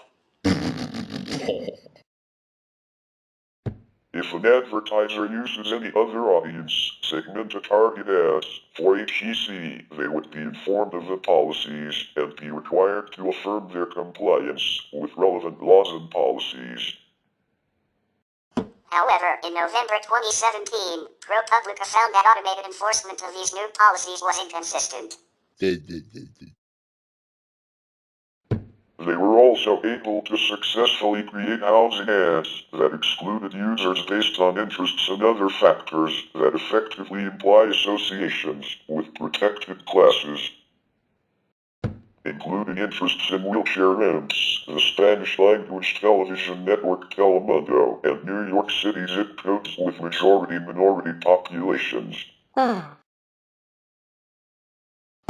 In response to the report, Facebook temporarily removed the ability to target any ad with exclusions based on multicultural affinities. In April 2018, Facebook permanently removed the ability to create exclusions based on multicultural affinities. In July 2018, Facebook signed a legally binding agreement with the state of Washington to take further steps within 90 days to prevent the use of its advertising platform for housing discrimination against protected classes. The following month, Facebook announced that it would remove at least 5,000 categories from its exclusion system to prevent misuse, including those relating to races and religions. On March 19, 2019, Facebook settled a lawsuit over the matter with the National Fair Housing Alliance, agreeing to create a separate portal for HEC advertising with limited targeting options by September 2019, and to provide a public archive of all HEC advertising. On March 28, 2019, the U.S. Department of Housing and Urban Development filed a lawsuit against Facebook, having filed a formal complaint against the company on August 13, 2018. The HUD also took issue with Facebook's tendency to deliver ads based on users having particular characteristics that are most likely to engage with the ad. In August 2012, Facebook revealed that more than 83 million Facebook accounts, 8.7% of total users, are fake accounts. These fake profiles consist of duplicate profiles, accounts for spamming purposes, and personal profiles for business, organization, or non-human entities such as pets. As a result of this revelation, the share price of Facebook dropped below $20. Furthermore, there is much effort to detect fake profiles using automated means. In one such work, machine learning techniques are used to detect fake users. Facebook initially refused to remove a business page devoted to a woman's anus, created without her knowledge while she was underage, due to other Facebook users having expressed interest in the topic. After BuzzFeed published a story about it, the page was finally removed. The page listed her family's former home address as that of the business. In September 2008, Facebook permanently moved its users to what they termed the New Facebook, or Facebook 3.0. This version contained several different features and a complete layout redesign. Between July and September, users have been given the option to use the new Facebook in place of the original design or to return to the old design. Facebook's decision to migrate their users was met with some controversy in their community. Several groups started opposing the decision, some with over 1 million users. In October 2009, Facebook redesigned the news feed so that the user could view all types of things that their friends were involved with. In a statement, they said, Your application's stories generate can show up in both views. The best way for your stories to appear in the newsfeed filter is to create stories that are highly engaging, as high-quality, interesting stories are most likely to garner likes and comments by the user's friends. This redesign was explained as Newsfeed will focus on popular content, determined by an algorithm based on interest in that story, including the number of times an item is liked or commented on. The feed will display all recent stories from a large number of a user's friends. the redesign was met immediately with criticism with users, many who did not like the amount of information that was coming at them. This was also compounded by the fact that people could not select what they saw. In November 2009, Facebook issued a proposed new privacy policy and adopted it unaltered in December 2009. They combined this with the rollout of new privacy settings. This new policy declared certain information, including lists of friends, to be publicly available with no privacy settings. It was previously possible to keep access to this information restricted. Due to this change, the users who had set their list of friends as private were forced to make it public without even being informed, and the option to make it private again was removed. This was protested by many people and privacy organizations such as the FF. The change was described by Ryan Tate as Facebook's great betrayal, forcing user profile photos and friends lists to be visible in users' public listing, even for users who had explicitly chosen to hide this information previously, and making photos and personal information public unless users were proactive about limiting access. For example, a user whose family and relationships information was set to be viewable by friends only would default to being viewable by everyone, publicly viewable. That is, information such as the gender of the partner the user is interested in, relationship status, and family relations became viewable to those even without a Facebook account. Facebook was heavily criticized for both reducing its users' privacy and pushing users to remove privacy protections. Groups criticizing the changes include the Electronic Frontier Foundation and American Civil Liberties Union. Mark Zuckerberg, CEO, had hundreds of personal photos in his events calendar exposed in the transition. Facebook has since re-included an option to hide friends lists from being viewable, however. This preference is no longer listed with other privacy settings, and the former ability to hide the friends list from selected people among one's own friends is no longer possible. Journalist Dan Gilmer deleted his Facebook account over the changes, stating he can't entirely trust Facebook. And Heidi Moore at Slate's Big Money temporarily deactivated her account as a conscientious objection. Other journalists have been similarly disappointed and outraged by the changes. Defending the changes, founder Mark Zuckerberg said, "We decided that these would be the social norms now and we just went for it." The Office of the Privacy Commissioner of Canada launched another investigation into Facebook's privacy policies after complaints following the change. Following a difficult 2017, marked by accusations of relaying fake news and revelations about groups close to Russia, which tried to influence the 2016 U.S. presidential election. See Russian interference in the 2016 United States elections via advertisements on his service, Mark Zuckerberg announced in his traditional January post. We're making a major change to how we build Facebook. I'm changing the goal I give our product teams from focusing on helping you find relevant content to helping you have more meaningful social interactions.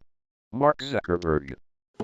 Following surveys on Facebook users, this desire for change will take the form of a reconfiguration of the newsfeed algorithms to prioritize content of family members and friends. Mark Zuckerberg, January 12, Facebook. The first changes you'll see will be in newsfeed, where you can expect to see more from your friends, family, and groups. And give priority to news articles from local sources considered more credible. The recent changes of the newsfeed algorithm, see content, newsfeed hash history, are expected to improve the amount of meaningful content viewed. To this end, the new algorithm is supposed to determine the publications around which a user is most likely to interact with his friends, and make them appear higher in the newsfeed instead of items, for example, from media companies or brands. These are posts that inspire back and forth discussion in the comments and posts that you might want to share and react to. But, as even Mark Zuckerberg admitted, he expects the time people spend on Facebook and some measures of engagement will go down. But I also expect the time you do spend on Facebook will be more valuable. The less public content a Facebook user sees on their newsfeed, the fewer brands are able to reach consumers. That's unarguably a major lose for advertisers and publishers. This change, which seems to be just another update of the social network, is widely criticized because of the heavy consequences it might lead to. In countries such as the Philippines, Myanmar, and South Sudan, and emerging democracies such as Libya and Serbia, it is not ethical to plead platform neutrality or to set up the promise of a functioning news ecosystem, and then simply withdraw at a whim. Indeed, in such countries, Facebook was the promise of a reliable and objective platform on which they could hope for raw information. Independent media companies tried to fight censorship through their articles and were promoting in a way the right for citizens to know what is going on in their countries. The company's way of handling scandals and criticism over fake news by diminishing its media company image is even defined as potentially deadly. Regarding the poor and fraught political environments like Myanmar or South Sudan, appeal by the Free Basics program of the social network. Serbian journalist TaBNWNE goes further by describing Facebook as a monster and accuses the company of showing a cynical lack of concern for how its decisions affect the most vulnerable. Indeed, Facebook had experimented with withdrawing media companies' news on users' newsfeed in few countries such as Serbia. TaBNWNE then wrote an article explaining how Facebook helped them to bypass mainstream channels and bring their stories to hundreds of thousands of readers. The rule about publishers is not being applied to paid posts, raising the journalist's fears about the social network becoming just another playground for the powerful by letting them, for example, buy Facebook ads. Whoa! Critics are also visible in other media companies depicting the private company as the destroyer of worlds. Little Thing CEO Joe Spicer states that the algorithm shift took out roughly 75% of Little Things' organic traffic while hammering its profit margins, compelling them to close their doors because they were relying on Facebook to share content. In February 2016, TRAI ruled against differential data pricing for limited services from mobile phone operators, effectively ending zero-rating platforms in India. Zero rating provides access to a limited number of websites for no charge to the end user. Net neutrality supporters from India say the Internet.in brought out the negative implications of the Facebook Free Basic program and spread awareness to the public. Facebook's Free Basics program was a collaboration with Reliance Communications to launch Free Basics in India. The TRAI ruling against differential pricing marked the end of Free Basics in India. Earlier, Facebook had spent $44 million in advertising, and it implored all of its Indian users to send an email to the Telecom Regulatory Authority to support its program. TRAI later asked Facebook to provide specific responses from the supporters of Free Basics. In December 2018, details on Facebook's behavior against competitors surfaced. The UK Parliament member Damian Collins released files from a court ruling between 643 and Facebook. According to those files, the social media company Twitter released its app Vine in 2015. Facebook blocked Vine's access to its data.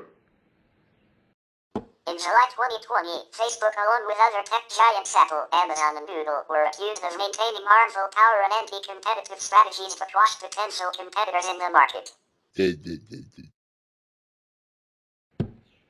The CEOs of respective firms appeared in a teleconference on July 29, 2020, before the lawmakers of the United States Congress.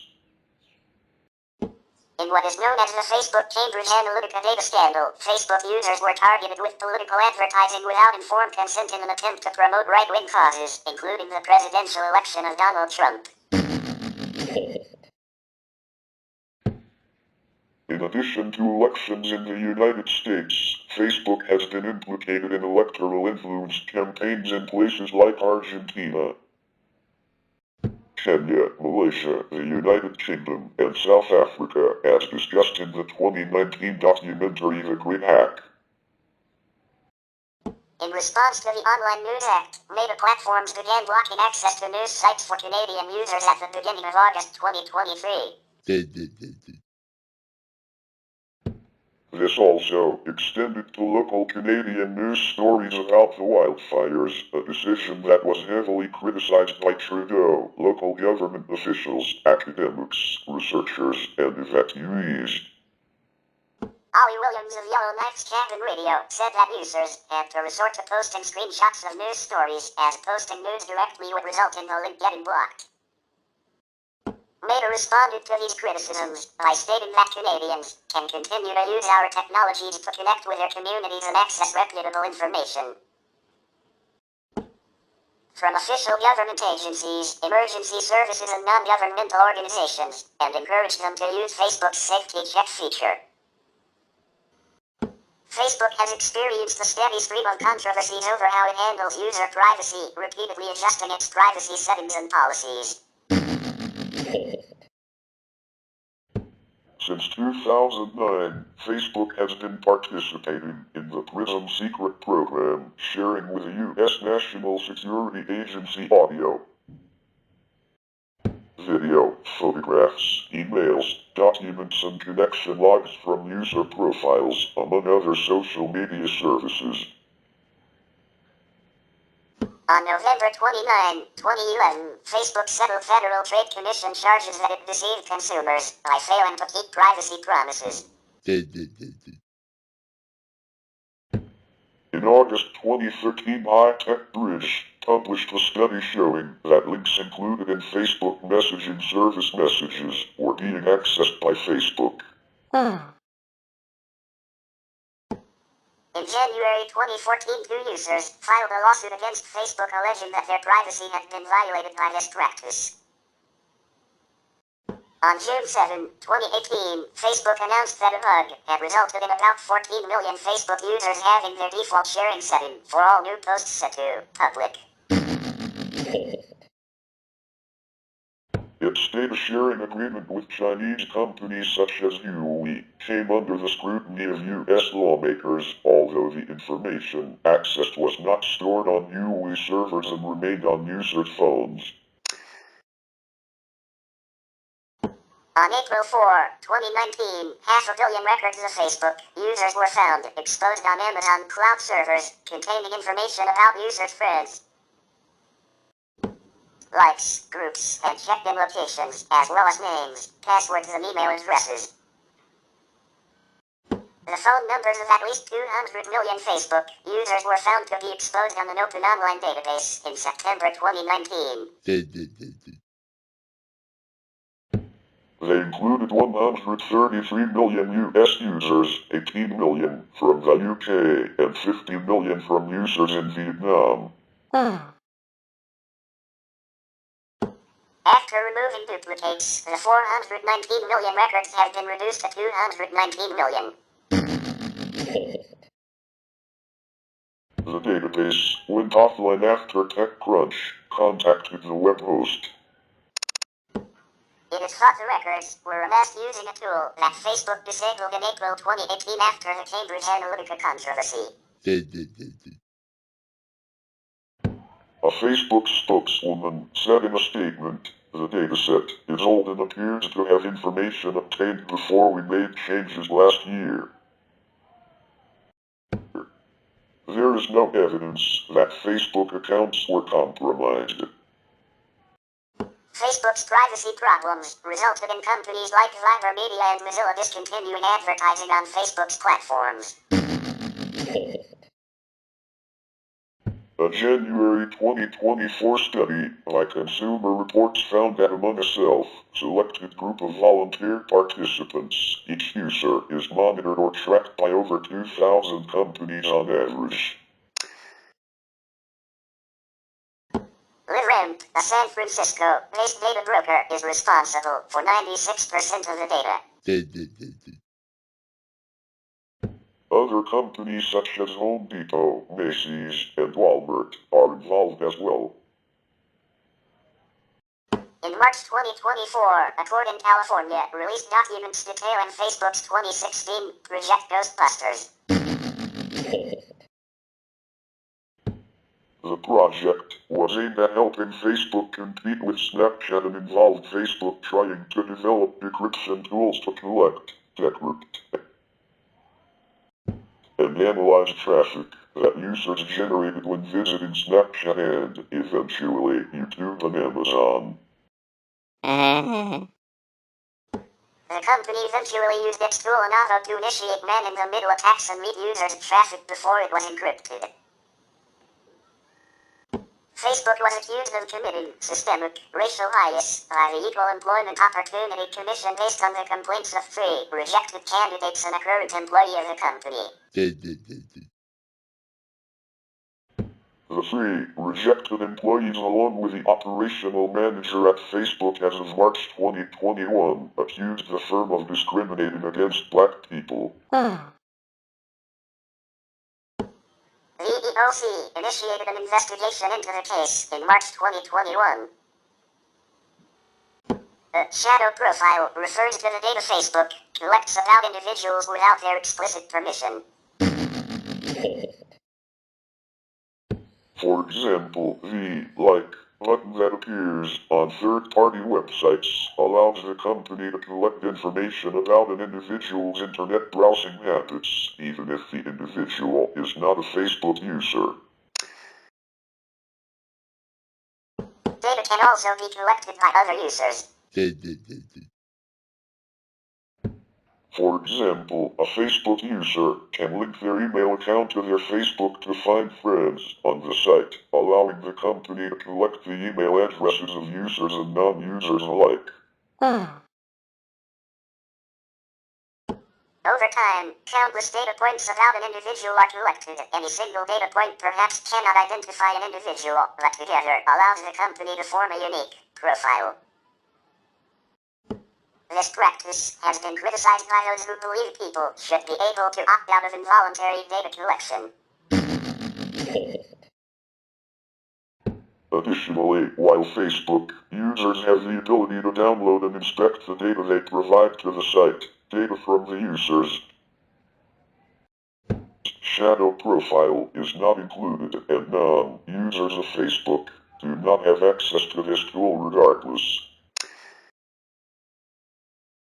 The company has also been unclear whether or not it is possible for a person to revoke Facebook's access to their shadow profile. Meta Platforms Incorporated, or Meta for short, formerly known as Facebook, have faced a number of privacy concerns. These stem partly from the company's revenue model that involves selling information collected about its users for many things including advertisement targeting. Meta Platforms Incorporated has also been a part of many data breaches that have occurred within the company. These issues and others are further described including user data concerns, vulnerabilities in the company's platform, investigations by pressure groups and government agencies, and even issues with students. In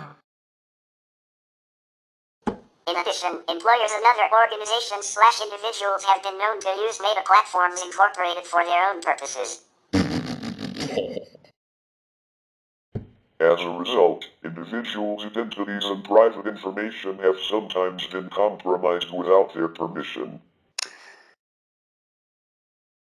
In response to these growing privacy concerns, some pressure groups and government agencies have increasingly asserted the user's right to privacy and to be able to control their personal data.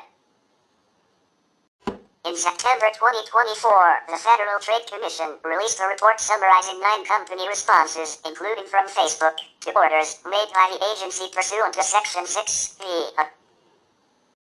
of the Federal Trade Commission Act of 1914 to provide information about user and non-user data collection, including of children and teenagers, and data used by the companies that found that the company's user and non-user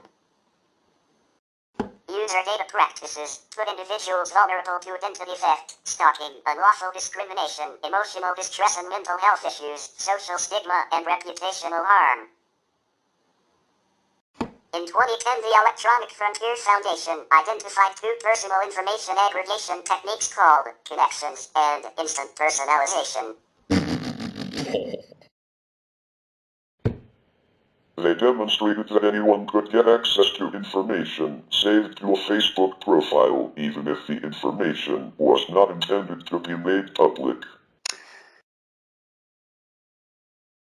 A connection is created when a user clicks a like button for a product or service, either on Facebook itself or an external site.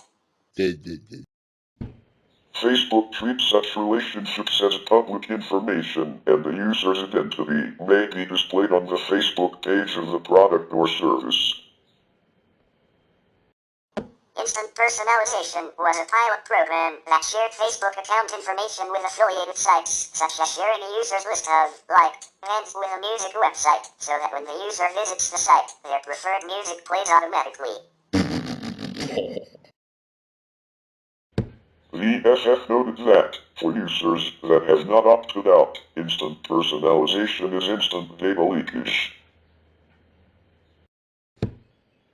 As soon as you visit the sites in the pilot program, Yelp, Pandora, and Microsoft Docs, the sites can access your name, your picture, your gender, your current location, your list of friends, all the pages you have liked, everything Facebook classifies as public information. Even if you opt out of instant personalization, there's still data leakage. If your friends use instant personalization websites, their activities can give away information about you. Unless you block those applications individually. On December 27, 2012, CBS News reported that Randy Zuckerberg, sister of Facebook founder Mark Zuckerberg, criticized the friend for being way uncool in sharing a private Facebook photo of her on Twitter, only to be told that the image had appeared on a friend of a friend's Facebook news feed. Commenting on this misunderstanding of Facebook's privacy settings, Eva Galperin of EFF said, even Randy Zuckerberg can get it wrong. That's an illustration of how confusing they can be. In August 2007, the code used to generate Facebook's home and search page as visitors browsed the site was accidentally made public. A configuration problem on the Facebook server caused that the HTTP code to be displayed instead of the web page the code should have created, raising concerns about how secure private data on the site was. A visitor to the site copied, published, and later removed the code from his web forum, claiming he had been served and threatened with legal notice by Facebook. Facebook's response was quoted by the site that broke the story. A small fraction of the code that displays Facebook web pages was exposed to a small number of users due to a single misconfigured web server that was fixed immediately. It was not a security breach and did not compromise user data in any way. Because the code that was released powers only Facebook user interface, it offers no useful insight into the inner workings of Facebook. The reprinting of this code violates several laws, and we ask that people not distribute it further. In November, Facebook launched Beacon, a system discontinued in September 2009, where third-party websites could include a script by Facebook on their sites and use it to send information about the actions of Facebook users on their site to Facebook, prompting serious privacy concerns.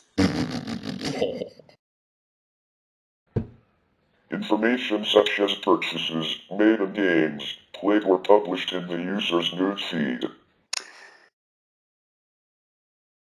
An informative notice about this action appeared on the third-party site and allowed the user to cancel it. The user could also cancel it on Facebook. Originally, if no action was taken, the information was automatically published. On November 29, this was changed to require confirmation from the user before publishing each story gathered by Beacon. On December 1, Facebook's credibility in regard to the Beacon program was further tested when it was reported that the New York Times essentially accuses Mark Zuckerberg of lying to the paper and leaving Coca-Cola, which is reversing course on the program with a similar impression. A security engineer at CA Incorporated also claimed in a November 29, 2007 blog post that Facebook collected data from affiliate sites even when the consumer opted out and even when not logged into the Facebook site. On November 30, 2007, the CA Security blog posted a Facebook clarification statement addressing the use of data collected in the Beacon program. When a Facebook user takes a Beacon-enabled action on a participating site, information is sent to Facebook for Facebook to operate Beacon technologically. If a Facebook user clicks No Thanks on the partner site notification, Facebook does not use the data and deletes it from its servers. Separately, before Facebook can determine whether the user is logged in, some data may be transferred from the participating site to Facebook.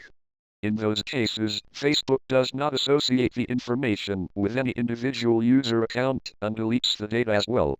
The Beacon service ended in September 2009 along with a settlement of a class action lawsuit against Facebook resulting from the service. On September 5, 2006, Facebook introduced two new features called Newsfeed and Minifeed. The first of the new features, Newsfeed, appears on every Facebook member's homepage, displaying recent Facebook activities of the member's friends. The second feature, Mini Feed, keeps a log of similar events on each member's profile page. Members can manually delete items from their mini feeds if they wish to do so, and through privacy settings can control what is actually published in their respective mini feeds. Some Facebook members still feel that the ability to opt out of the entire newsfeed and mini-feed system is necessary, as evidenced by a statement from the Students Against Facebook Newsfeed group, which peaked at over 740,000 members in 2006. Reacting to users' concerns, Facebook developed new privacy features to give users some control over information about them that was broadcast by the newsfeed. According to subsequent news articles, members have widely regarded the additional privacy options as an acceptable compromise. In May 2010, Facebook added privacy controls and streamlined its privacy settings, giving users more ways to manage status updates and other information broadcast to the public newsfeed. Among the new privacy settings is the ability to control who sees each new status update a user posts, everyone, friends of friends, or friends only. Users can now hide each status update from specific people as well. However, a user who presses like or comments on the photo or status update of a friend cannot prevent that action from appearing in the news feeds of all the user's friends, even non-mutual ones. The View As option used to show a user how privacy controls filter out what a specific given friend can see. It only displays the user's timeline and gives no indication that items missing from the timeline may still be showing up in the friend zone newsfeed. Facebook had allowed users to deactivate their accounts but not actually remove account content from its servers.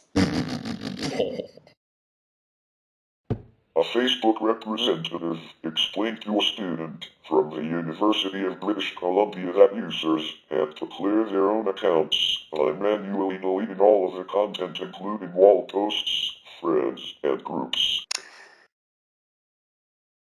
The New York Times noted the issue and raised a concern that emails and other private user data remain indefinitely on Facebook's servers.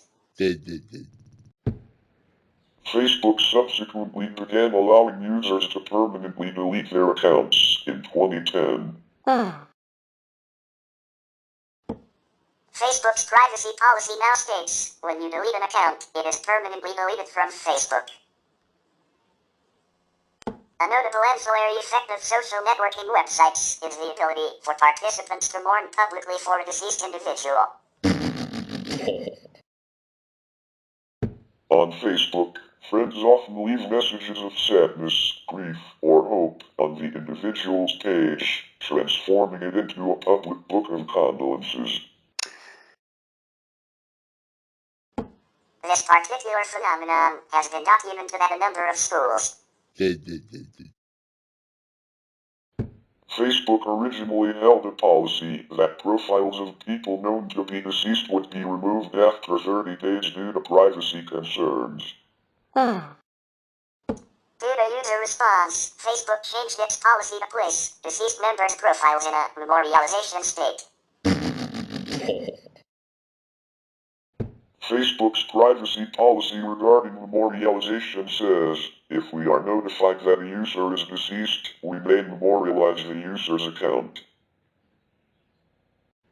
In such cases, we restrict profile access to confirmed friends and allow friends and family to write on the user's wall in remembrance. We may close an account if we receive a formal request from the user's next of kin or other proper legal request to do so. Some of these memorial groups have also caused legal issues. Notably, on January 1, 2008, one such memorial group posted the identity of murdered Toronto teenager Stephanie Ringel, who its family, had not yet given the Toronto Police Service their consent to release her name to the media and the identities of her accused killers in defiance of Canada's Youth Criminal Justice Act, which prohibits publishing the names of the underage accused.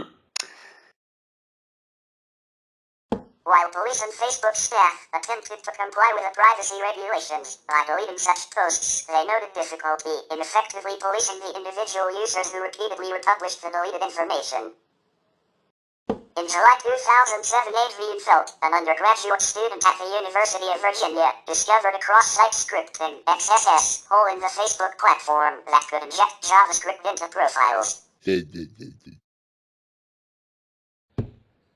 She used the hole to import custom CSS and demonstrate how the platform could be used to violate privacy rules or create a worm. Facebook offers privacy controls to allow users to choose who can view their posts. Only friends, friends and friends of friends, everyone, custom, specific choice of which friends can see posts.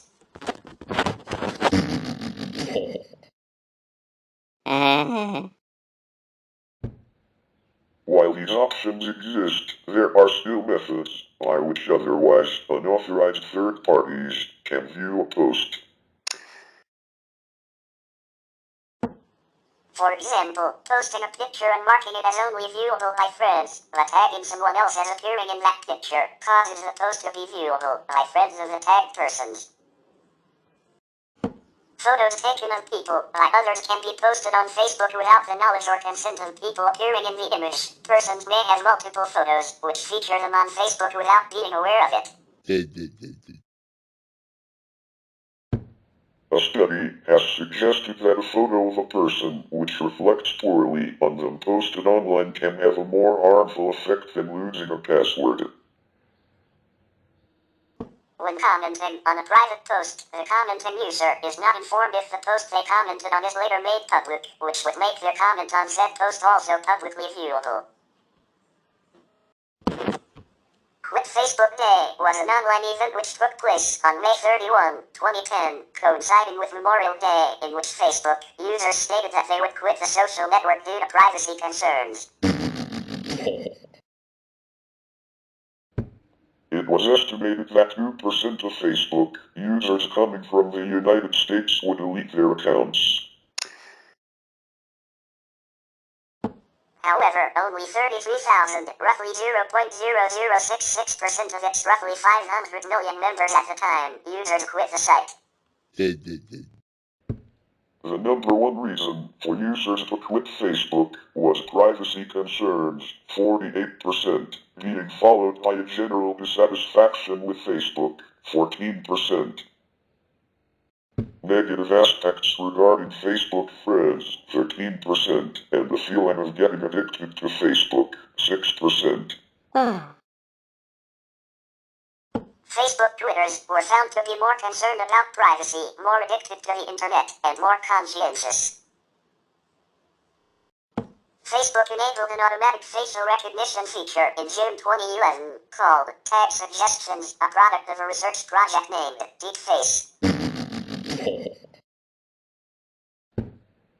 The feature compares newly uploaded photographs to those of the uploader's Facebook friends to suggest photo tags. National Journal Daily claims Facebook is facing new scrutiny over its decision to automatically turn on a new facial recognition feature aimed at helping users identify their friends in photos. Facebook has defended the feature, saying users can disable it. Facebook introduced the feature on an opt-out basis.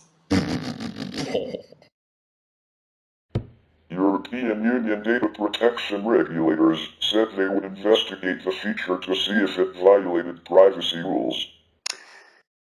Naomi Lections stated in a web blog for NPR, All Tech considered that Facebook's facial recognition is right 98% of the time, compared to the FBI''S 85% out of 50 people. However, the accuracy of Facebook searches is due to its larger, more diverse photo selection compared to the FBI''S closed database. Mark Zuckerberg showed no worries when speaking about Facebook's AI''S, saying, "Unsupervised learning is a long-term focus of our AI research team at Facebook. And it remains an important challenge for the whole AI research community, and it will save lives by diagnosing diseases and driving us around more safely. It will enable breakthroughs by helping us find new planets and understand Earth's climate. It will help in areas we haven't even thought of today." In May 2016, Facebook faced a lawsuit in Illinois for violations of the Biometric Information Privacy Act. In February 2021, the company settled, agreeing to pay $650 million and shut down the feature in December 2021. Following the shutdown, Cher Scarlett, a former Apple security engineer, in January 2022 tweeted a photo that she had been auto-tagged in by someone unknown to her prior to shutdown. The photo was from the 19th century, and she said that she learned it was her great-great-great-grandmother of Walden German ancestry, saying the technology was dangerous and off-putting and pointed to the implication of genocide. In September 2024, Meta said it stripped all Australian adult users' public photos and posts on Facebook to train its AI without an opt-out option. An article published by USA Today in November 2011 claimed that Facebook creates logs of pages visited both by its members and by non-members, relying on tracking cookies to keep track of pages visited.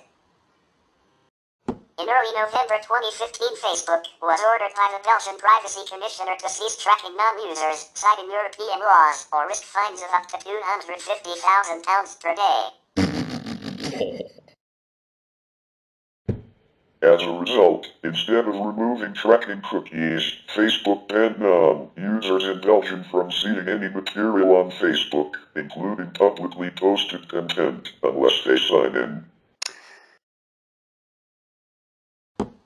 Facebook criticized the ruling, saying that the cookies provided better security. By statistics, 63% of Facebook profiles are automatically set visible to the public, meaning anyone can access the profiles that users have updated. Facebook also has its own built-in messaging system that people can send messages to any other user unless they have disabled the feature to from friends only. Stalking is not only limited to SNS stalking, but can lead to further in-person stalking because nearly 25% of real-life stalking victims reported it started with online instant messaging, for example, Facebook chat. In December 2018, it emerged that Facebook had, during the period 2010 to 2018, granted access to users' private messages, address book contents, and private posts without the user's consent to more than 150 third parties, including Microsoft, Amazon, Yahoo, Netflix, and Spotify. This had been occurring despite public statements from Facebook that it had stopped such sharing years earlier. In December 2018, it emerged that Facebook's mobile app reveals a user's location to Facebook, even if the user does not use the check-in feature and has configured all relevant settings within the app so as to maximize location privacy. In February 2019, it emerged that a number of Facebook apps, including Flow, have been sending users health data such as blood pressure and ovulation status to Facebook without users' informed consent. New York Governor Andrew Cuomo called the practice an outrageous abuse of privacy. Ordered New York's Department of State and Department of Financial Services to investigate and encouraged federal regulators to step in. Facebook's acquisition of virtual reality headset manufacturer Oculus has resulted in ongoing concerns over the integration of its hardware and software platforms with Facebook user data. After the acquisition, Oculus co-founder Palmer Luckey had assured users that you won't need to log into your Facebook account every time you wanna use the Oculus Rift. Initially, the Oculus desktop software provided opt-in integration with Facebook, primarily for identifying Facebook users within their Oculus friends list. In August 2020, Facebook announced that all Oculus products and services would become subject to the Unified Facebook Privacy Policy Code of Conduct and community guidelines moving forward, and that a Facebook account would be required to use Oculus products and services beginning in October. This policy took effect beginning with the Oculus Quest 2. At that time, the ability to create a standalone Oculus account was discontinued, and it was announced that these accounts were to be deprecated effective January 1, 2023. The requirements, as well as Facebook's later focus on metaverse platforms, have led to concerns over the amount of user data that could be collected by the company via virtual reality hardware and interactions, including the user's surroundings, motions and actions, and biometrics. Horizon, a VR social network run as part of the Oculus platform, is subject to Facebook policies, performs rolling recordings of interactions that could be uploaded to Facebook servers for the purposes of moderation if users are reported, and users can be observed by moderators without their knowledge if they are reported by others, or signals regarding that user are raised by other users via their own actions, such as muting. In September 2020, Facebook pulled all Oculus products from the German market due to concerns from local regulators over the policy's compliance with the European Union's General Data Protection Regulation, GDPR. In December 2020, the German Federal Card Office, Bundeskartellamt, launched an antitrust investigation into Facebook's mandatory integration of its social networking platform with its virtual reality products. At the Facebook Connect event in October 2021, where Facebook Incorporated announced its rebranding as Meta, Zuckerberg stated that Meta was working on making it so you can log in into Quest with an account other than your personal Facebook account. The new Meta account was announced in July 2022 as a de facto replacement for Oculus accounts, which will not be explicitly tied to the Facebook social network, and can be linked with other members of the Facebook family of apps, Facebook, Messenger, Instagram, and WhatsApp. It was stated that Meta Quest users would be allowed to transition to Meta accounts and decouple their Facebook logins from its VR platforms. Ars Technica noted that the new terms of service and privacy policies associated with Meta account system could allow enforcement of a real name policy, stating that users would be obligated to provide accurate and up-to-date information, including registration information, which may include providing personal data and still allowed for rampant use of user data by Meta, especially if linked with other Facebook apps. Personal information of 533 million Facebook users, including names, phone numbers, email addresses, and other user profile data, was posted to a hacking forum in April 2021. This information had been previously leaked through a feature allowing users to find each other by phone number, which Facebook fixed to prevent this abuse in September 2019. The company decided not to notify users of the data breach. The Irish Data Protection Commission, which has jurisdiction over Facebook due to the location of its EU headquarters, then opened an investigation into the breach as a possible violation of GDPR. There have been allegations by some users that Facebook's mobile app is capable of listening to conversations without consent, citing instances of the service displaying advertisements for products that they had only spoken about. and had otherwise had no prior interactions with. In August 2019, Facebook admitted that it had been sending anonymized voice data from the Messenger app to third-party contractors for human review to improve the quality of its automatic transcription function, but denied that this data was being used for personalized advertising. The company also stated that it had recently suspended human reviews after scrutiny over Amazon, Apple, and Google's use of similar practices for their voice assistant platforms. There have been some concerns expressed regarding the use of Facebook as a means of surveillance and data mining.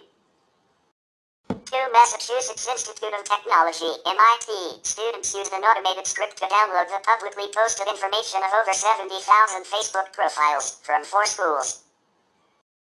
MIT, NYU, the University of Oklahoma, and Harvard University as part of a research project on Facebook privacy, published on December 14, 2005. Since then, Facebook has bolstered security protection for users, responding, "We've built numerous defenses to combat phishing and malware,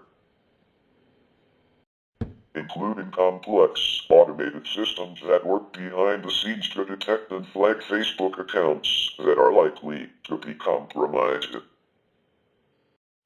Based on anomalous activity like lots of messages sent in a short period of time, or messages with links that are known to be bad." A second clause that brought criticism from some users allowed Facebook the right to sell users' data to private companies, stating, "We may share your information with third parties, including responsible companies with which we have a relationship." This concern was addressed by spokesman Chris Hughes, who said, "Simply put, we have never provided our users' information to third-party companies, nor do we intend to." Facebook eventually removed this clause from its privacy policy. In the United Kingdom, the Trades Union Congress, TUC, has encouraged employers to allow their staff to access Facebook and other social networking sites from work, provided they proceed with caution. In September 2007, Facebook drew criticism after it began allowing search engines to index profile pages, though Facebook's privacy settings allow users to turn this off. Concerns were also raised on the BBC's Watchdog program in October 2007 when Facebook was shown to be an easy way to collect an individual's personal information to facilitate identity theft. Whoa!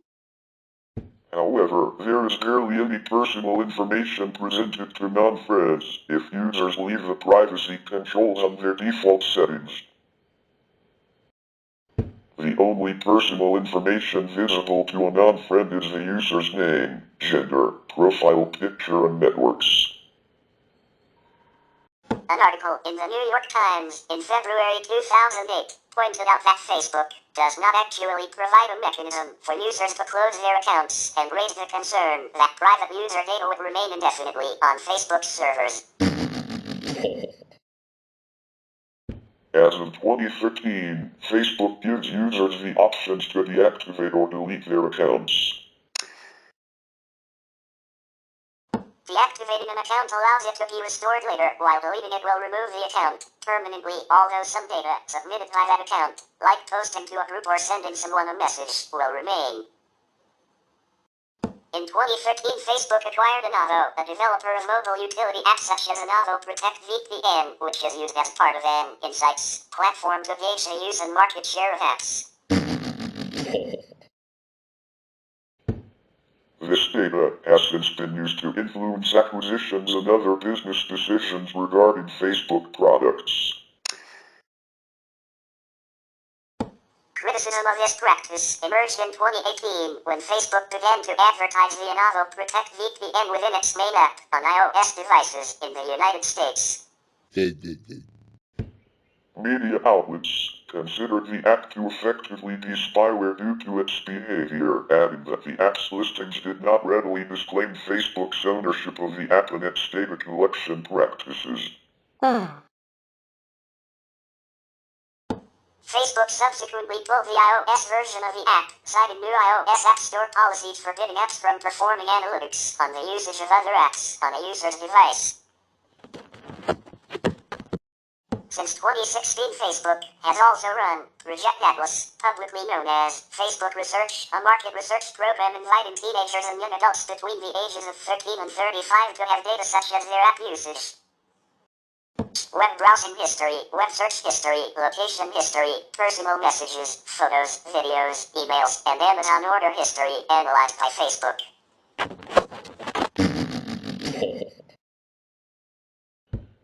Participants would receive up to $20 per month for participating in the program.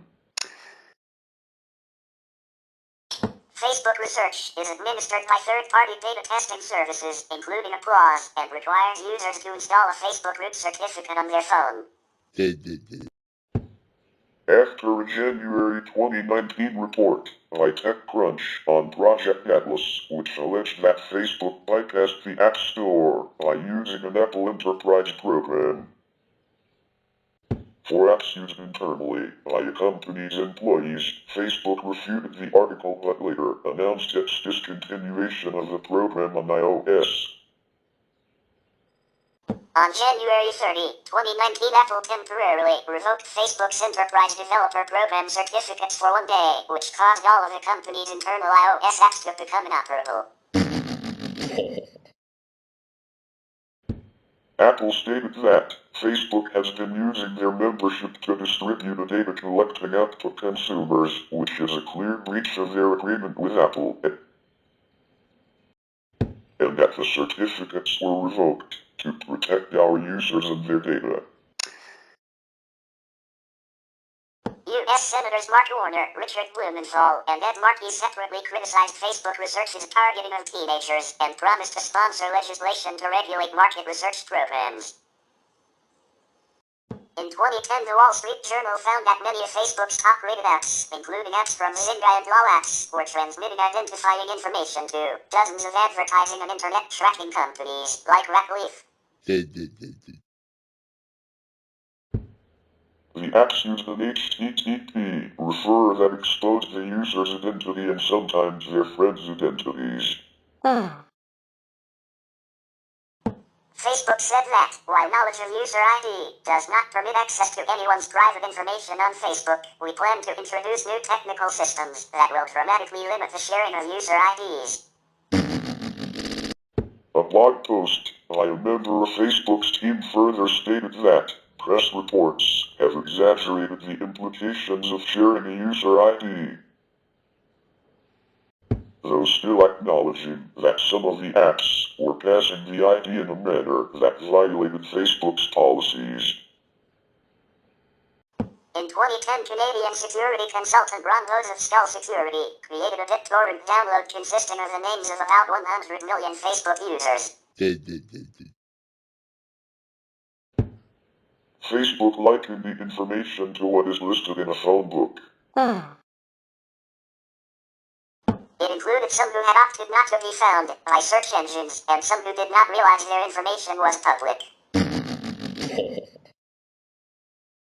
Rose created a list to get statistical information about usernames, which can be used in both penetration testing and computer break-ins. In 2009 and 2010, the fact that Facebook was not requiring connections to use HTTPS other than at login meant that a routing glitch at AT&T caused cookie to end up on the wrong user's phones. This resulted in some Facebook users having continuous access to another person's account instead of their own. In 2018, Facebook admitted that an app made by Global Science Research and Alexandra Kogan related to Cambridge Analytica was able, in 2014, to harvest personal data of up to 87 million Facebook users without their consent, by exploiting their friendship connection to the users who sold their data via the app. Following the revelations of the breach, several public figures, including industrialist Elon Musk and WhatsApp co-founder Brian Acton, announced that they were deleting their Facebook accounts using the hashtag #DeleteFacebook. Facebook was also criticized for allowing the 2012 Barack Obama presidential campaign to analyze and target select users by providing the campaign with friendship connections of users who signed up for an application. However, users signing up for the application were aware that their data, but not the data of their friends, was going to a political party. In September 2018, a software bug meant that photos that had been uploaded to Facebook accounts, but that had not been published, and which therefore should have remained private between the user and Facebook, were exposed to app developers. Approximately 6.8 million users and 1,500 third-party apps were affected. In March 2019, Facebook admitted that it had mistakenly stored hundreds of millions of passwords of Facebook and Instagram users in plaintext. As opposed to being hash consulted on multiple internal systems accessible only to Facebook engineers, dating as far back as 2012. Facebook stated that affected users would be notified, but that there was no evidence that this data had been abused or leaked. In April 2019, Facebook admitted that its subsidiary Instagram also stored millions of unencrypted passwords. Facebook has denied for years that it listens to conversations and in turn releases ads based on them. However, Facebook has been shown to have lied about their policies in the past. In 2016, Facebook stated that Facebook does not use your phone's microphone to inform ads or to change what you see in newsfeed. A spokeswoman said, some recent articles have suggested that we must be listening to people's conversations in order to show them relevant ads. This is not true. We show ads based on people's interests and other profile information, not what you're talking out loud about. Government and local authorities rely on Facebook and other social networks to investigate crimes and obtain evidence to help establish a crime, provide location information, establish motives, prove and disprove validity, and reveal communications. Federal, state, and local investigations have not been restricted to profiles that are publicly available or willingly provided to the government. Facebook has willingly provided information in response to government subpoenas or requests, except with regard to private, unopened inbox messages less than 181 days old, which would require a warrant and a finding of probable cause under federal law under Electronic Communications Privacy Act, ECPA. One 2011 article noted that, even when the government lacks reasonable suspicion of criminal activity and the user opts for the strictest privacy controls, Facebook users still cannot expect federal law to stop their private content and communications from being used against them. Facebook's privacy policy states that we may also share information when we have a good faith belief it is necessary to prevent fraud or other illegal activity, to prevent imminent bodily harm, or to protect ourselves and you from people violating our statement of rights and responsibilities. This may include sharing information with other companies, lawyers, courts, or other government entities. Since the U.S. Congress had failed to meaningfully amend the ECPA to protect most communications on social networking sites such as Facebook, and since the U.S. Supreme Court has largely refused to recognize a Fourth Amendment privacy right to information shared with a third party, no federal statutory or constitutional right prevents the government from issuing requests that amount to phishing expeditions, and there is no Facebook privacy policy that forbids the company from handing over private user information that suggests any illegal activity. The 2013 mass surveillance disclosures identified Facebook as a participant in the U.S. National Security Administration's PRISM program. Facebook now reports the number of requests it receives for user information from governments around the world. In 2022, Nebraska police charged a teenage girl and her mother after obtaining Facebook messages which allegedly showed that they performed an illegal self-managed medication abortion. On May 31, 2008, the Canadian Internet Policy and Public Interest Clinic, CIPPIC, her director Philippa Lawson, filed a 35-page complaint with the Office of the Privacy Commissioner against Facebook. Based on 22 breaches of the Canadian Personal Information Protection and Electronic Documents Act, PIPEDA. University of Ottawa law students Lisa Feinberg, Harley Finkelstein, and Jordan Eric Plenner initiated the minefield of privacy invasion suit. Facebook's Chris Kelly contradicted the claims, saying that, "We reviewed the complaint and found it has serious factual errors, most notably its neglect of the fact that almost all Facebook data is willingly shared by users." Assistant Privacy Commissioner Elizabeth Denham released a report of her findings on July 16, 2009. In it, she found that several of CIPPIC's complaints were well-founded. Facebook agreed to comply with some, but not all, of her recommendations. The Assistant Commissioner found that Facebook did not do enough to ensure users granted meaningful consent for the disclosure of personal information to third parties and did not place adequate safeguards to prevent unauthorized access by third-party developers to personal information. In August 2011, the Irish Data Protection Commissioner, DPC, started an investigation after receiving 22 complaints by Europe-v-facebook.org, which was founded by a group of Austrian students. The DPC stated in first reactions that the Irish DPC is legally responsible for privacy on Facebook for all users within the European Union, and that he will investigate the complaints using his full legal powers if necessary. The complaints were filed in Ireland because all users who are not residents of the United States or Canada have a contract with Facebook Ireland Limited, located in Dublin, Ireland. Under European law, Facebook Ireland is the data controller for Facebook.com, and therefore, Facebook.com is governed by European data protection laws. Facebook Ireland Limited was established by Facebook Incorporated to avoid U.S. taxes, see double Irish arrangement.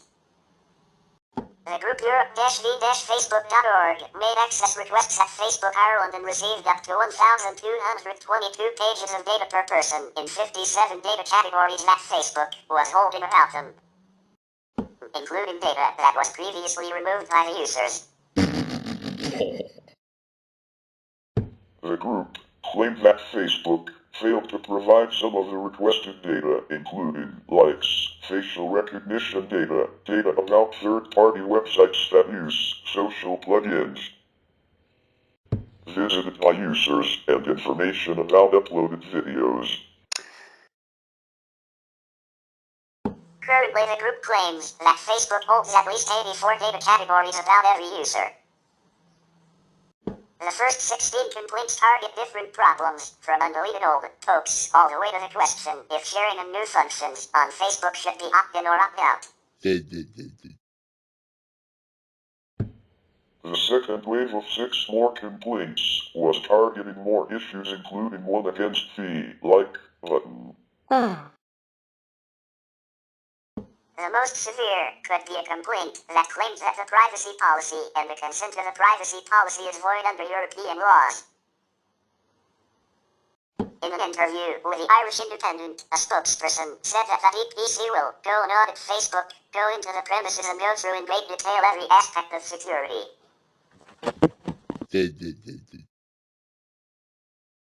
He continued by saying, "It's a very significant, detailed and intense undertaking that will stretch over 4 or 5 days. In December 2011, the DPC published its first report on Facebook. This report was not legally binding but suggested changes that Facebook should undertake until July 2012. The DPC is planning to do a review about Facebook's progress in July 2012. In spring 2012, Facebook had to undertake many changes, for example, having an extended download tool that should allow users to exercise the European right to access all stored information or an update of the worldwide privacy policy. These changes were seen as not sufficient to comply with European law by Europe-v-Facebook.org. The download tool does not allow, for example, access to all data. The group has launched our-policy.org to suggest improvements to the new policy, which they saw as a backdrop for privacy on Facebook. Since the group managed to get more than 7,000 comments on Facebook's pages, Facebook had to do a worldwide vote on the proposed changes. Such a vote would have only been binding if 30% of all users would have taken part. Facebook did not promote the vote, resulting in only 0.038% participation, with about 87% voting against Facebook's new policy. The new privacy policy took effect on the same day. In early 2019, it was reported that Facebook had spent years lobbying extensively against privacy protection laws around the world, such as GDPR. The lobbying included efforts by Sanford to bond with female European officials, including Enda Kenny, then Prime Minister of Ireland, where Facebook's European operations are based, to influence them in Facebook's favor. Other politicians reportedly lobbied by Facebook in relation to privacy protection laws included George Osborne, then Chancellor of the Exchequer; Pranab Mukherjee, then President of India; and Michel Barnier. In 2021, Facebook attempted to use a legal trick to bypass GDPR regulations in the European Union by including personal data processing agreement in what they considered to be a contract. Article 6(1)(b) GDPR rather than a consent. Article 6(1)(a) GDPR, which would lead to the user effectively granting Facebook a very broad permission to process their personal data, with most of the GDPR controls void.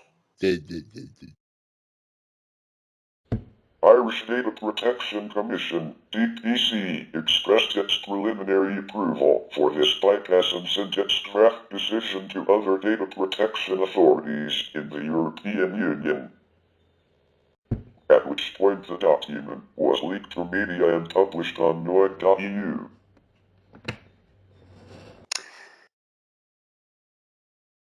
DPC sent a takedown notice to TaBNWNE, which was also published by the portal which rejected the self-censor.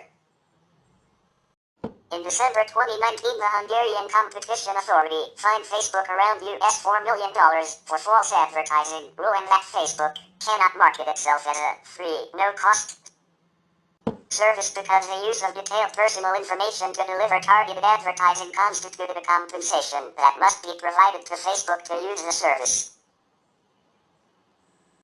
Students who post illegal or otherwise inappropriate material have faced disciplinary action from their universities, colleges, and schools, including expulsion. Others posting libelous content relating to faculty have also faced disciplinary action.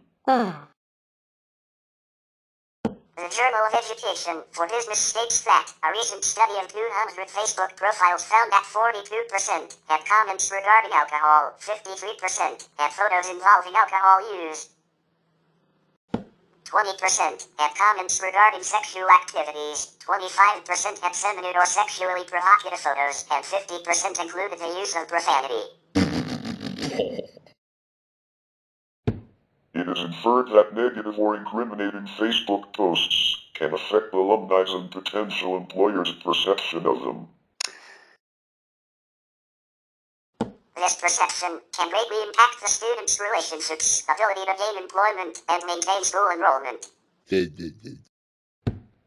The desire for social acceptance leads individuals to want to share the most intimate details of their personal lives along with illicit drug use and binge drinking. Too often, these portrayals of their daily lives are exaggerated and or embellished to attract others like-minded to them. Students in general have a higher engagement when using Facebook groups in class, as students can comment on each other's short writings or videos. Increased teacher-student and student-student interaction, improved performance, and convenience of learning were some of the benefits of using Facebook as an educational instrument.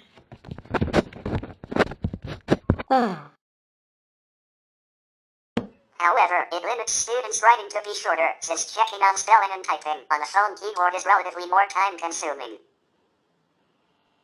On January 23, 2006, the Chronicle of Higher Education continued an ongoing national debate on social networks with an opinion piece written by Michael Bujeha, director of the journalism school at Iowa State University, entitled Facing the Facebook.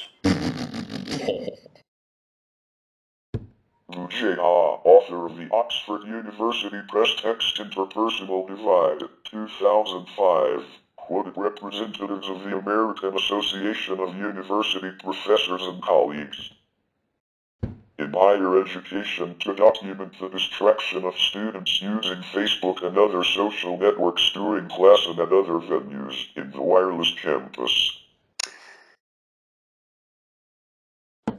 Bujeha followed up on January 26, 2007, in the Chronicle with an article titled Distractions in the Wireless Classroom, quoting several educators across the country who were banning laptops in the classroom. Similarly, organizations such as the National Association for Campus Activities, the Association for Education in Journalism and Mass Communication, and others have hosted seminars and presentations to discuss ramifications of students' use of Facebook and other social networking sites. The EDU Cause Learning Initiative has also released a brief pamphlet entitled 7 Things You Should Know About Facebook, aimed at higher education professionals that describes what Facebook is, where it is going, and why it matters to teaching and learning. Some research on Facebook in higher education suggests that there may be some small educational benefits associated with student Facebook use, including improving engagement, which is related to student retention. 2012 research has found that time spent on Facebook is related to involvement in campus activities. This same study found that certain Facebook activities like commenting and creating or RSVPing to events were positively related to student engagement, while playing games and checking up on friends was negatively related. Furthermore, using technologies such as Facebook to connect with others can help college students be less depressed and cope with feelings of loneliness and homesickness. As of February 2012, only 4 published peer-reviewed studies have examined the relationship between Facebook use and grades. The findings vary considerably. TaBNWNE 2009 found no relationship between Facebook use and grades. Kolek and Saunders, 2008, found no differences in overall grade point average, GPA, between users and non-users of Facebook. Kirschner and Karpinski, 2010, found that Facebook users reported a lower mean GPA than non-users. Junko's 2012 study clarifies the discrepancies in these findings. While Junko, 2012, found a negative relationship between time spent on Facebook and student GPA in his large sample of college students, the real-world impact of the relationship was negligible. Furthermore, Junko, 2012 found that sharing links and checking up on friends were positively related to GPA, while posting status updates was negatively related. In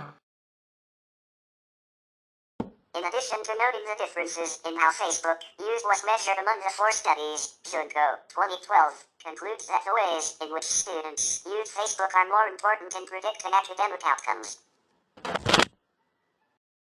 Performative surveillance is the notion that people are very much aware that they are being surveilled on websites like Facebook, and use the surveillance as an opportunity to portray themselves in a way that connotes a certain lifestyle of which that individual may or may not distort how they are perceived in reality. In an effort to surveil the personal lives of current or prospective employees, some employers have asked employees to disclose their Facebook login information. This has resulted in the passing of a bill in New Jersey making it illegal for employers to ask potential or current employees for access to their Facebook accounts. Although the U.S. government has yet to pass a national law protecting prospective employees and their social networking sites from employers, the Fourth Amendment of the U.S. Constitution can protect prospective employees in specific situations. Many companies examine Facebook profiles of job candidates looking for reasons to not hire them. Because of this, many employees feel like their online social media rights and privacy are being violated. In addition, employees begin to make performative profiles where they purposefully portray themselves as professional and have desired personality traits. According to a survey of hiring managers by CareerBuilder.com, the most common deal breakers they found on Facebook profiles include references to drinking, poor communication skills, inappropriate photos, and lying about skills and or qualifications. Facebook requires employees and contractors working for them to give permission for Facebook to access their personal profiles, including friend requests and personal messages. A 2011 study in the online journal First Monday examines how parents consistently enable children as young as 10 years old to sign up for accounts, directly violating Facebook's policy banning young visitors. This policy is in compliance with the United States law, the 1998 Children's Online Privacy Protection Act, which requires minors aged under 13 to gain explicit parental consent to access commercial websites. In jurisdictions where a similar law sets a lower minimum age, Facebook enforces a lower age.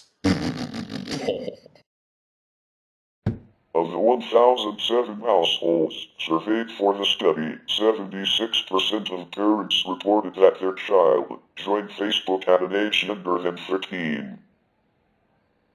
The minimum age in the site's terms of service.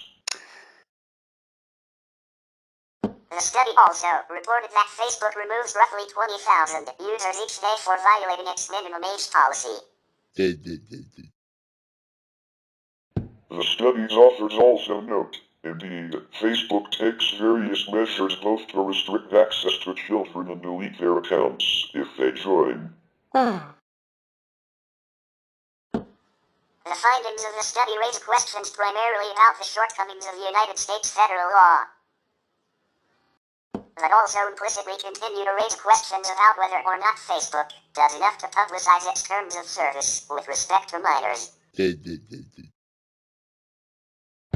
Only 53% of parents said they were aware that Facebook has a minimum sign-up age. 35% of these parents believe that the minimum age is merely a recommendation or thought the sign-up age was 16 or 18, not 13. Phishing refers to a scam used by criminals to trick people into revealing passwords, credit card information, and other sensitive information. On Facebook, phishing attempts occur through message or wall posts from a friend's account that was breached. If the user takes the bait. The fishers gain access to the user's Facebook account and send phishing messages to the user's other friends. The point of the post is to get the users to visit a website with viruses and malware.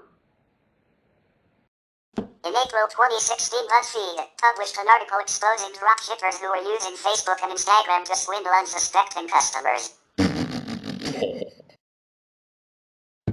Located mostly in China, these dropshippers and e-commerce sites would steal copyrighted images from larger retailers and influencers to gain credibility. After luring a customer with a low price for the item, they would then deliver a product that is nothing like what was advertised or deliver no product at all.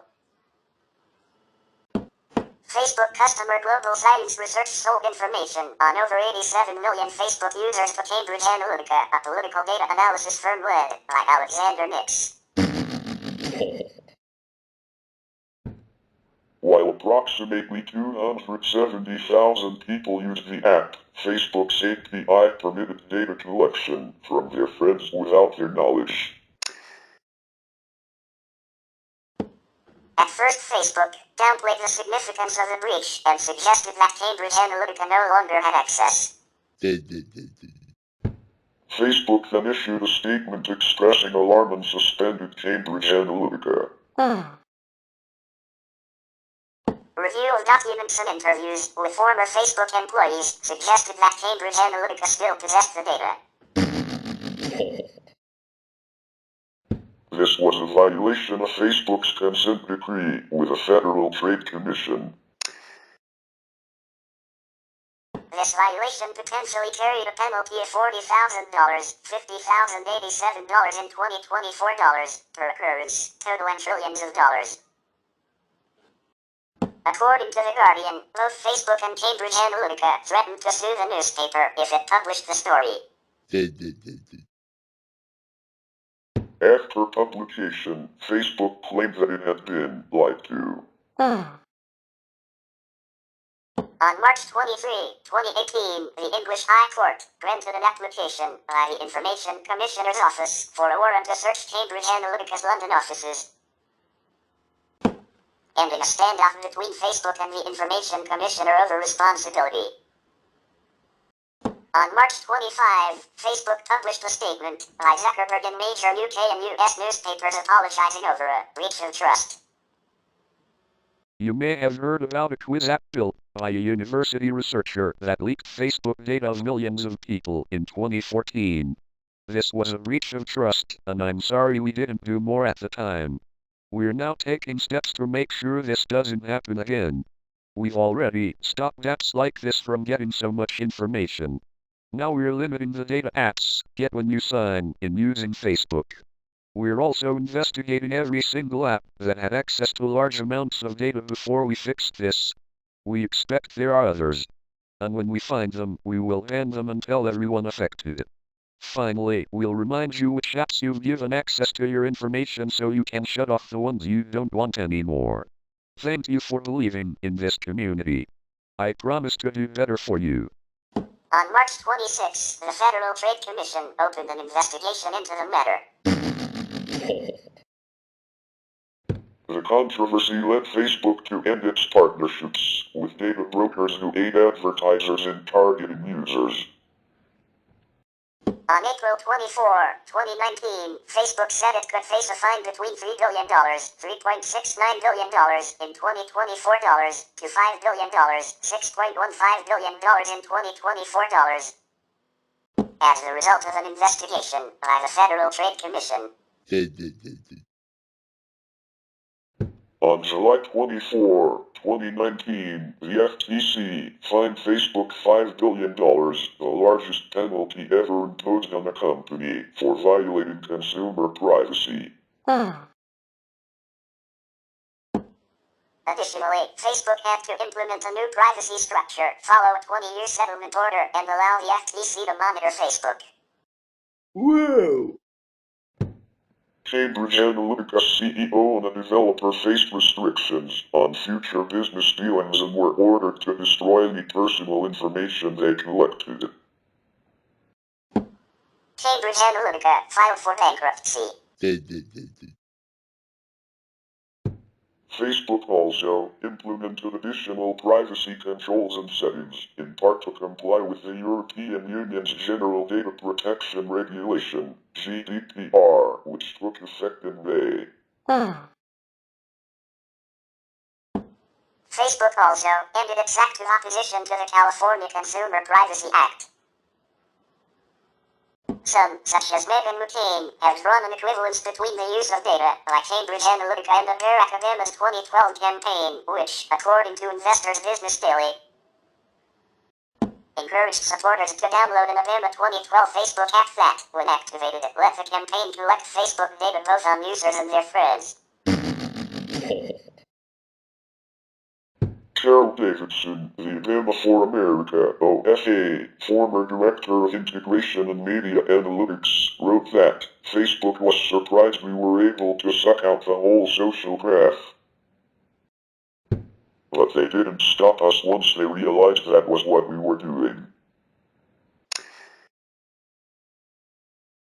PolitiFact has rated McCain's statements half-true on the basis that, in Obama's case, direct users knew they were handing over their data to a political campaign, whereas with Cambridge Analytica, users thought they were only taking a personality quiz for academic purposes, and while the Obama campaign only used the data to have their supporters contact their most persuadable friends. Cambridge Analytica targeted users, friends and lookalikes directly with digital ads.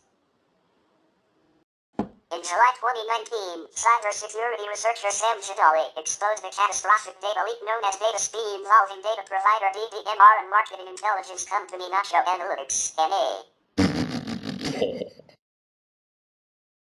Branding itself as the God Mode for the Internet, NA, through DDMR, provided its members access to private Facebook photos and Facebook Messenger attachments including tax returns.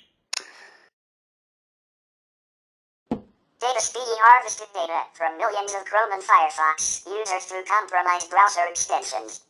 The NA website stated it collected data from millions of opt-in users.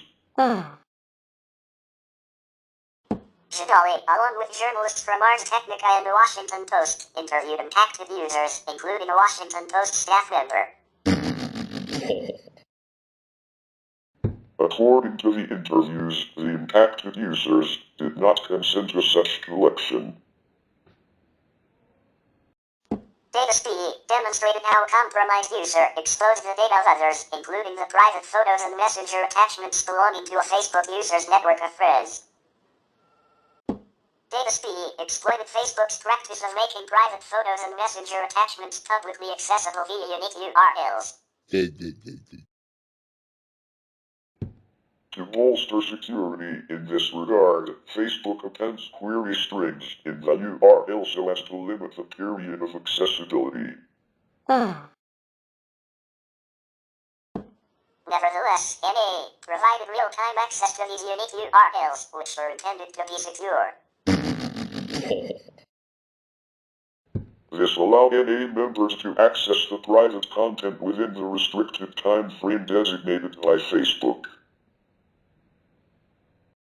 The Washington Post's Jeffrey Fowler, in collaboration with Jadali, opened Fowler's private Facebook photo in a browser with a compromised browser extension. Within minutes, they anonymously retrieved the private photo. To validate this proof of concept, they searched for Fowler's name using NA, which yielded his photo as a search result.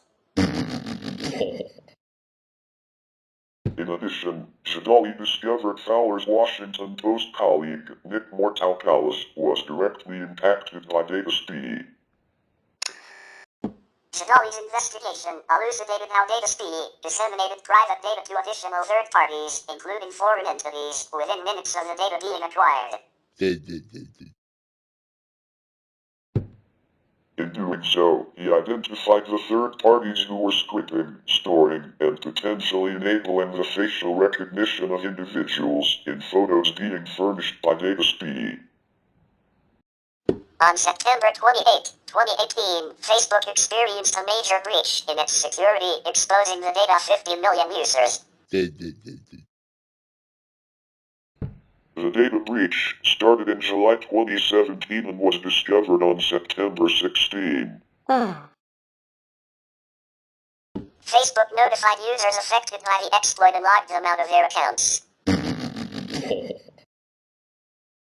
In March 2019, Facebook confirmed a password compromise of millions of Facebook Lite application users also affected millions of Instagram users.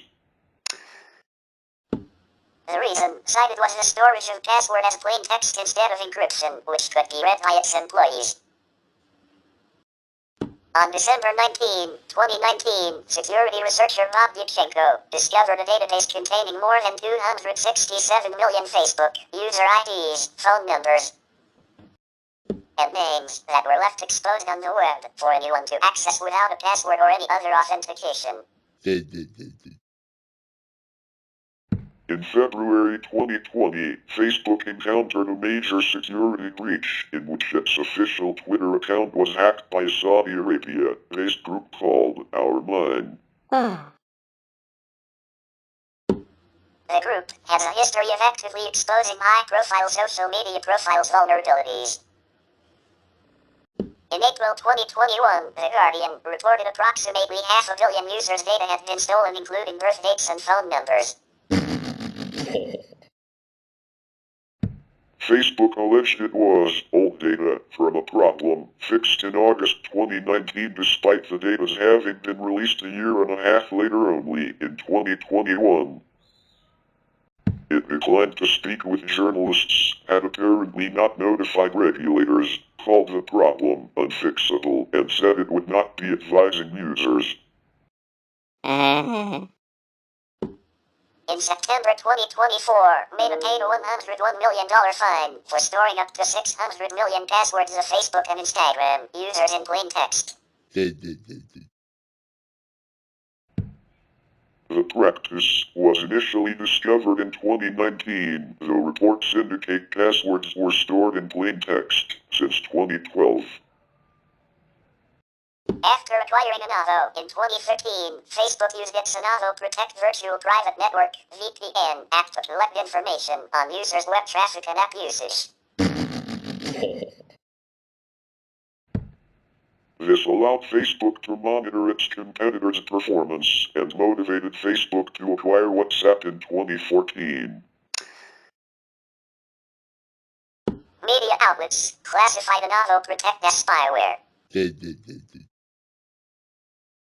In August 2018, Facebook removed the app in response to pressure from Apple, who asserted that it violated their guidelines. The Australian Competition and Consumer Commission sued Facebook on December 16, 2020 for false, misleading or deceptive conduct in response to the company's unauthorized use of personal data obtained from Anavo for business purposes, in contrast to Anavo's privacy-oriented marketing. In 2016, Facebook Research launched Project Atlas, offering some users between the ages of 13 and 35 up to $20 per month, $26 in 2024 dollars, in exchange for their personal data, including their app usage, web browsing history, web search history, location history, personal messages, photos, videos, emails, and Amazon order history.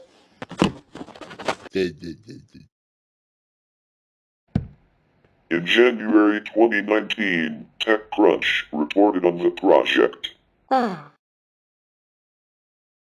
This led Apple to temporarily revoke Facebook's enterprise developer program certificates for 1 day, preventing Facebook Research from operating on iOS devices and disabling Facebook's internal iOS apps.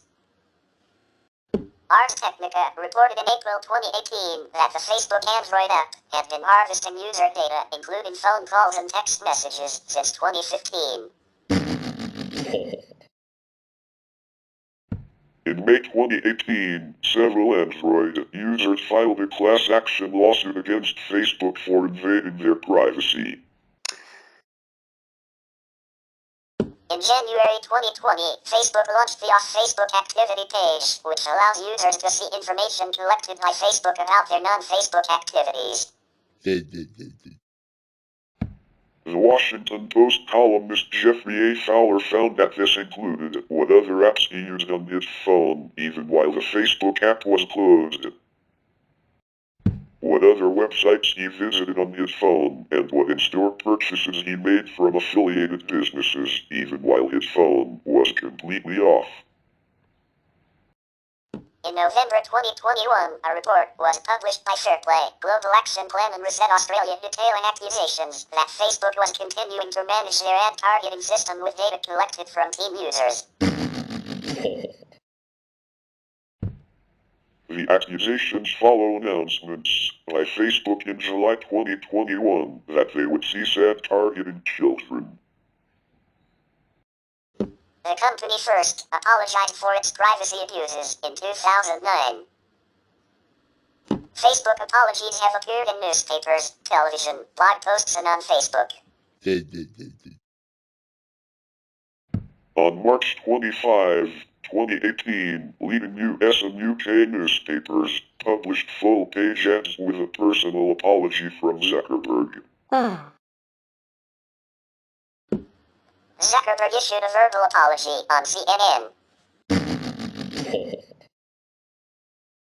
In May 2010, he apologized for discrepancies in privacy settings. Previously, Facebook had its privacy settings spread out over 20 pages and has now put all of its privacy settings on one page, which makes it more difficult for third-party apps to access the user's personal information. In addition to publicly apologizing, Facebook has said that it will be reviewing and auditing thousands of apps that display suspicious activities in an effort to ensure that this breach of privacy does not happen again. In a 2010 report regarding privacy, a research project stated that not a lot of information is available regarding the consequences of what people disclose online so often. What is available are just reports, made available through popular media. In 2017, a former Facebook executive went on the record to discuss how social media platforms have contributed to the unraveling of the fabric of society. In the 2010s, personal data belonging to millions of Facebook users was collected by British consulting firm Cambridge Analytica for political advertising without informed consent. The data was collected through an app called This Is Your Digital Life, developed by data scientist Alexander Kogan and his company Global Science Research in 2013. The app consisted of a series of questions to build psychological profiles on users and collected the personal data of the user's Facebook friends via Facebook's Open Graph platform. The app harvested the data of up to 87 million Facebook profiles. Cambridge Analytica used the data to analytically assist the 2016 presidential campaigns of Ted Cruz and Donald Trump. Cambridge Analytica was also widely accused of interfering with the Brexit referendum, although the official investigation recognized that the company was not involved. Beyond some initial inquiries and that no significant breaches took place. In interviews with The Guardian and the New York Times, information about the data misuse was disclosed in March 2018 by Christopher Wiley, a former Cambridge Analytica employee. In response, Facebook apologized for their role in the data harvesting, and their CEO Mark Zuckerberg testified in April 2018 in front of Congress. In July 2019, it was announced that Facebook was to be fined $5 billion by the Federal Trade Commission due to its privacy violations. In October 2019, Facebook agreed to pay £500,000 fine to the UK Information Commissioner's Office for exposing the data of its users to a serious risk of harm. In May 2018, Cambridge Analytica filed for Chapter 7 bankruptcy. Other advertising agencies have been implementing various forms of psychological targeting for years on Facebook and patented a similar technology in 2012.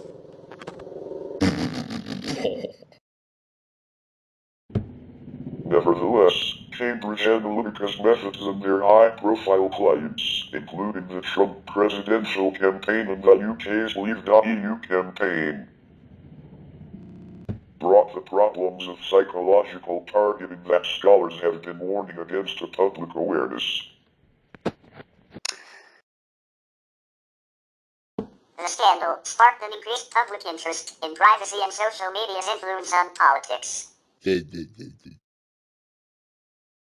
The online movement #DeleteFacebook trended on Twitter. Alexander Kogan, a data scientist at the University of Cambridge, was hired by Cambridge Analytica, an offshoot of SCL Group, to develop an app called This Is Your Digital Life, sometimes stylized as This Is Your Digital Life. Cambridge Analytica then arranged an informed consent process for research in which several 100,000 Facebook users would agree to complete a survey for payment that was only for academic use. However, Facebook allowed this app not only to collect personal information from survey respondents but also from respondents' Facebook friends. In this way, Cambridge Analytica acquired data from millions of Facebook users. The collection of personal data by Cambridge Analytica was first reported in December 2015 by Harry Davies, a journalist for The Guardian. He reported that Cambridge Analytica was working for United States Senator Ted Cruz using data harvested from millions of people's Facebook accounts without their consent. Further reports followed in November 2016 by Mackenzie Funk for the New York Times Sunday Review, December 2016 by Hans Grasseger and Mikhail Krajerus for the Swiss publication Das Magazine, later translated and published by Vice in February 2017 by Carol Cadwalladr for The Guardian, starting in February 2017 and in March 2017 by Matthias Schwartz for The Intercept. According to PolitiFact, in his 2016 presidential campaign, Trump paid Cambridge Analytica in September, October, and November for data on Americans and their political preferences. Information on the data breach came to a head in March 2018 with the emergence of a whistleblower, an ex-Cambridge Analytica employee, Christopher Wiley. He had been an anonymous source for an article in 2017 in The Observer by Cadwalladr, headlined The Great British Brexit Robbery. Cadwalladr worked with Wiley for a year to coax him to come forward as a whistleblower. She later brought in Channel 4 News in the UK and the New York Times due to legal threats against The Guardian and The Observer by Cambridge Analytica. Kogan's name changed to Alexander Spector, which resulted in the ominous Dr. Spector added to the intrigue and popular appeal of the story. The Guardian and the New York Times published articles simultaneously on March 17, 2018.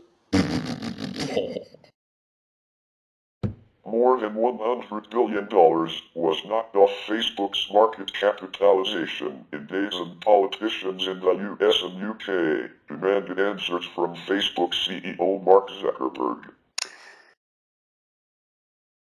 The negative public response to the media coverage eventually led to him agreeing to testify in front of the United States Congress. Meghan McCain drew an equivalence between the use of data by Cambridge Analytica and Barack Obama's 2012 presidential campaign. PolitiFact, however, alleged that this data was not used in an unethical way, since Obama's campaign used this data to have their supporters contact their most persuadable friends, rather than using this data for highly targeted digital ads on websites such as Facebook. Wired, the New York Times, and the Observer reported that the dataset had included information on 50 million Facebook users. While Cambridge Analytica claimed it had only collected 30 million Facebook user profiles, Facebook later confirmed that it actually had data on potentially over 87 million users, with 70.6 million of those people from the United States. Facebook estimated that California was the most affected U.S. state, with 6.7 million impacted users, followed by Texas, with 5.6 million, and Florida, with 4.3 million. Data was collected on at least 30 million users, while only 270,000 people downloaded the app. Facebook sent a message to those users believed to be affected, saying the information likely included one's public profile, page likes, birthday and current city.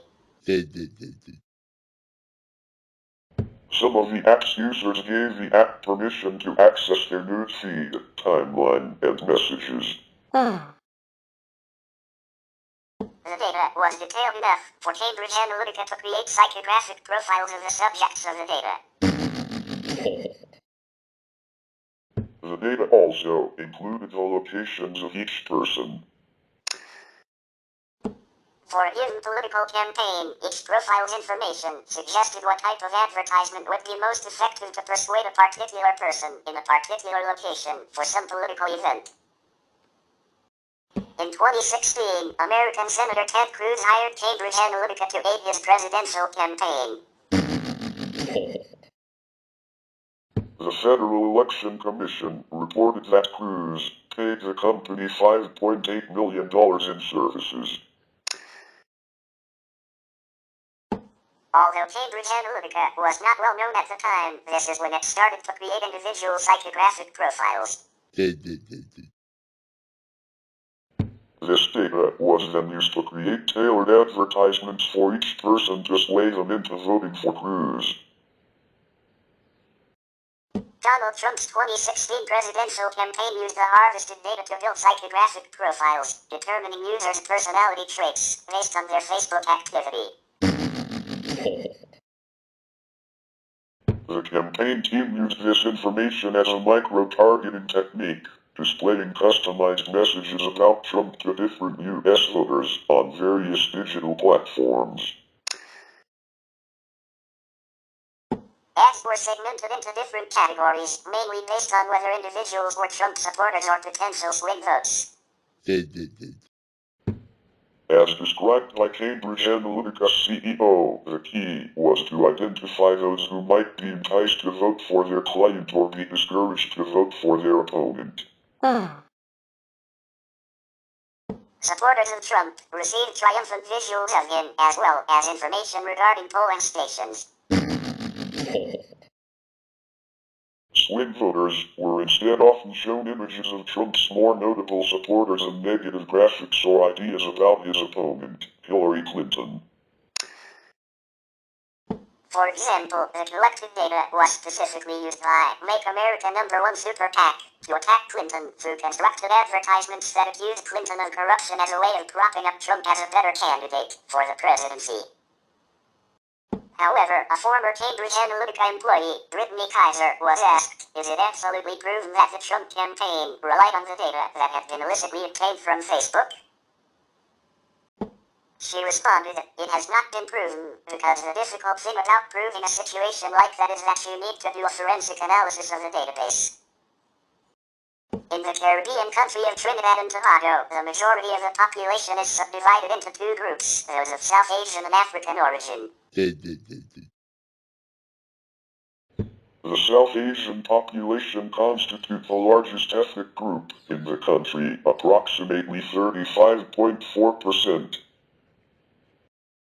Mainly descendants of indentured workers from South Asia, mostly India, brought in to replace freed African slaves who refused to continue working on the sugar plantations.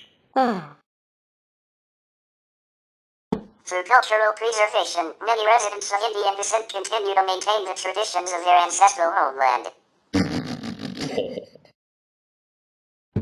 On the other hand, the African population constitutes the second largest ethnic group in the country, with approximately 34.2% of the population identifying themselves as of African descent.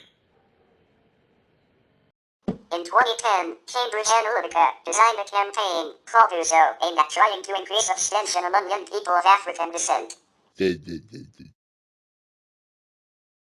This campaign, presented as if it were something that arose spontaneously on social media, was developed as a resistance movement against traditional politics, encouraging young people not to vote as a form of protest, so that, by reducing their electoral participation, it favored the United National Congress, UNC, the party representing the Indian population. The USO campaign had a significant impact on reducing voter turnout among young people of African descent, which contributed to the UNC's electoral victory in 2010. In 2018, the Parliament of the United Kingdom questioned SCL Group Director Alexander Nix in a hearing about Cambridge Analytica's connections with Russian oil company Lukoil. Nix stated he had no connections to the two companies despite concerns that the oil company was interested in how the company's data was used to target American voters. Cambridge Analytica has become a point of focus in politics since its involvement in Trump's campaign at this point. Democratic officials made it a point of emphasis for improved investigation over concerns of Russian ties with Cambridge Analytica. It was later confirmed by Christopher Wiley that Lukoil was interested in the company's data regarding political targeting. Cambridge Analytica was allegedly hired as a consultant company for Leave.eu and the UK Independence Party during 2016 as an effort to convince people to support Brexit. These rumors were the result of leaked internal emails that were shared with the British Parliament. Brittany Kaiser declared that the datasets that Leave.eu used to create databases were provided by Cambridge Analytica. These datasets, composed of the data obtained from Facebook, were said to be work done as an initial job deliverable for them. Although Ron Banks, co-founder of Leave.eu, denied any involvement with the company, he later declared that when we said we hired Cambridge Analytica, maybe a better choice of words could have been deployed. The official investigation by the UK Information Commissioner found that Cambridge Analytica was not involved beyond some initial inquiries, and the regulator did not identify any significant breaches of data protection legislation or privacy or marketing regulations which met the threshold for formal regulatory action. Facebook CEO Mark Zuckerberg first apologized for the situation with Cambridge Analytica on CNN, calling it an issue, a mistake, and a breach of trust. He explained that he was responding to the Facebook community's concerns and that the company's initial focus on data portability had shifted to locking down data. He also reminded the platform's users of their right of access to personal data.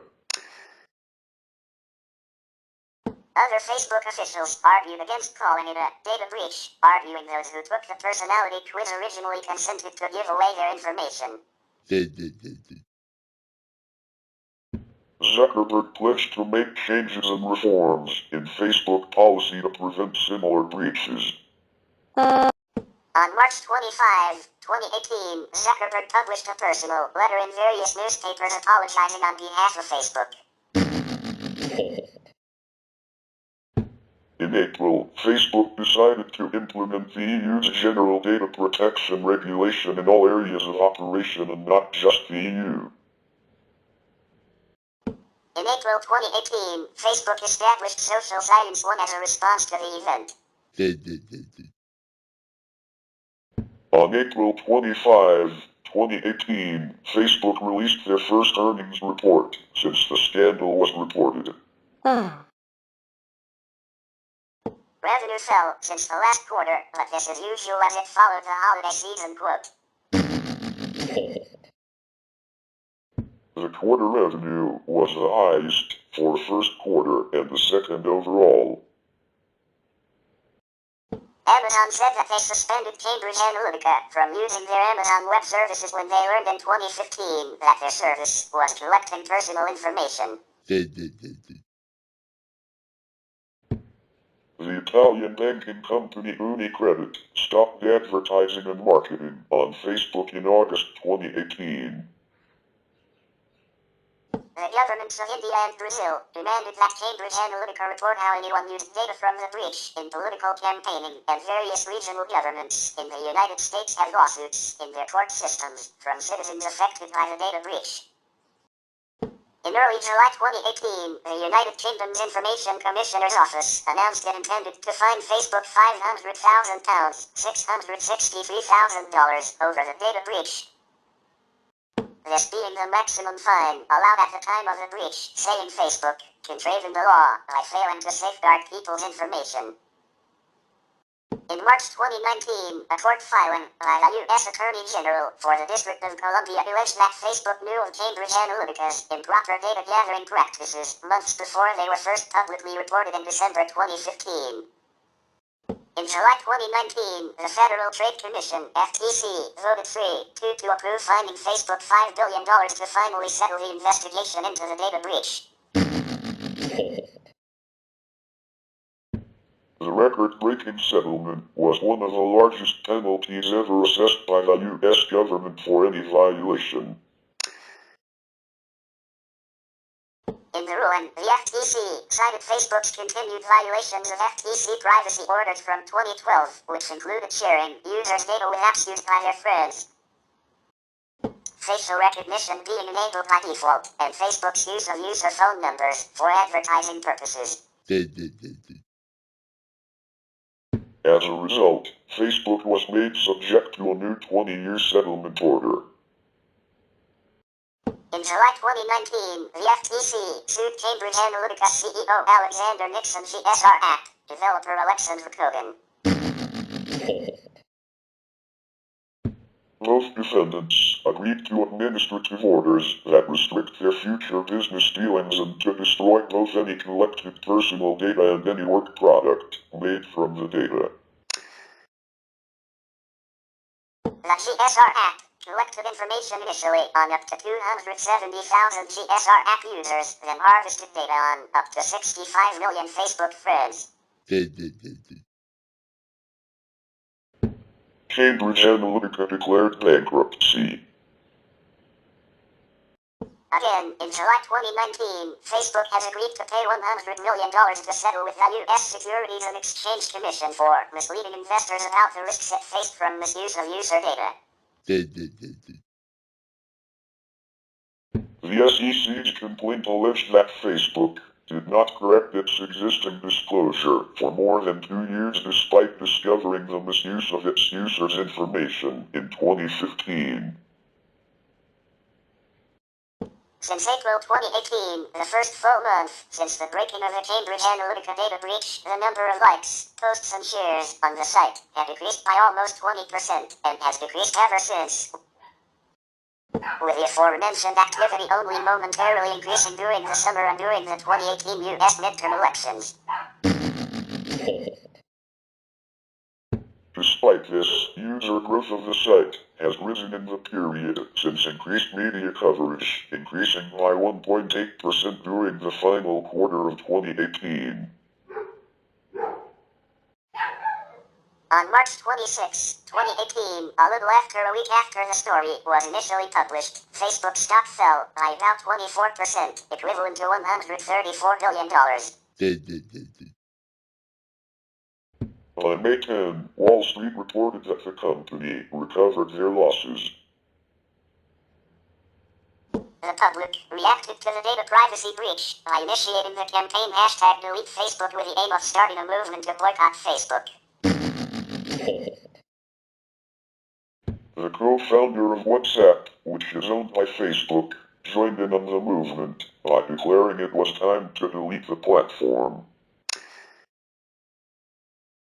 The hashtag was tweeted almost 400,000 times on Twitter within a 30-day period after news of the data breach. 93% of the mentions of the hashtag actually appeared on Twitter, making it the main social media platform used to share the hashtag. However, a survey by investment firm Raymond James found that although approximately 84% of Facebook users were concerned about how the app used their data, about 48% of those surveyed claimed they wouldn't actually cut back on their usage of the social media network. Additionally, in 2018, Mark Zuckerberg commented that he didn't think the company had seen a meaningful number of people act on deleting Facebook. An additional campaign and hashtag Own Your Data, was coined by Brittany Kaiser. The hashtag was created by Kaiser as a Facebook campaign that pushed for increased transparency on the platform. Hashtag Own Your Data was also used in Kaiser's petition for Facebook to alter their policies and give users increased power and control over their data, which he refers to as users' assets and property. In addition to the hashtag, Kaiser also created the Own Your Data Foundation to promote increased digital intelligence education. The Facebook Cambridge Analytica data scandal also received media coverage in the form of a 2019 Netflix documentary, The Great Hack. This is the first feature-length media piece that ties together the various elements of the scandal through a narrative. The documentary provides information on the background information and events related to Cambridge Analytica, Facebook, and the 2016 election that resulted in the overall data scandal. The Great Hack communicates the experiences and personal journeys of multiple individuals that were involved in the event in different ways and through different relationships. These individuals include David Carroll, Brittany Kaiser, and more. David Carroll is a New York professor in the field of media that attempted to navigate the legal system in order to discover what data Cambridge Analytica had in possession about him. Meanwhile, Brittany Kaiser is a former Cambridge Analytica employee that ultimately became a whistleblower for the data scandal. The United States Senate Judiciary Committee called witnesses to testify about the data breach and general data privacy. They held two hearings, one focusing on Facebook's role in the breach and privacy on social media and the other on Cambridge Analytica's role and its impact in data privacy. The former was held on April 10, 2018, where Mark Zuckerberg testified and Senator Chuck Grassley and Senator Dianne Feinstein gave statements. The latter occurred on May 16, 2018, where Professor Aiton Hirsch, Dr. Mark Jameson, and Christopher Wiley testified, while Senators Grassley and Feinstein again made statements. During his testimony before Congress on April 10, 2018, Zuckerberg said it was his personal mistake that he did not do enough to prevent Facebook from being used for harm.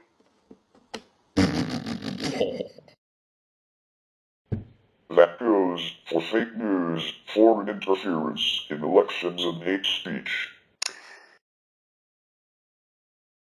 During the testimony, Mark Zuckerberg publicly apologized for the breach of private data. It was my mistake, and I'm sorry. I started Facebook, I run it, and I'm responsible for what happens here. Zuckerberg said that in 2013 Alexander Kogan had created a personality quiz app, which was installed by 300,000 people. The app was then able to retrieve Facebook information, including that of the user's friends, and this was obtained by Kogan. It was not until 2015 that Zuckerberg learned that these users' information was shared by Kogan with Cambridge Analytica. Cambridge Analytica was subsequently asked to remove all the data. It was later discovered by The Guardian, The New York Times, and Channel 4 that the data had in fact not been deleted. In 2015, Iten Hirsch published Hacking the Electorate, How Campaigns Perceive Voters, which analyzed the databases used for campaigns between 2008 and 2014. On May 6, 2018, Iten Hirsch, a professor of political science at Tufts University, testified before Congress as an expert on voter targeting. Hirsch claimed that the voter targeting by Cambridge Analytica did not excessively affect the outcome of the 2016 election because the techniques used by Cambridge Analytica were similar to those of presidential campaigns well before 2016. Further, he claimed that the correlation between user likes and personality traits were weak, and thus the psychological profiling of users were also weak. Mark Jameson, the director and Gunter professor of the Public Utility Research Center at the University of Florida, testified before Congress on May 6, 2018, as an expert. Jameson reiterated that it was not unusual for presidential campaigns to use data like Facebook's data to profile voters. Presidents Barack Obama and George Walker Bush also used models to micro-target voters. Jameson criticized Facebook for not being clear and candid with its users because the users were not aware of the extent that their data would be used.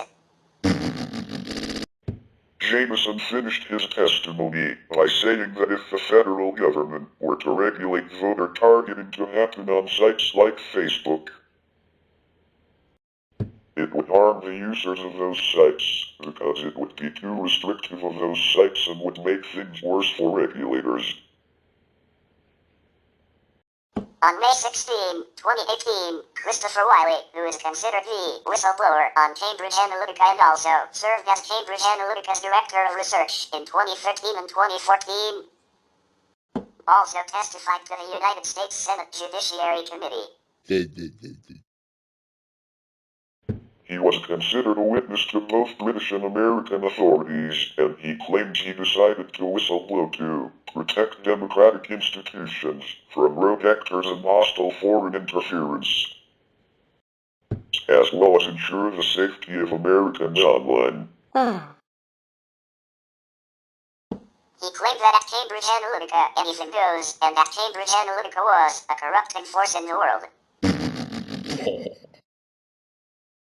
He detailed to Congress how Cambridge Analytica used Facebook's data to categorize people into groups based on political ideology. He also claimed that Iten Hirsch contradicted copious amounts of peer-reviewed literature in top scientific journals, including the Proceedings of the National Academy of Sciences, Psychological Science, and Journal of Personality and Individual Differences, by saying that Facebook's categorizing of people were weak. Christopher Wiley also testified about Russian contact with Cambridge Analytica and the campaign voter disengagement, and his thoughts on Facebook's response. Following the downfall of Cambridge Analytica, a number of related companies have been established by people formerly affiliated with Cambridge Analytica, including Emergata Limited and Auspex International. At first, Julian Wheatland, the former CEO of Cambridge Analytica and former director of many SCL-connected firms, stated that they did not plan on re-establishing the two companies. Instead, the directors and owners of Cambridge and its London-based parent SCL Group strategically positioned themselves to be acquired in the face of bankruptcy procedures and lawsuits. While employees of both companies dispersed to successor firms, Cambridge and SCL were acquired by Emergata Limited, a data processing company. We TaBNWNE responded to news of this story and emphasized that Emerdata would not inherit SCL Company's existing data or assets, and that this information belongs to the administrators in charge of the SCL Company's bankruptcy. David Carroll, an American professor who sued Cambridge, stated that Emerdata was aiming to conceal the scandals and minimize further criticism. Carroll's lawyers argued that Cambridge's court administrators were acting unlawfully by liquidating the company's assets prior to a full investigation being performed. While these administrators subjected SCL Group to criminal injury and a $26,000 fine, a UK court denied Carroll's lawsuit, allowing SCL to disintegrate without turning over his data. In October 2021, following Facebook employee Francis Hodgin whistleblowing Facebook activities, NPR revisited the Cambridge Analytica data scandal by observing that Facebook neither took responsibility for their behavior there, nor did consumers get any benefit of reform as a result. In August 2022, Facebook agreed to settle a lawsuit seeking damages in the case for an undisclosed sum.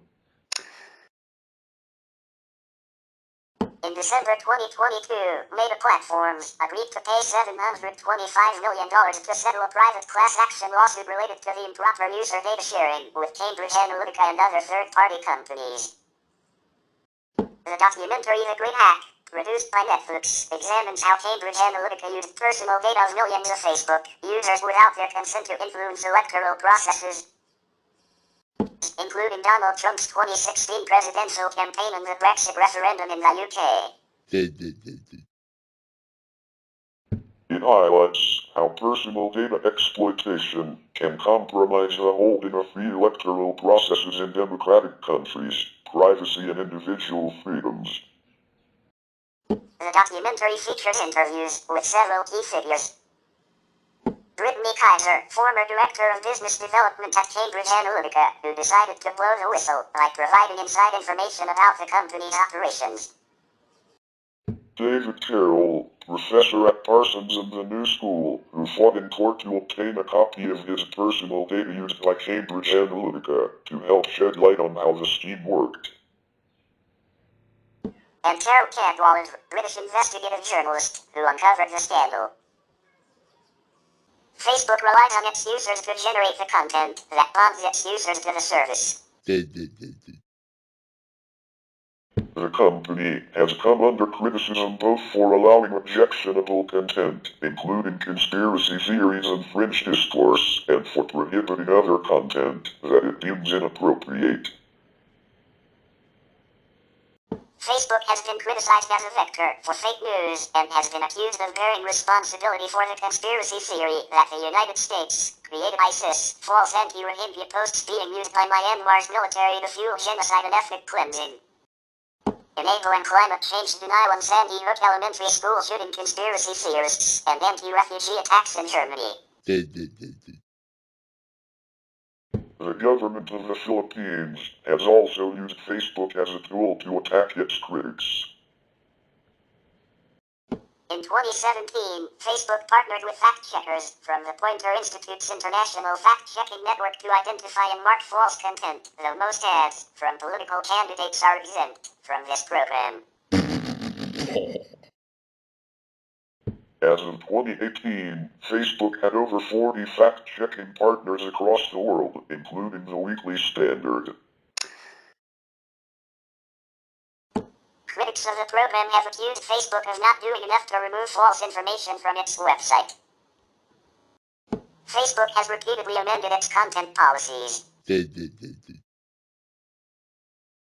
In July 2018, it stated that it would downrank articles that its fact-checkers determined to be false and remove misinformation that incited violence. Facebook stated that content that receives false ratings from its fact-checkers can be demonetized and suffered dramatically reduced distribution. Specific posts and videos that violate community standards can be removed on Facebook. In May 2019, Facebook banned a number of dangerous commentators from its platform, including Alex Jones, Louis Farrakhan, Milo Yiannopoulos, Paul Joseph Watson, Paul Mellon, David Duke, and Laura Loomer for allegedly engaging in violence and hate. In May 2020, Facebook agreed to a preliminary settlement of $52 million, $63.2 million in 2024 dollars, to compensate US-based Facebook content moderators for their psychological trauma suffered on the job. Other legal actions around the world, including in Ireland, await settlement. In September 2020, the government of Thailand utilized the Computer Crime Act for the first time to take action against Facebook and Twitter for ignoring requests to take down content and not complying with court orders. According to a report by Reuters, beginning in 2020, the United States military ran a propaganda campaign to spread disinformation about the Sinovac Chinese COVID-19 vaccine, including using fake social media accounts to spread the disinformation that the Sinovac vaccine contained pork-derived ingredients and was therefore haram under Islamic law. The campaign was described as payback for COVID-19 disinformation by China directed against the U.S. In summer 2020, Facebook asked the military to remove the accounts, stating that they violated Facebook's policies on fake accounts and on COVID-19 information. The campaign continued until mid-2021. Professor Ilya Salmon reported that he had been the subject of death threats on Facebook in April 2018 from Cesar Sayoc, who threatened to kill Salmon and his family and feed the bodies to Florida alligators. Salmon's Facebook friends reported the comments to Facebook, which did nothing except dispatch automated messages. Sayoc was later arrested for the October 2018 United States mail bombing attempts directed at Democratic politicians. Force v. Facebook, Incorporated, 934 F.3D53, Second Circuit 2019, was a case that alleged Facebook was profiting off recommendations for Hamas.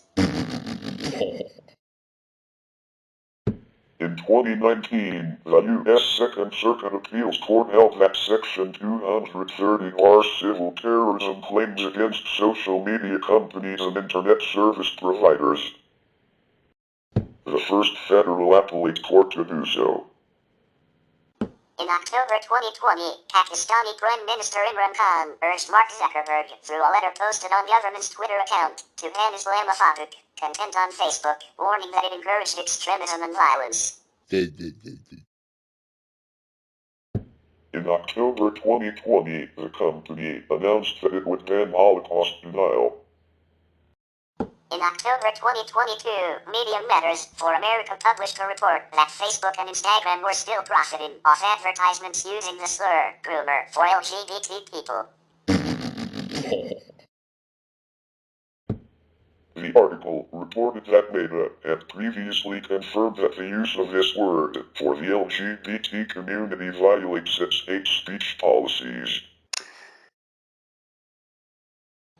The story was subsequently picked up by other news outlets such as the New York Daily News, Pink News, and LGBTQ Nation.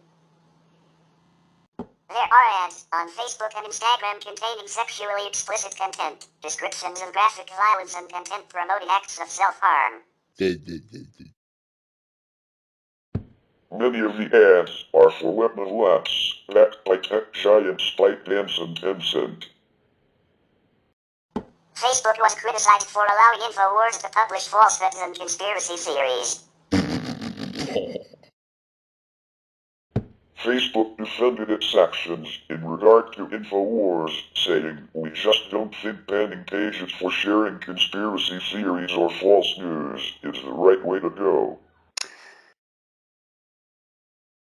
Facebook provided only 6 cases in which it fact-checked content on the InfoWars page over the period September 2017 to July 2018.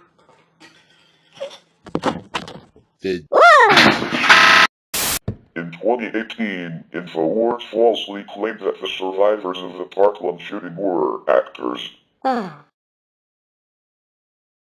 Facebook pledged to remove InfoWars content making the claim, although InfoWars videos pushing the false claims were left up, even though Facebook had been contacted about the videos.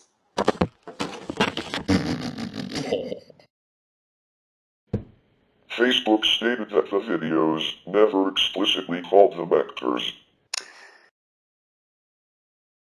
Facebook also allowed InfoWars videos that shared the Pizzagate conspiracy theory to survive, despite specific assertions that it would purge Pizzagate content.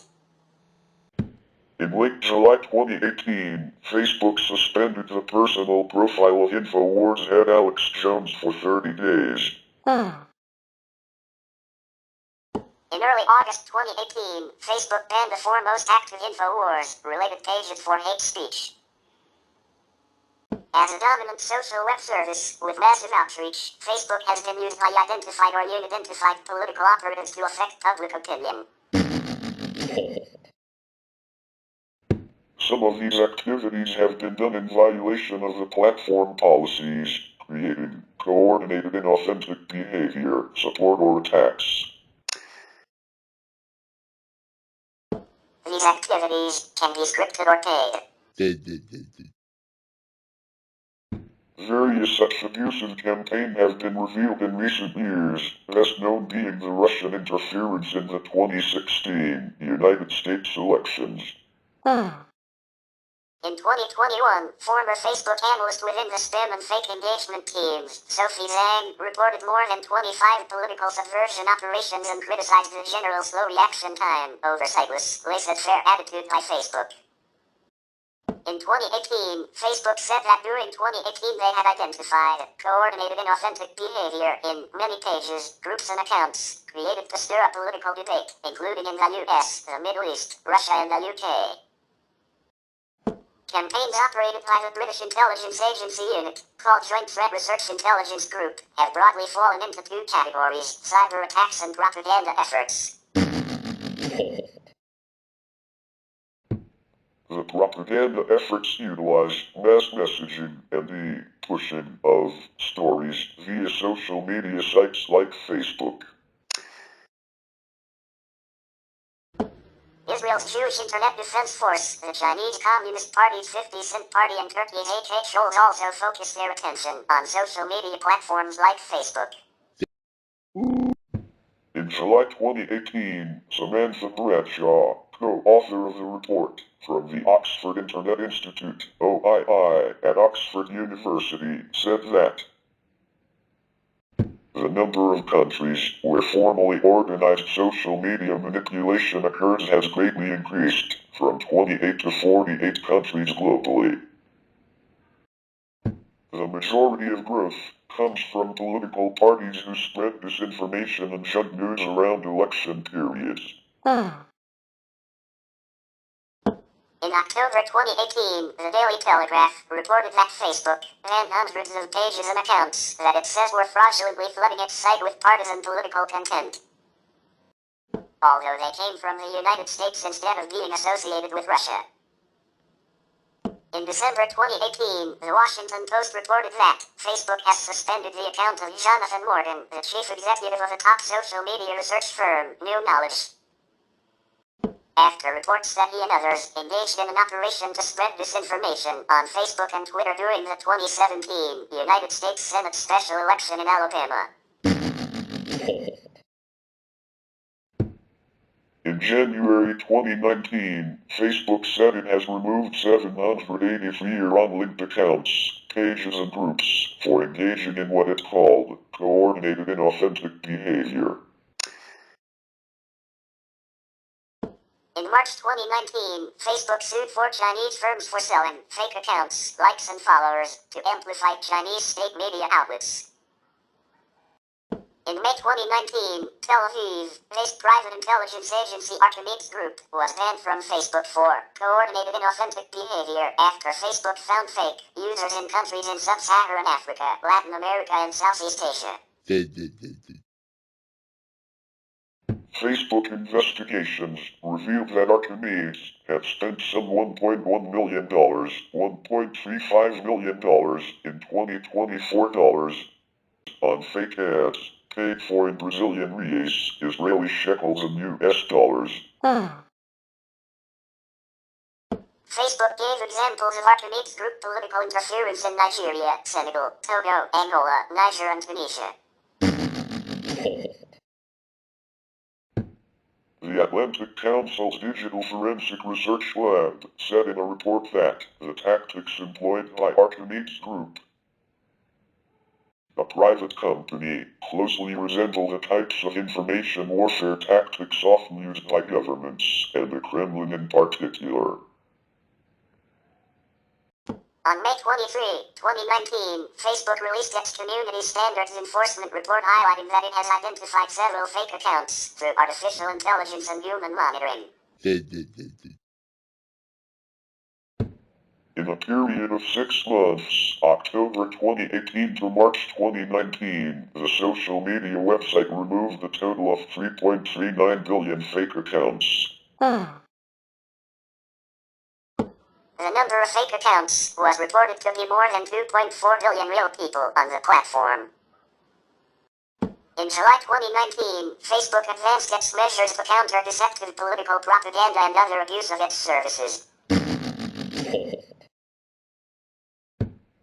The company removed more than 1,800 accounts and pages that were being operated from Russia, Thailand, Ukraine, and Honduras. After Russia's invasion of Ukraine in February 2022, it was announced that the Internet Regulatory Committee would block access to Facebook. On October 30, 2019, Facebook deleted several accounts of the employees working at the Israeli NSO group, stating that the accounts were deleted for not following our terms. The deletions came after WhatsApp sued the Israeli surveillance firm for targeting 1,400 devices with spyware. In 2020, Facebook helped found American Edge, an anti-regulation lobbying firm to fight antitrust probes. The group runs ads that fail to mention what legislation concerns them, how those concerns could be fixed, or how the horrors they warn of could actually happen, and do not clearly disclose that they are funded by Facebook. In 2020, the government of Thailand forced Facebook to take down a Facebook group called Royalist Marketplace with 1 million members following potentially illegal posts shared. The authorities have also threatened Facebook with legal action. In response, Facebook is planning to take legal action against the Thai government for suppression of freedom of expression and violation of human rights. In 2020, during the COVID-19 pandemic, Facebook found that troll farms from North Macedonia and the Philippines pushed coronavirus disinformation. The publisher, which used content from these farms, was banned. In the run-up to the 2020 United States elections, Eastern European troll farms operated popular Facebook pages showing content related to Christians and blacks in America. They included more than 15,000 pages, combined, and were viewed by 140 million US users per month. This was in part due to how Facebook's algorithm and policies allow unoriginal viral content to be copied and spread in ways that still drive up user engagement. As of September 2021, some of the most popular pages were still active on Facebook despite the company's efforts to take down such content.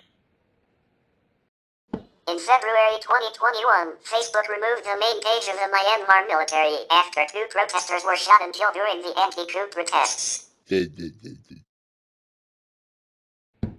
Facebook said that the page breached its guidelines that prohibit the incitement of violence. On February 25, Facebook announced to ban all accounts of the Myanmar military, along with the TaBNWNE commercial entities. citing the exceptionally severe human rights abuses and the clear risk of future military-initiated violence in Myanmar. The tech giant also implemented the move on its subsidiary Instagram. In March 2021, the Wall Street Journal's editorial board criticized Facebook's decision to fact-check its op-ed titled "We'll Have Herd Immunity by April," written by Surgeon Marty McCary, calling it counter-opinion masquerading as fact-checking. Facebook guidelines allow users to call for the death of public figures. They also allow praise of mass killers and violent non-state actors in some situations. In 2021, former Facebook analyst within the spam and fake engagement teams, Sophie Zhang, reported on more than 25 political subversion operations she uncovered while in Facebook, and the general laissez-faire by the private enterprise. In 2021, Facebook was cited as playing a role in the fomenting of the 2021 United States Capitol attack. In 2018, Special Counsel Robert Mueller indicted 13 Russian nationals and 3 Russian organizations for engaging in operations to interfere with U.S. political and electoral processes, including the 2016 presidential election. Mueller contacted Facebook subsequently to the company's disclosure that it had sold more than $100,000, $131,018 in 2024 worth of ads to a company. Internet research agency owned by Russian billionaire and businessman Yevgeny Prigozhin, with links to the Russian intelligence community before the 2016 United States presidential election. In September 2017, Facebook's chief security officer Alex Stamos wrote the company found approximately $100,000 in ad spending from June 2015 to May 2017, associated with roughly 3,000 ads that was connected to about 470 inauthentic accounts and pages. In violation of our policies, our analysis suggests these accounts and pages were affiliated with one another and likely operated out of Russia. Clinton and Trump campaigns spent $81 million, $106 million in 2024 on Facebook ads. The company pledged full cooperation in Mueller's investigation and provided all information about the Russian advertisements. Members of the House and Senate Intelligence Committees have claimed that Facebook had withheld information that could illuminate the Russian propaganda campaign. Russian operatives have used Facebook to polarize the American public discourses, organizing both Black Lives Matter rallies and anti-immigrant rallies on U.S. soil, as well as anti-Clinton rallies and rallies both for and against Donald Trump.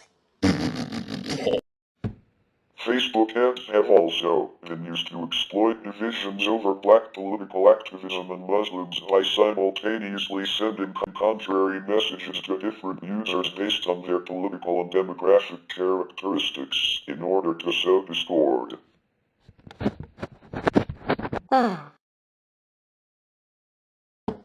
Zuckerberg has stated that he regrets having dismissed concerns over Russian interference in the 2016 U.S. presidential election. Russian-American billionaire Yuri Milner, who befriended Zuckerberg between 2009 and 2011, had Kremlin backing for his investments in Facebook and Twitter. In January 2019, Facebook removed 289 pages and 75 coordinated accounts linked to the Russian state-owned news agency Sputnik, which had misrepresented themselves as independent news or general interest pages. Facebook later identified and removed an additional 1,907 accounts linked to Russia found to be engaging in coordinated inauthentic behavior. In 2018, the UK Department for Digital, Culture, Media and Sport, DCMS Select Committee report had criticized Facebook for its reluctance to investigate a abuse of its platform by the Russian government, and for downplaying the extent of the problem, referring to the company as digital gangsters.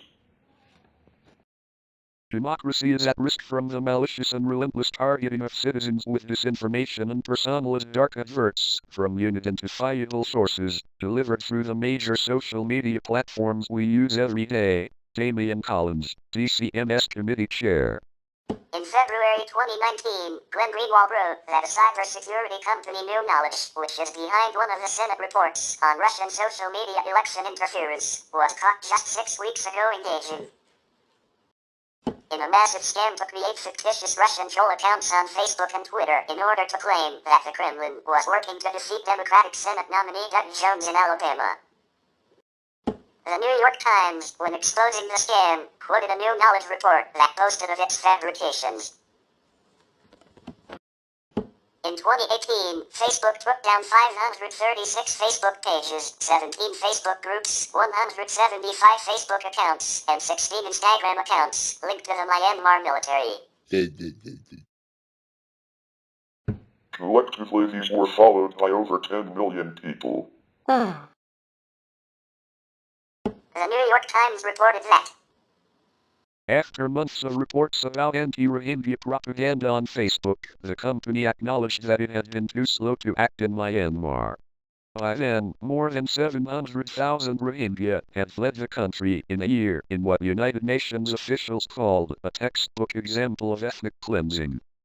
a 2019 book titled The Real Face of Facebook in India, co-authored by the journalists Paranjoy Duvasakirti and Cyril Sam, alleged that Facebook helped enable and benefited from the rise of Narendra Modi's Hindu nationalist Bharatiya Janata Party, BJP, in India.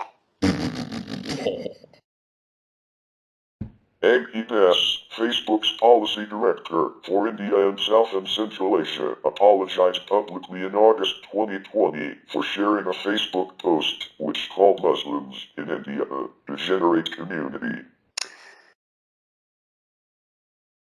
She said she shared the post to reflect my deep belief in celebrating feminism and civic participation.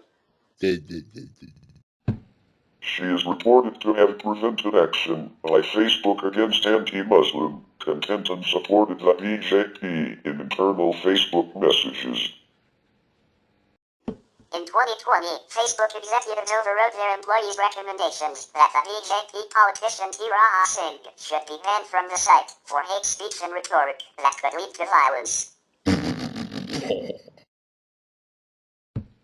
Singh had said on Facebook that Rohingya Muslim immigrants should be shot and had threatened to destroy mosques. Current and former Facebook employees told the Wall Street Journal that the decision was part of a pattern of favoritism by Facebook toward the BJP as it seeks more business in India. Facebook also took no action after BJP politicians made posts accusing Muslims of intentionally spreading COVID-19, an employee said. In 2020, the Delhi Assembly began investigating whether Facebook bore blame for the 2020 religious riots in the city, claiming it had found Facebook prima facie guilty of a role in the violence. Following a summons by a Delhi Assembly Committee, Facebook India Vice President and Managing Director Ajit Mohan moved the Supreme Court, which granted him relief in order to stay to the summons.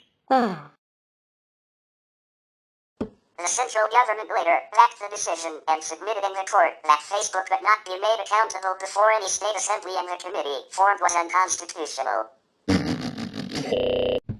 Following a fresh notice by the Delhi Assembly panel in 2021 for failing to appear before it as a witness, Mohan challenged it, saying that the right to silence is a virtue. In present noisy times, and the legislature had no authority to examine him in a law and order case. In July 2021, the Supreme Court refused to quash the summons and asked Facebook to appear before the Delhi Assembly panel. On September 23, 2023, it was reported that Facebook had delayed for about a year, and in 2021, it removed the network of accounts ran by India's Shinar Corps, which spread disinformation that would put Kashmiri journalists in danger. The delay in the previously not publicized takedown action were due to fear that its local employees would be targeted by authorities and that it would hurt business prospects in the country. Early Facebook investor and former Zuckerberg mentor Roger McNamee described Facebook as having the most centralized decision-making structure I have ever encountered in a large company. Nathan Schneider, a professor of media studies at the University of Colorado Boulder, argued in 2018 for transforming Facebook into a platform cooperative, owned and governed by the users. Facebook co-founder Chris Hughes stated in 2019 that CEO Mark Zuckerberg has too much power, that the company is now a monopoly, and that, as a result, it should be split into multiple smaller companies. He called for the breakup of Facebook in an op-ed in the New York Times. Hughes says he is concerned that Zuckerberg has surrounded himself with a team that does not challenge him and that as a result, it is the U.S. government's job to hold him accountable and curb his unchecked power. Hughes also said that Mark's power is unprecedented and un-American.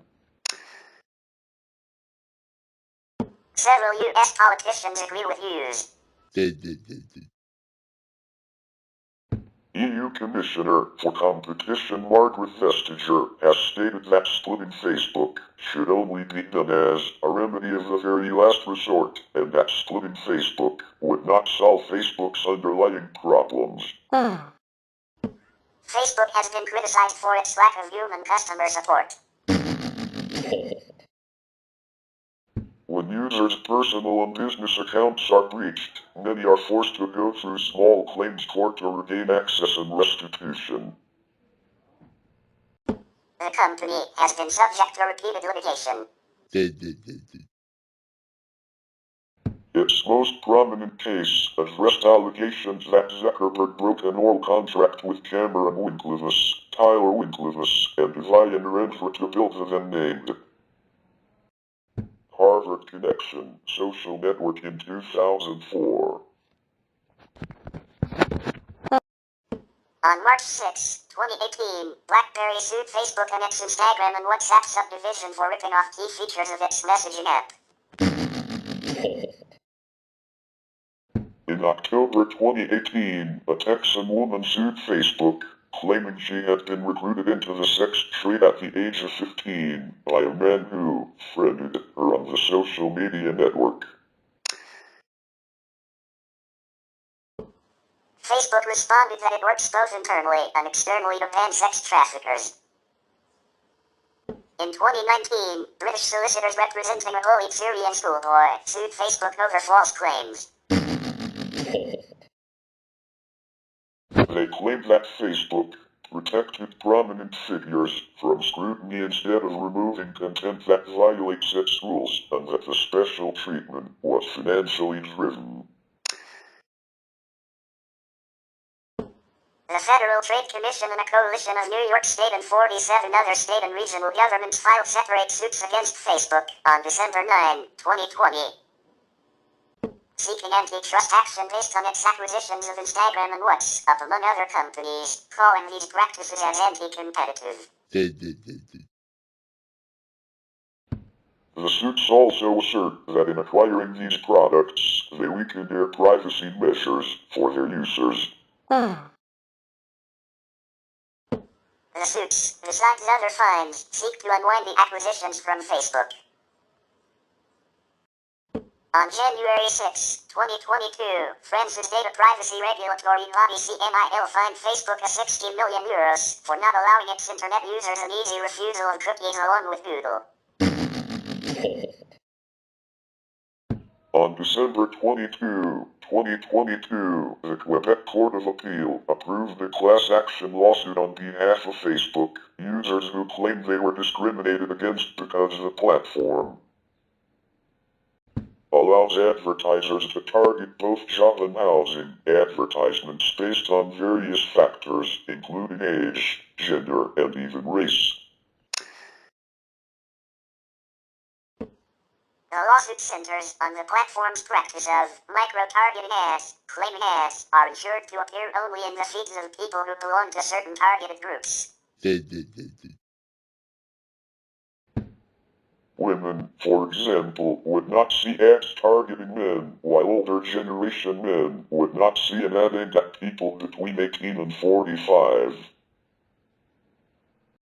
The class action could include thousands of Quebec residents who have been using the platform as early as April 2016, who were seeking jobs or housing during that period. Facebook has 60 days after the court's December 22 ruling to decide to appeal the case to the Supreme Court of Canada. If it does not appeal, the case returns to the Quebec Superior Court. On September 21, 2023, the California Courts of Appeal ruled that Facebook could be sued for discriminatory advertising under the Unruh Civil Rights Act. Facebook and Meta platforms have been criticized for their management of various content on posts, photos, and entire groups and profiles. This includes but is not limited to allowing violent content, including content related to war crimes, and not limiting the spread of fake news and COVID-19 misinformation on their platform, as well as allowing incitement of violence against multiple groups. Facebook has been criticized for having lax enforcement of third-party copyrights for videos uploaded to the service. In 2015, some Facebook pages were accused of plagiarizing videos from YouTube users and reposting them as their own content using Facebook's video platform, and in some cases, achieving higher levels of engagement and views than the original YouTube posts. Videos hosted by Facebook are given a higher priority and prominence within the platform and its user experience, including direct embedding within the newsfeed and pages, giving a disadvantage to posting it as a link to the original external source. In August 2015, Facebook announced a video matching technology aiming to identify reposted videos, and also stated its intention to improve its procedures to remove infringing content faster. In April 2016, Facebook implemented a feature known as Rights Manager, which allows rights holders to manage and restrict the upload of their content onto the service by third parties. In 2013, Facebook was criticized for allowing users to upload and share videos depicting violent content, including clips of people being decapitated. Having previously refused to delete such clips under the guideline that users have the right to depict the world in which we live, Facebook changed its stance in May, announcing that it would remove reported videos while evaluating its policy. The following October, Facebook stated that it would allow graphic videos on the platform as long as the intention of the video was to condemn, not glorify, the acts depicted, further stating that sometimes those experiences and issues involve graphic content that is of public interest or concern, such as human rights abuses, acts of terrorism, and other violence. When people share this type of graphic content, it is often to condemn it. If it is being shared for sadistic pleasure or to celebrate violence, Facebook removes it. Whoa! However, Facebook once again received criticism, with a Family Online Safety Institute saying that such videos cross the line and can potentially cause psychological damage among young Facebook users, and then Prime Minister of the United Kingdom David Cameron calling the decision irresponsible, citing the same concerns regarding young users. 2 days later, Facebook removed the video of the heading following worldwide outrage, and while acknowledging its commitment to allowing people to upload gory material for the purpose of condemnation, it also stated that it would be further strengthening its enforcement to prevent glorification. The company's policies were also criticized as part of these developments, with some drawing particular attention to Facebook's permission of graphic content but potential removal of breastfeeding images. In January 2015, Facebook announced that new warnings would be displayed on graphic content, requiring users to explicitly confirm that they wish to see the material. Facebook has been criticized for failing to take down violent content depicting war crimes in Libya. A 2019 investigation by the BBC found evidence of alleged war crimes in Libya being widely shared on Facebook and YouTube. The BBC found images and videos on social media of the bodies of fighters and civilians being desecrated by fighters from the self-styled Libyan National Army. The force, led by General Khalifa Haftar, controls a swath of territory in the east of Libya and is trying to siege the capital, Tripoli. BBC Arabic found almost 100 images and videos from Libya shared on Facebook and YouTube in violation of their company's guidelines. The UK Foreign Office said it took the allegations extremely seriously and is concerned about the impact the recent violence is having on the civilian population. In 2017, a Facebook video of Libyan National Army, LNA, Special Forces Commander Mahmoud al-Warfali was uploaded showing him shooting dead 3 captured fighters. The video was then shared on YouTube over 10,000 times. The International Criminal Court used it as evidence to indict al-Warfali for the war crime of murder. The BBC found the original video was still on Facebook 2 years after his indictment and also discovered videos showing the bodies of civilians being desecrated. These were taken in Danfuna, a district of Benghazi, which was under siege by the LNA between 2016 and 2017. More than 300 people, including dozens of children, died during the siege. A video uncovered by BBC Arabic showed soldiers mocking a pile of corpses of dead civilians and trampling on bodies. Among them was a 77-year-old woman, Aliyah Hamza. Her son, Ali Hamza, and 5 family members killed in Danfuna. Ali Hamza told BBC Arabic, "I sent links to lawyers to send to the ICC in The Hague against Khalifa Haftar and his military commanders regarding the massacres of civilians," said Hamza.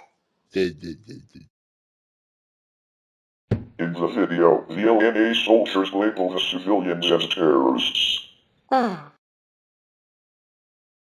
Human rights lawyer and war crimes specialist Rodney Dixon QC reviewed the evidence BBC Arabic found. If groups are using those platforms to propagate their campaigns, then those platforms should seriously look at their role. Because they could then be assisting in that process of further crimes being committed, he said. After presenting our findings to Facebook, they removed all the videos that show a suspected war crime taking place. However, they opted not to suspend any of the accounts, which we found linked to the images. Aaron Saltman, Facebook's policy manager for counter-terrorism in Europe, Middle East and Africa, told BBC Arabic. Sometimes there are very conflicting narratives of whether or not the victim is a terrorist or whether it's a civilian over who's committing that act. We cannot be the pure arbiters of truth. Whoa! But Facebook and YouTube's own community guidelines explicitly prohibit content that promotes or depicts acts of violence. Facebook Live, introduced in August 2015 for celebrities and gradually rolled out for regular users starting in January 2016, lets users broadcast live videos, with Facebook's intention for the feature to be presenting public events or private celebrations. However, the feature has been used to record multiple crimes, deaths, and violent incidents, causing significant media attention. Facebook has received criticism for not removing videos faster, and Facebook Live has been described as a monster, Facebook cannot tame, and a gruesome crime scene for murders. In response, CEO Mark Zuckerberg announced in May 2017 that the company would hire 3,000 moderators to review content and invest in tools to remove videos faster. In 2008, Facebook was criticized for hosting groups dedicated to promoting anorexia. The groups promoted dramatic weight loss programs, shared extreme diet tips, and posted pictures of emaciated girls under inspiration headlines. Members reported having switched to Facebook from MySpace, another social networking service, due to a perceived higher level of safety and intimacy at Facebook. In a statement to BBC News, a Facebook spokesperson stated that many Facebook groups relate to controversial topics. This alone is not a reason to disable a group. In cases where content is reported and found to violate the site's terms of use, Facebook will remove it. In Italy in 2009, the discovery of pro-mafia groups, one of them claiming Bernardo Provenzano's sainthood, caused an alert in the country and brought the government to rapidly issue a law that would force internet service providers to deny access to entire websites in case of refused removal of illegal contents. The amendment was passed by the Italian Senate and now needs to be passed unchanged by the Chamber of Deputies to become effective. Facebook criticized the government's efforts, telling Bloomberg that it would be like closing an entire railway network just because of offensive graffiti at one station. And that Facebook would always remove any content promoting violence and already had a takedown procedure in place. On March 31, 2010, the Today Show ran a segment detailing the deaths of 3 separate adolescent girls and Joel's subsequent reactions to their deaths. Shortly after the suicide of high school student Alexis Pilkington, anonymous posters began calling for reactions across various message boards, referring to Pilkington as a suicidal CUSS, and posting graphic images on her Facebook memorial page. The segment also included an expose of a 2006 accident, in which an 18-year-old student out for a drive fatally crashed her father's car into a highway pylon. Scholes emailed her grieving family the leaked pictures of her mutilated corpse. There have been cases where Facebook, Scholes, were jailed for their communications on Facebook, particularly memorial pages. In autumn 2010, Cole Cost of Hardwick, Britain, was sentenced to 26 weeks in jail under S127 of the Communications Act 2003 of Great Britain for malicious communications, for leaving messages deemed obscene and hurtful on Facebook memorial pages. In April 2011, Bradley Paul Hampson was sentenced to 3 years in jail after pleading guilty to 2 counts of using a terrorist service, the internet, to cause offense for posts on Facebook memorial pages, and 1 count each of distributing and possessing child pornography when he posted images on the memorial pages of the deceased with phalluses superimposed alongside phrases such as, "Would I'm dead." A series of pro-rape and rape joke content on Facebook drew attention from the media and women's groups. Rape is no joke. RINJ, a group opposing the pages, argued that removing pro-rape pages from Facebook and other social media was not a violation of free speech in the context of Article 19 of the Universal Declaration of Human Rights and the concepts recognized in international human rights law. In the International Covenant on Civil and Political Rights. RIMJ repeatedly challenged Facebook to remove the rape pages. RIMJ then turned to advertisers on Facebook telling them not to let their advertising be posted on Facebook's rape pages. Following a campaign that involved the participation of women, action in the media, the everyday sexism project, and the activist Soraya Kemali, who were among 100 advocacy groups, Facebook agreed to update its policy on hate speech. The campaign highlighted content that promoted domestic and sexual violence against women, and used over 57,000 tweets and more than 4,900 emails to create outcomes such as the withdrawal of advertising from Facebook by 15 companies, including Nissan UK, House of Burlesque and Nationwide UK. The social media website initially responded by stating that, while it may be vulgar and offensive, distasteful content on its own does not violate our policies, but then agreed to take action on May 29, 2013. After it had become clear that our systems to identify and remove hate speech have failed to work as effectively as we would like, particularly around issues of gender-based hate.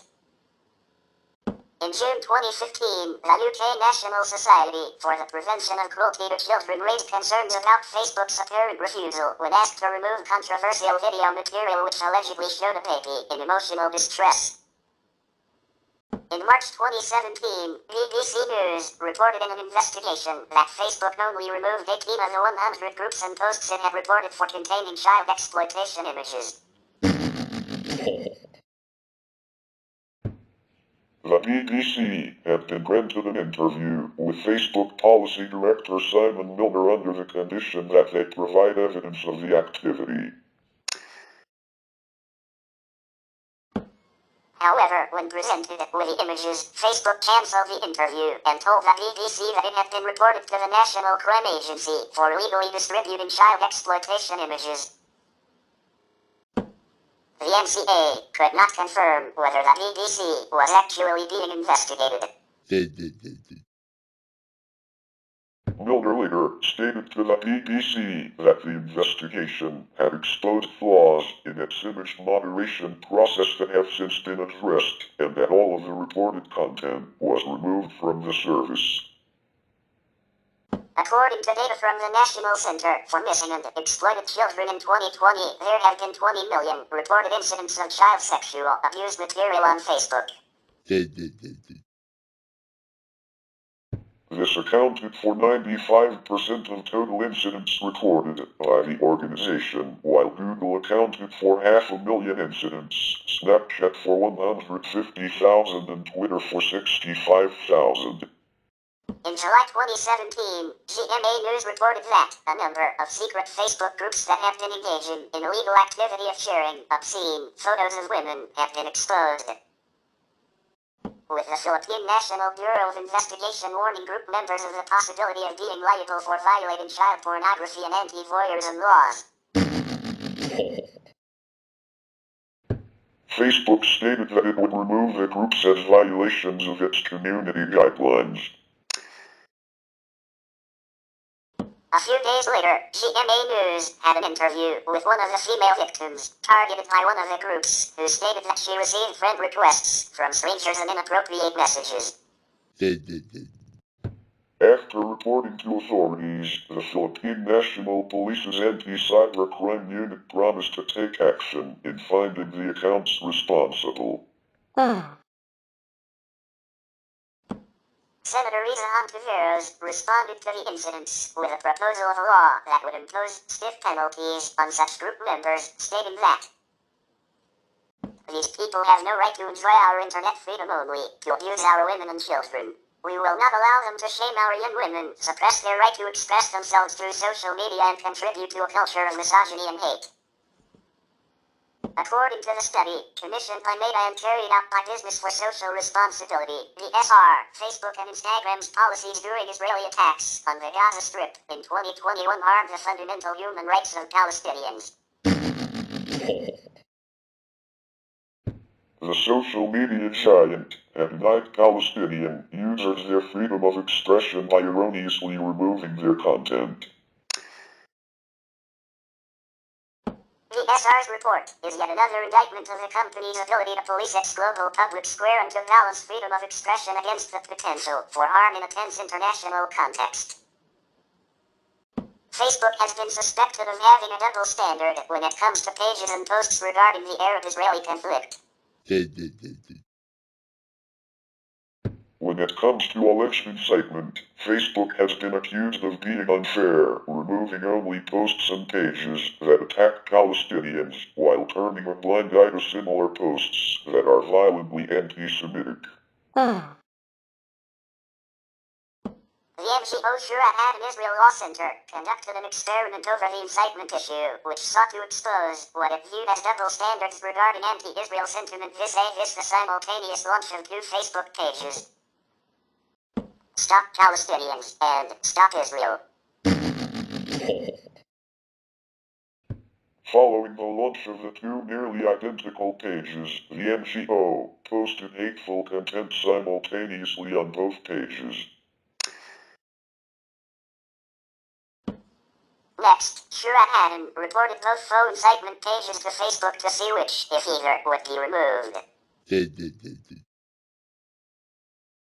According to them, despite featuring nearly identical content, only one was removed from the online platform. They said the page inciting against Palestinians was closed by Facebook on the same day that it was reported for containing credible threat of violence, which violated our, Facebook's, community standards, but not the page inciting against Israelis. Shurat Hadden said that Facebook claimed that this page was not in violation of Facebook's rules. Shurat Hadden's staged anti-Israel group, Stop Israel, still remains active on Facebook. ProPublica stated in September 2017 that a website was able to target ads at Facebook users who were interested in how to burn Jew and Jew hater.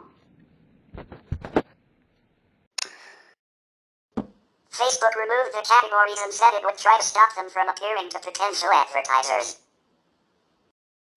In March 2019, Facebook's subsidiary Instagram declined to remove an anti-Semitic image posted by right-wing conspiracy theorist Alex Jones, saying that it did not violate their community standards. Facebook has been accused of being a public platform that is used to incite violence. In October 2015, 20,000 Israelis claimed that Facebook was ignoring Palestinian incitement on its platform and filed a class action suit demanding that Facebook remove all posts containing incitement to murder Jews. Israeli politicians have complained that Facebook does not comply or assist with requests from the police for tracking and reporting individuals when they share their intent to kill or commit any other act of violence on their Facebook pages. In June 2016, following the murder of Al Ariel, 13, by a terrorist who posted on Facebook, Israeli Minister of Public Security Gilad Erdan charged that Facebook, which has brought a positive revolution to the world, has become a monster. The dialogue, the incitement, the lies of the young Palestinian generation are happening on the Facebook platform. Erdan accused Facebook of sabotaging the work of Israeli police and refusing to cooperate when Israel police turns to the site for assistance. It also sets a very high bar for removing inciting content. In July 2016, a civil action for $1 billion in damages was filed in the United States District Court for the Southern District of New York. On behalf of the victims and family members of 4 Israeli Americans and 1 U.S. citizen killed by Hamas militants since June 2014. The victims and plaintiffs in the case are the families of Yaakov Naftali Frankel, a 16-year-old who was kidnapped and murdered by Hamas operatives in 2014. Taylor Force, a 29-year-old American MBA student and U.S. Army veteran, killed in a stabbing spree in Jaffa in 2016. Hebron. A 3-month-old thrown from her stroller and slammed into the pavement when a Hamas attacker drove his car into a light rail station in Jerusalem in October 2014. 76-year-old Richard Lakin, who was killed in the October 2015 shooting and stabbing attack on a Jerusalem bus, and Menachem Mendel Rivkin, who was seriously wounded in a January 2016 stabbing attack in Jerusalem. The plaintiffs claim that Facebook knowingly provided its social media platform and communication services to Hamas in violation of provisions of U.S. anti-terrorism laws which prohibits U.S. businesses from providing any material support, including services, to designated terrorist groups and their leaders. The government of the United States has designated Hamas as a foreign terrorist organization as defined by U.S. law. The suit claims that Hamas used and relied on Facebook's online social network platform and communication services to facilitate and carry out its terrorist activity, including the terrorist attacks in which Hamas murdered and injured the victims and their families in this case. The legal claim was rejected. The court found that Facebook and other social media companies are not considered to be the publishers of material. Users post when digital tools used by the company match content with what the tool identifies as interested consumers. In August 2016, Israel's security service, the Shin Bet, reported that it had arrested 9 Palestinians who had been recruited by the Lebanon-based Hezbollah terrorist organization. Operatives of Hezbollah in Lebanon and Gaza Strip recruited residents of the West Bank, Gaza and Israel through Facebook and other social media sites. After recruiting cell leaders on Facebook, Hezbollah and the recruits used encrypted communications to avoid detection, and the leaders continued to recruit other members. The terror cells received Hezbollah funding and planned to conduct suicide bombings and ambushes and had begun preparing explosive devices for attacks, said the security service, which claimed credit for preventing the attacks. The Shin Bet said it also detected multiple attempts by Hezbollah to recruit Israeli Arabs through a Facebook profile. On October 16, 2023, singer and internet personality Deolahu Amna was arrested by the Israeli police for allegedly promoting hate speech and inciting violence on social media following a massacre perpetrated by Hamas on October 7, 2023. In 2016, legislation was being prepared in Israel, allowing fines of 300,000 shekels for Facebook and other social media like Twitter and YouTube for every post inciting or praising terrorism that is not removed within 48 hours and could possibly lead to further acts of terrorism. In June 2017, Facebook published a blog post offering insights into how it detects and combats terrorism content. The company claimed that the majority of the terrorism accounts that are found are discovered by Facebook itself, while it reviews reports of terrorism content urgently and, in cases of imminent harm, promptly inform authorities. It also develops new tools to aid in its efforts, including the use of artificial intelligence to match terrorist images and videos, detecting when content is shared across related accounts, and developing technologies to stop repeat offenders. The company stated that it has 150 people dedicated to terrorism countermeasures and works with governments and industries in an effort to curb terrorist propaganda. Its blog post stated that, "We want Facebook to be a hostile place for terrorists." In June 2017, The Guardian reported that a software bug had exposed the personal details of 1,000 Facebook workers involved in reviewing and removing terrorism content. By displaying their profiles in the activity logs of Facebook groups related to terrorism efforts. In Facebook's Dublin, Ireland headquarters, 6 individuals were determined to be high-priority victims of the error after the company concluded that their profiles were likely viewed by potential terrorists in groups such as ISIS, Hezbollah, and the Kurdistan Workers' Party. The bug itself, discovered in November 2016 and fixed 2 weeks later, was active for 1 month and had also been retroactively exposing censored personal accounts from August 2016. One affected worker had fled Ireland, gone into hiding, and only returned to Ireland after 5 months due to a lack of money. Suffering from psychological distress, he filed a legal claim against Facebook and CPL Resources, an outsourcing company, seeking compensation. A Facebook spokesperson stated that, "Our investigation found that only a small fraction of the names were likely viewed.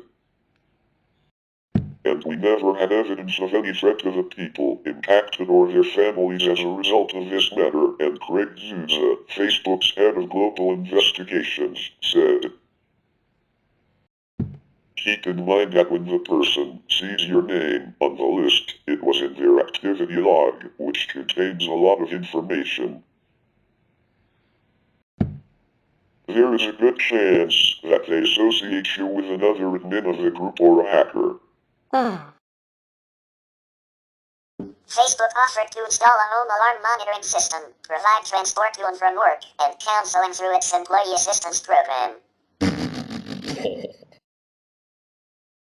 As a result of the data leak, Facebook is reportedly testing the use of alternative, administrative accounts for workers reviewing content, rather than requiring workers to sign in with their personal profiles. Facebook has been criticized for not doing enough to limit the spread of fake news stories on their site, especially after the 2016 United States presidential election, which some have claimed Donald Trump would not have won if Facebook had not helped spread what they claimed to have been fake stories that were biased in his favor. At a conference called TaBNWNE, Mark Zuckerberg stated in regards to Donald Trump, "There's a profound lack of empathy in asserting that the only reason why someone could have voted the way that they did is because they saw some fake news." Zuckerberg affirmed the idea that people do not stray from their own ideals and political leanings. He stated, "I don't know what to do about that, and when we started, the North Star for us was, we're building a safe community." Zuckerberg has also been quoted in his own Facebook post, "Of all the content on Facebook, more than 99% of what people see is authentic."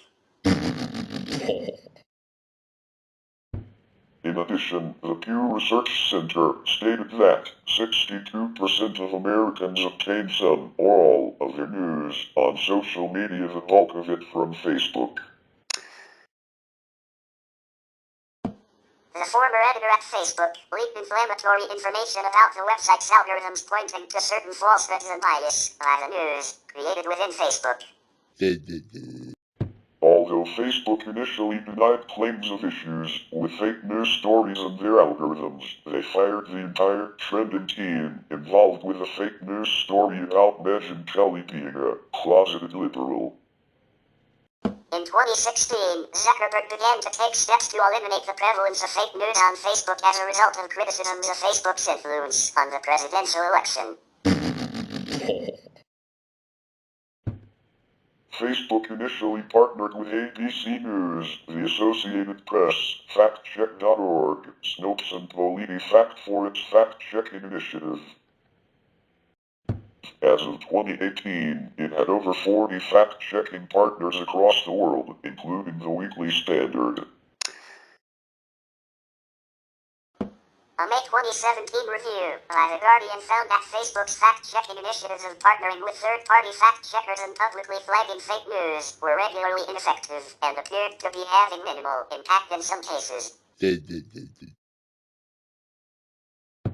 In 2018, journalists working as fact-checkers for Facebook criticized the partnership, stating that it had produced minimal results and that the company had ignored their concerns.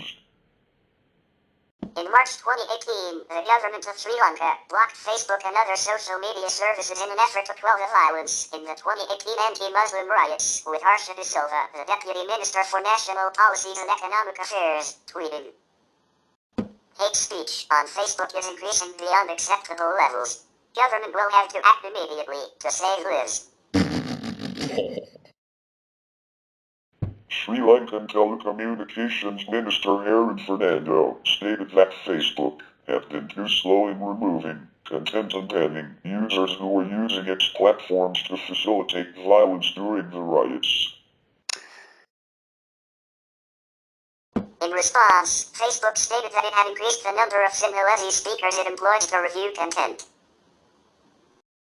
In April 2019, during the aftermath of the Easter bombings, the Sri Lankan government blocked access to Facebook, Instagram and WhatsApp in an effort to stop the spread of misinformation that could lead to further violence.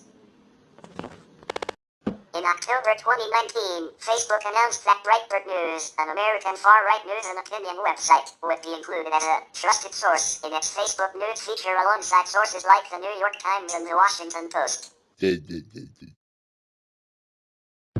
The decision sparked controversy due to Breitbart News' status as a platform for the alt-right and its reputation for publishing misinformation. In October 2021, the Wall Street Journal reported that Facebook executives resisted removing Breitbart News from Facebook's News tab feature to avoid angering Donald Trump and Republican members of Congress. Despite criticism from Facebook employees. An August 2019 internal Facebook study had found that Breitbart News was the least trusted news source and also ranked as low quality in the sources it looked at across the US and Great Britain.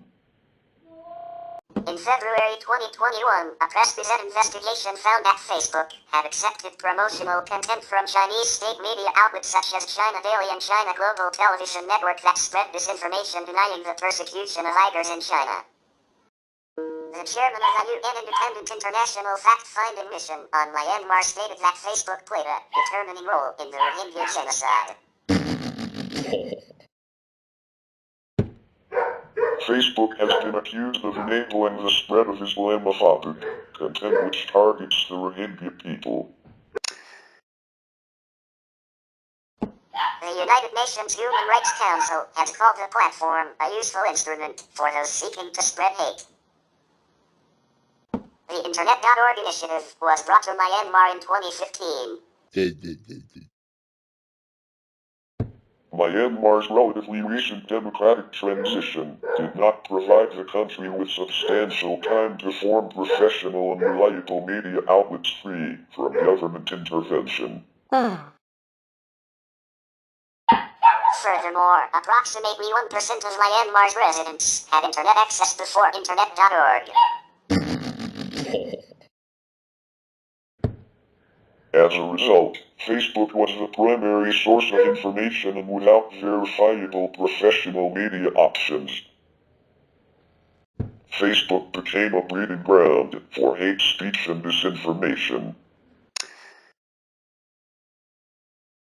Rumors circulating among family or friends networks on Facebook were perceived as indistinguishable from verified news by its users.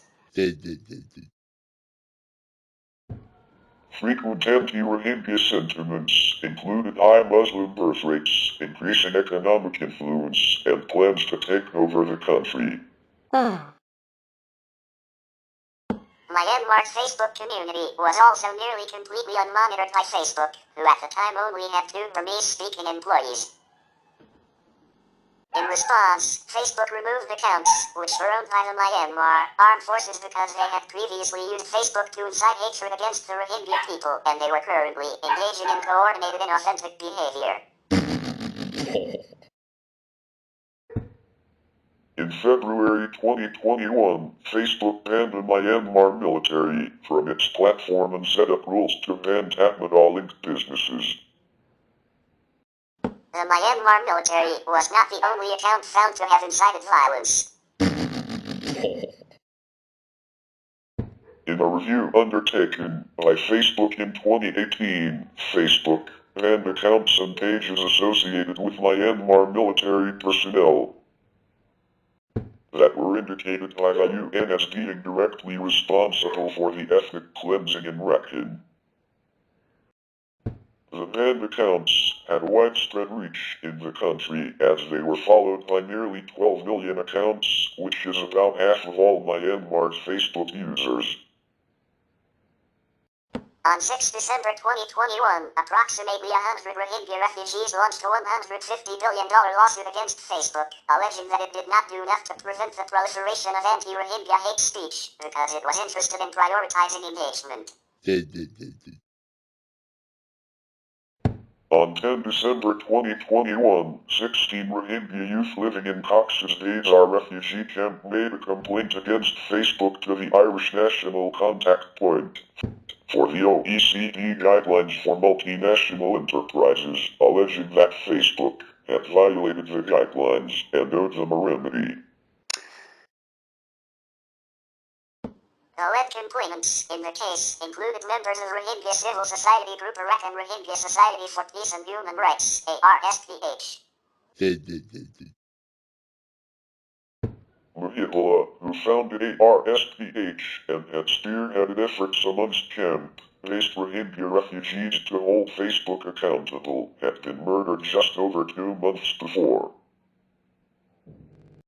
On 27 December 2023, hundreds of students from various universities in Aceh, Indonesia, such as Apoyatana University, Lima Bangsa Jetsuntana University, and the University of Muhammadiyah Aceh, stormed a shelter for Rohingya refugees and forced them out of a convention center in the city of Banda Aceh, demanding they be deported. The students were seen taking the belongings of the Rohingya men, women, and children who were seated on the floor and crying in fear. They were also seen burning tires and chanting various anti-Rohingya slogans. The protest was believed to be caused by Facebook due to anti-Rohingya sentiments that spread through the app. On 23 January 2025, Rohingya human rights activist and genocide survivor Mon Sawidala filed a whistleblower lawsuit against Meta before the U.S. Securities and Exchange Commission, SEC. The lawsuit accused Meta of having misled shareholders regarding its role in the Rohingya genocide in violation of U.S. securities law. The lawsuit was filed with the support of Amnesty International and the Open Society Foundations. Facebook grants blue ticks to verified accounts of public personalities, brands, and celebrities, including politicians and artists.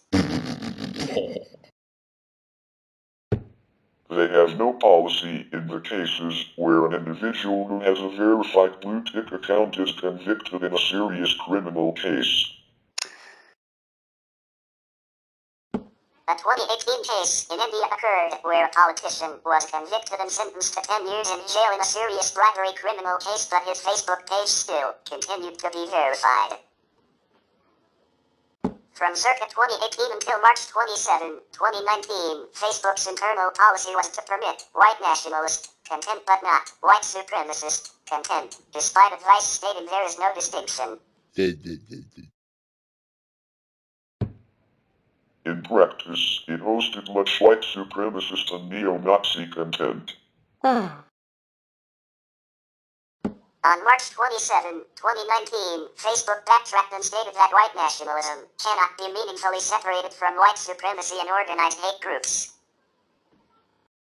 In 2020, the Center for Countering Digital Hate, CCDH, found Facebook was hosting a white supremacist network with more than 80,000 followers and links to the UK far-right. The CCDH said Facebook's leadership endangered public safety by letting neo-Nazis finance their activities through Facebook and Instagram. Facebook was first told about this problem 2 years ago and failed to act.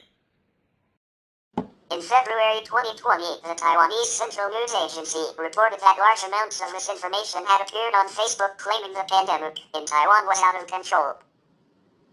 The Taiwanese government had covered up the total number of cases and that President TaBNWNE had been infected. The Taiwan fact-checking organization had suggested the misinformation on Facebook shared similarities with mainland China due to its use of simplified Chinese characters and mainland China vocabulary. The organization warned that the purpose of the misinformation is to attack the government.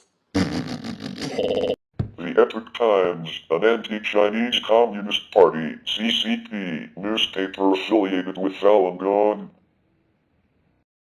has spread misinformation related to the COVID-19 pandemic in print and via social media including Facebook and YouTube. In April 2020, rumors circulated on Facebook alleging that the U.S. government had just discovered and arrested Charles Lieber, chair of the Chemistry and Chemical Biology Department at Harvard University, for manufacturing and selling the novel coronavirus, COVID-19, to China. According to a report from Reuters, posts spreading the rumor were shared in multiple languages over 79,000 times on Facebook. In January 2021, the Bureau of Investigative Journalism found that 430 Facebook pages, being followed by 45 million people, were spreading false information about COVID-19 or vaccinations. This was despite a promise by Facebook in 2020 that no user or company should directly profit from false information about immunization against COVID-19. A Facebook spokesman said the company had removed the small number of the pages shared with us for violating our policies. In August 2021, Facebook said that an article raising concerns about potentially fatal effects of a COVID-19 vaccine was the top-performing link in the United States between January and March 2021, and that another site publishing COVID-19 misinformation was among its top 20 visited pages. In February 2021, BBC investigations revealed that Amazon rainforest plots on land reserved for indigenous people were being illegally traded on the Facebook marketplace, with the sellers admitting they do not have a land title. The BBC reported that Facebook were ready to work with local authorities, but were unwilling to take independent action. In February 2022, Facebook was accused by the Bureau of Investigative Journalism and the Observer of letting activists incite ethnic massacres in the Tigray War by spreading hate and misinformation. Following the report, a lawsuit against Meta was filed in December 2022 in the High Court of Kenya by the son of a Tigrayan academic, murdered in November 2021 after receiving racist attacks on the platform. In January 2025, ahead of the second presidency of Donald Trump, Meta Platforms announced a number of policy changes across all divisions, some effective immediately, regarding moderation. Among the changes, Facebook will discontinue internal fact-checking in favor of a community notes system similar to X. in which contextual addendums may be added to posts with agreement from other users.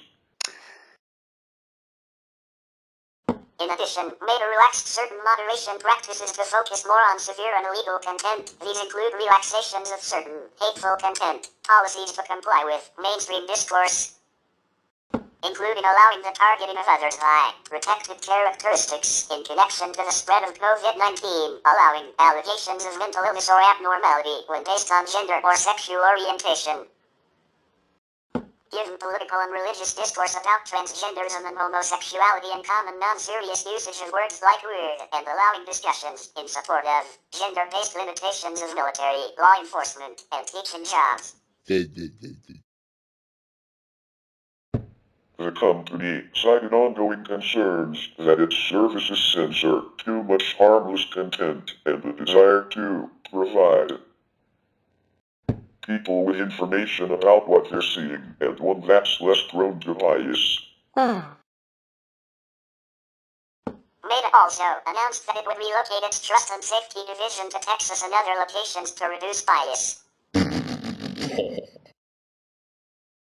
Mark Zuckerberg stated that the changes were to ensure more speech and fewer moderation mistakes. The changes have faced criticism, especially from journalists and LGBT rights advocates, for opening LGBT users of Meta services such as Facebook to homophobic and transphobic prejudice, with comparisons drawn to the changes in content policies enacted by Elon Musk after his acquisition of Twitter X. Human Rights Campaign, HRC, President Kelly Robinson stated that, while we understand the difficulties in enforcing content moderation, we have grave concerns that the changes announced by Meta will put the LGBTQ plus community in danger both online and off. 404 Media reported that the changes have led to major internal dissent among Meta employees. Concurrently, Meta also quietly removed transgender and non-binary flag themes from Messenger, previously added in June 2021 and 2022 respectively for Pride Month. A commentator in the Washington Post noted that Facebook constitutes a massive depository of information that documents both our reactions to events and our evolving customs, with a scope and immediacy of which earlier historians could only dream. Especially for anthropologists, social researchers, and social historians, and subject to proper preservation and curation. The website will preserve images of our lives that are vastly crisper and more nuanced than any ancestry record in existence. Economists have noted that Facebook offers many non-rivalrous services that benefit as many users as are interested without forcing users to compete with each other. By contrast, most goods are available to a limited number of users. For example, if one user buys a phone, no other user can buy that phone. 3 areas have the most economic impact: platform competition, the marketplace, and user behavior data.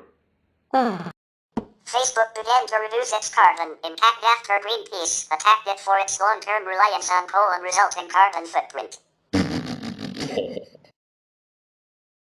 In 2021, Facebook announced that their global operations are supported by 100% renewable energy and they have reached net zero emissions, a goal set in 2018. Facebook provides a development platform for many social gaming, communication, feedback, review, and other applications related to online activities.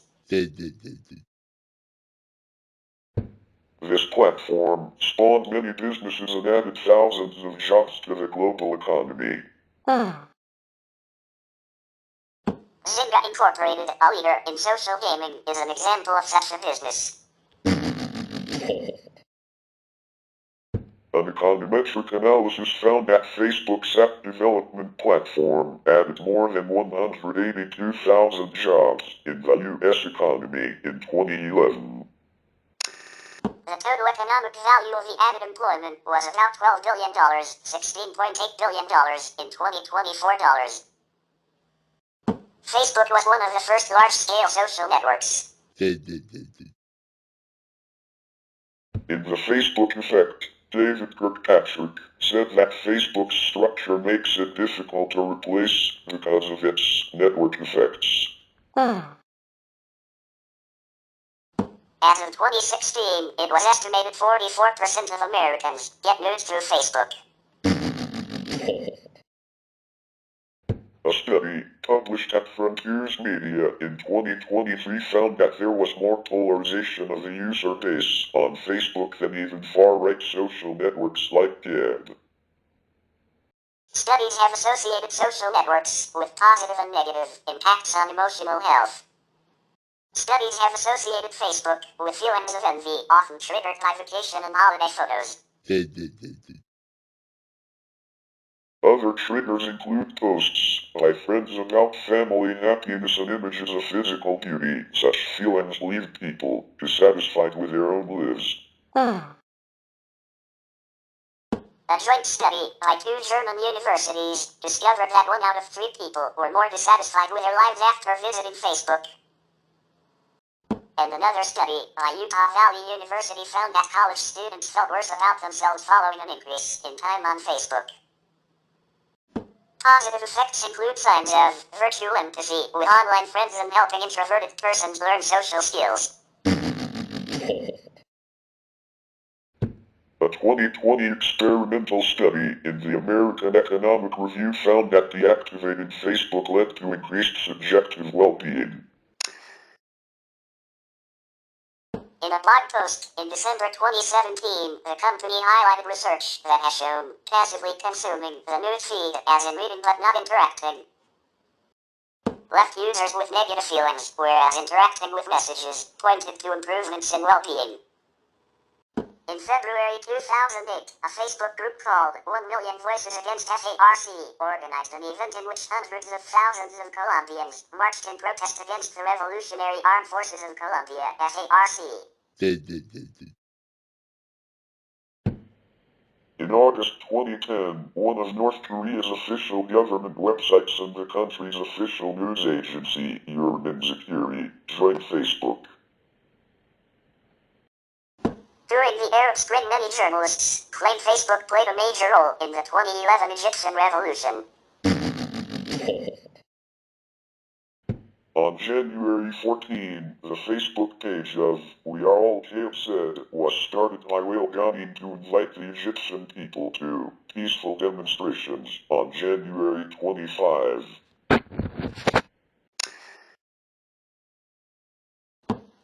In Tunisia and Egypt, Facebook became the primary tool for connecting protesters and led the Egyptian government to panic. Twitter and other sites.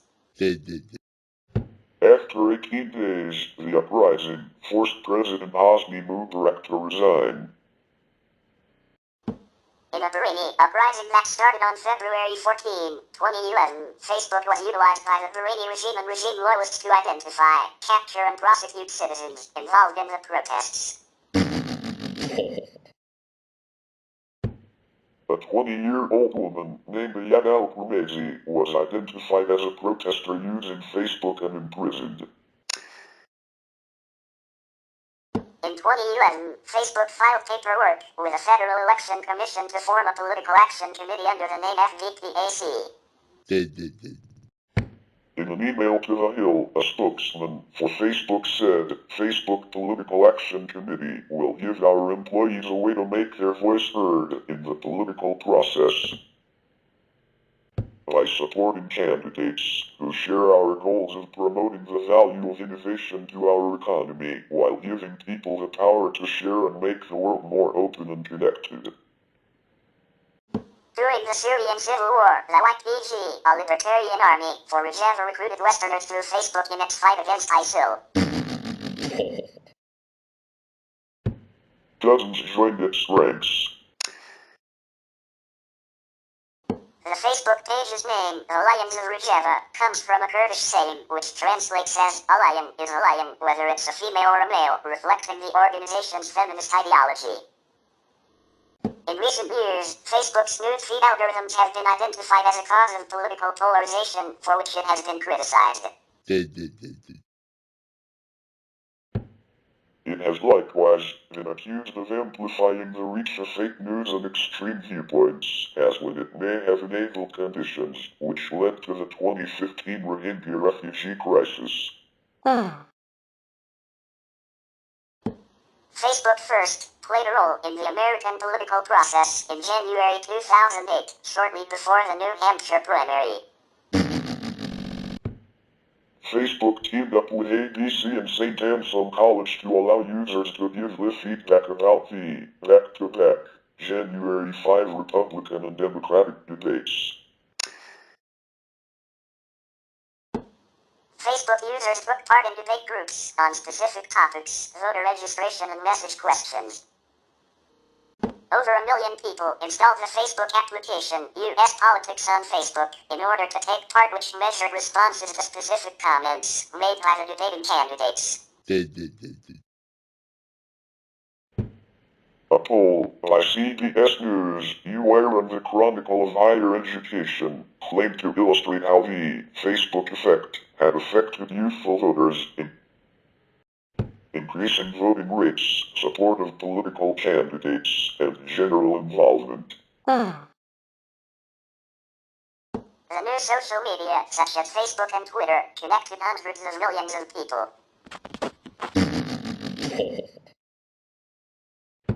By 2008, politicians and interest groups were experimenting with systematic use of social media to spread their message. By the 2016 election, political advertising to specific groups had become normalized. Facebook offered the most sophisticated targeting and analytics platform. ProPublica noted that their system enabled advertisers to direct their pitches to almost 2,300 people who expressed interest in the topics of Jew hater, how to burn Jews, or history of why Jews ruined the world.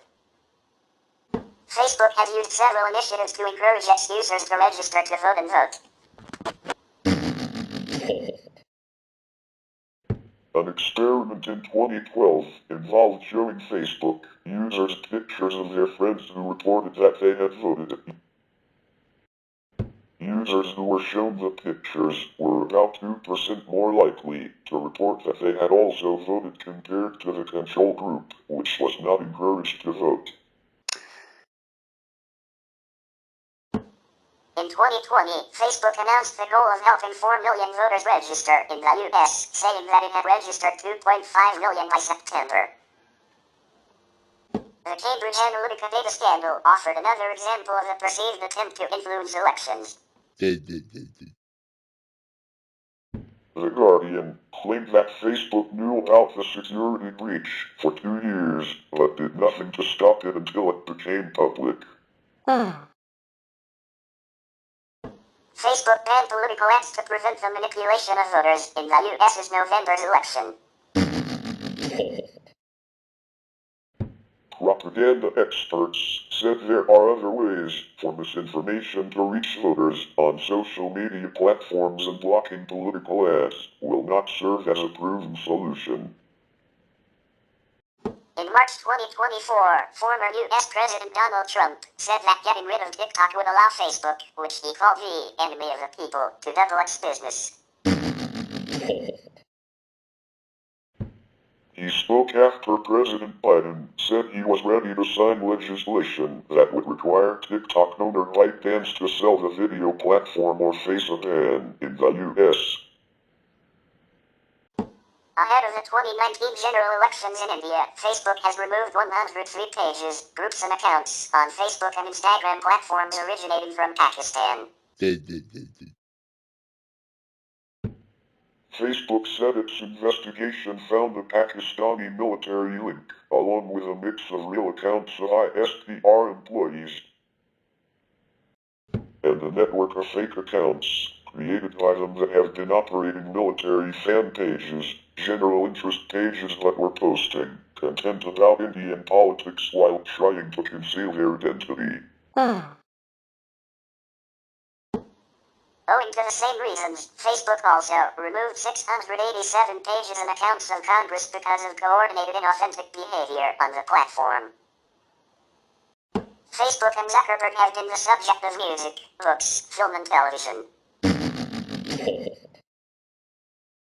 The 2010 film The Social Network, directed by David Fincher and written by Aaron Sorkin, stars Jesse Eisenberg as Zuckerberg and went on to win 3 Academy Awards and 4 Golden Globes. In 2008, Collins English Dictionary declared Facebook as its new word of the year. In December 2009, the new Oxford American Dictionary declared its word of the year to be the verb unfriend, defined as to remove someone as a friend on a social networking site such as Facebook. In August 2015, Facebook founded Internet.org in collaboration with 6 other technology companies to plan and help build affordable Internet access for underdeveloped and developing countries. The service, called Free Basics, includes various low-bandwidth applications such as AccuWeather, Vapcenter, BBC News, ESPN, and Bing. There was severe opposition to Internet.org in India, where the service, started in partnership with Reliance Communications in 2015, was banned a year later by the Telecom Regulatory Authority of India, TRAI. In 2018, Zuckerberg claimed that Internet.org efforts have helped almost 100 million people get access to the Internet who may not have had it otherwise. Facebook announced in 2021 that it will make an effort to stop disinformation about climate change. The company will use George Mason University Yale program on climate change communication and the University of Cambridge as sources of information. The company will expand its information hub on climate to 16 countries. Users in other countries will be directed to the site of the United Nations Environment Program for information. Internet.org is a partnership between social networking services company Meta Platforms and 6 companies, Samsung, Ericsson, MediaTek, Opera Software, Nokia, and Qualcomm, that plans to bring affordable access to selected Internet services to less developed countries by increasing efficiency and facilitating the development of new business models around the provision of Internet access. The app delivering these services was renamed Free Basics in September 2015. As of April 2018, 100 million people were using Internet.org. It has been criticized for violating net neutrality and by handpicking Internet services that are included for discriminating against companies not in the list, including competitors of Meta Platforms' subsidiary Facebook. In February 2016, regulators banned the Free Basics service in India based on prohibition of discriminatory tariffs for data services regulations. The Telecom Regulatory Authority of India, TRAI, accused Facebook of failing to pass on the 4 questions in the regulator's consultation paper and also blocking access to TRAI''s designated email. For feedback on Free Basics. On February 11, 2016, Facebook withdrew the Free Basics platform from India. In July 2017, Global Voices published the widespread report, Free Basics in Real Life, analyzing its practices in Africa, Asia, and Latin America, and concluding it violates net neutrality, focuses on Western corporate content, and overall, it's not even very helpful. Internet.org was launched on August 20, 2015. At At the time of launch, Facebook's founder and CEO Mark Zuckerberg released a 10-page white paper he had written elaborating on the vision that asserts that connectivity is a human right. In the paper, he wrote that Internet.org was a further step in the direction of Facebook's past initiatives, such as Facebook Zero, to improve Internet access for people around the world. During TechCrunch Disrupt on September 11, 2013, Zuckerberg elaborated further on his vision. TechCrunch blog compared Internet.org with Google's Project Loon. Zuckerberg also released a video on September 30, 2013 explaining Internet.org's goal of making the Internet 100 times more affordable.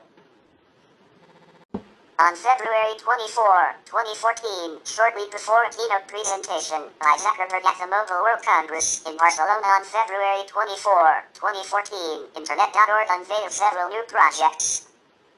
An education partnership called Social EDU with Nokia and local carrier Airtel AX and the government in Rwanda, a project with Unilever in India, and the new Internet.org Innovation Lab with Ericsson in its Menlo Park HQ.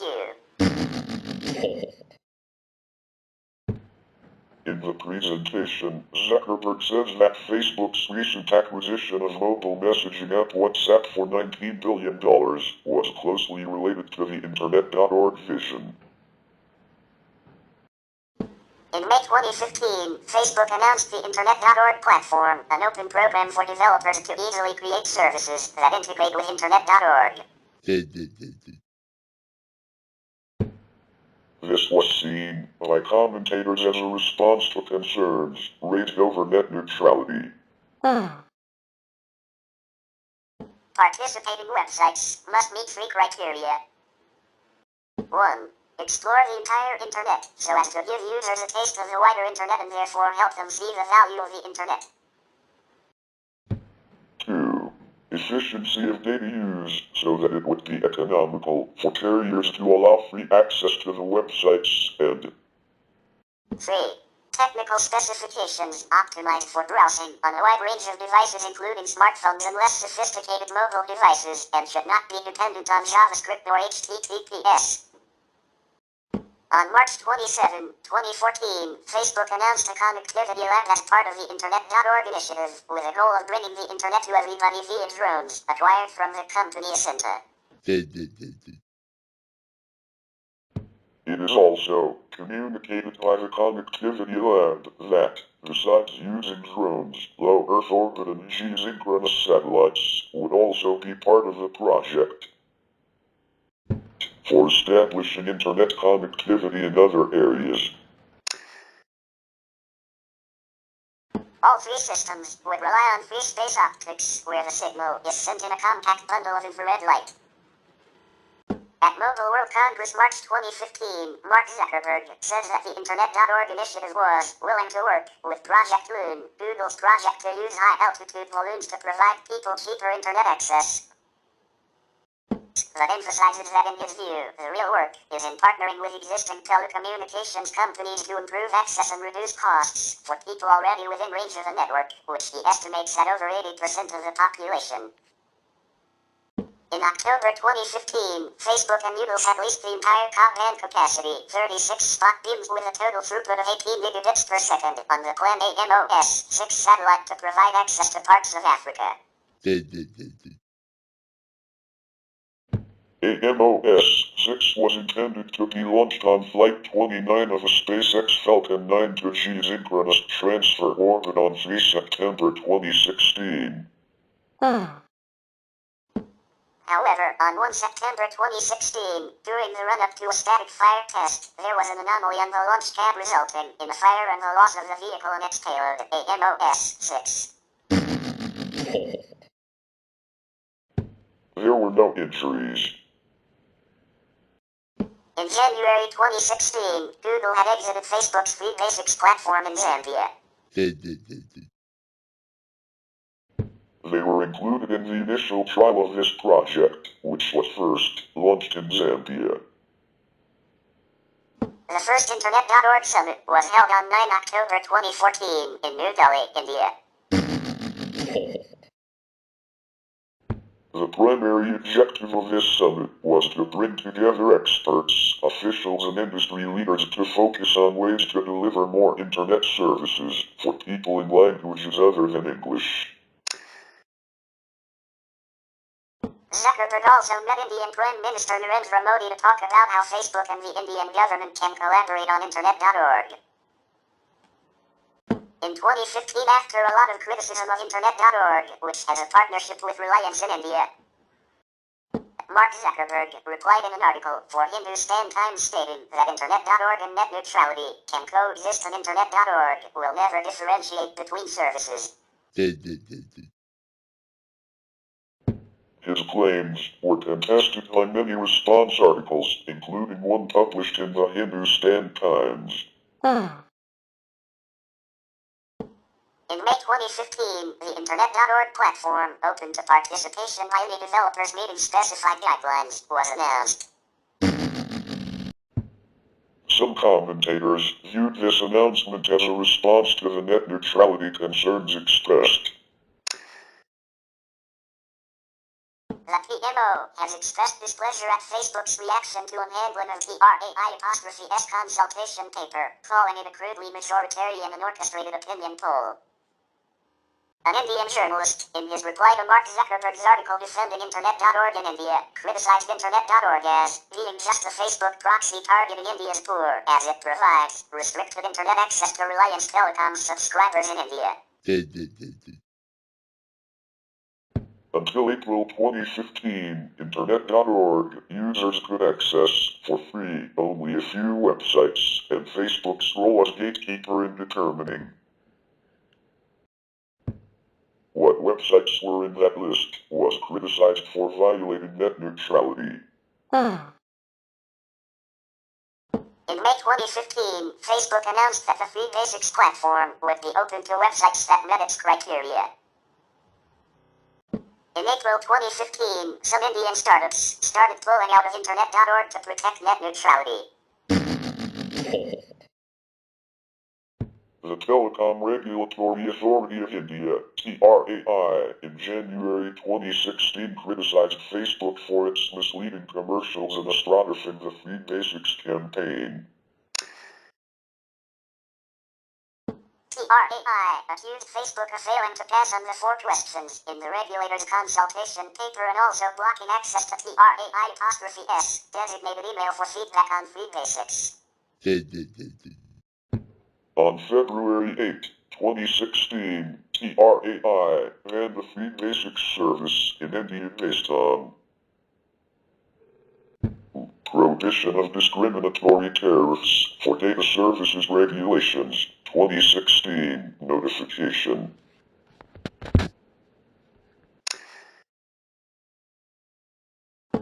On February 11, 2016, Facebook withdrew the Free Basics platform from India. In May 2017, Facebook, in partnership with Indian telecom operator Bharti Airtel, launched a service under the Express Wi-Fi banner. Below is a selective history of launch dates and participating mobile networks. July 2014, Zambia. October 2014, Tanzania. November 2014, Kenya. January 2015, Colombia. January 2015, Ghana with Airtel. 10 February 2015, India with Reliance Communications. Service permanently banned by TRAI 1 year later. 18 March 2015 and 7 October 2015, Philippines with Smart Communications and Globe Telecom. 31 March 2015, Guatemala with Tigo.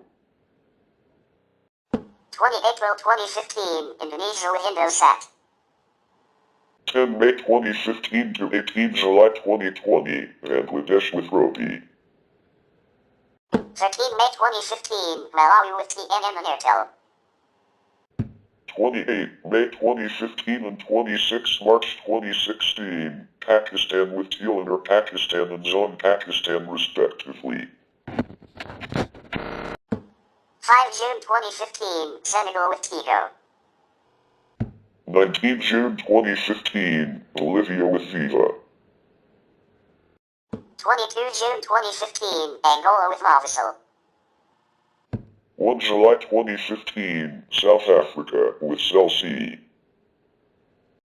18 October to 30 December 2015, Egypt with Epsilon. Service terminated by the NTRA after Facebook refused to offer surveillance capabilities for the government. 16 December 2015, Iraq with Correct Telecom. 10 May 2016, Nigeria with Airtel Africa. 2 June 2016, Madagascar with BIP. June 2016, Myanmar with Myanmar Posts and Telecommunications. February 2017, Nigeria with Etisalat Nigeria. March 2017, Algeria with Urdu. And April 2017, Belarus with Life. An article, published on TaBNWNE in August 2015, discussed Internet.org in relation to past accessibility initiatives by Facebook and Google such as Facebook Zero, Google Free Zone, and Project Loon. Internet.org and Project Loon have been described as being engaged in an internet space race. There have also been technical debates about the relative feasibility and value of using balloons, as championed by Project Loon, instead of drones, with Mark Zuckerberg favoring drones. In December 2015, David Talbot wrote a detailed article for Technology Review titled Facebook's Two Faces, Facebook and Google aim to fix global connectivity, but for whom? About Internet.org and other Internet accessibility initiatives.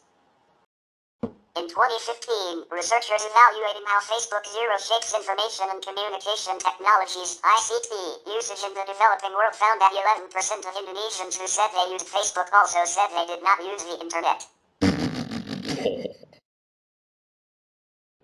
65% of Nigerians and 61% of Indonesians agree with a statement that Facebook is the internet, compared with only 5% in the US.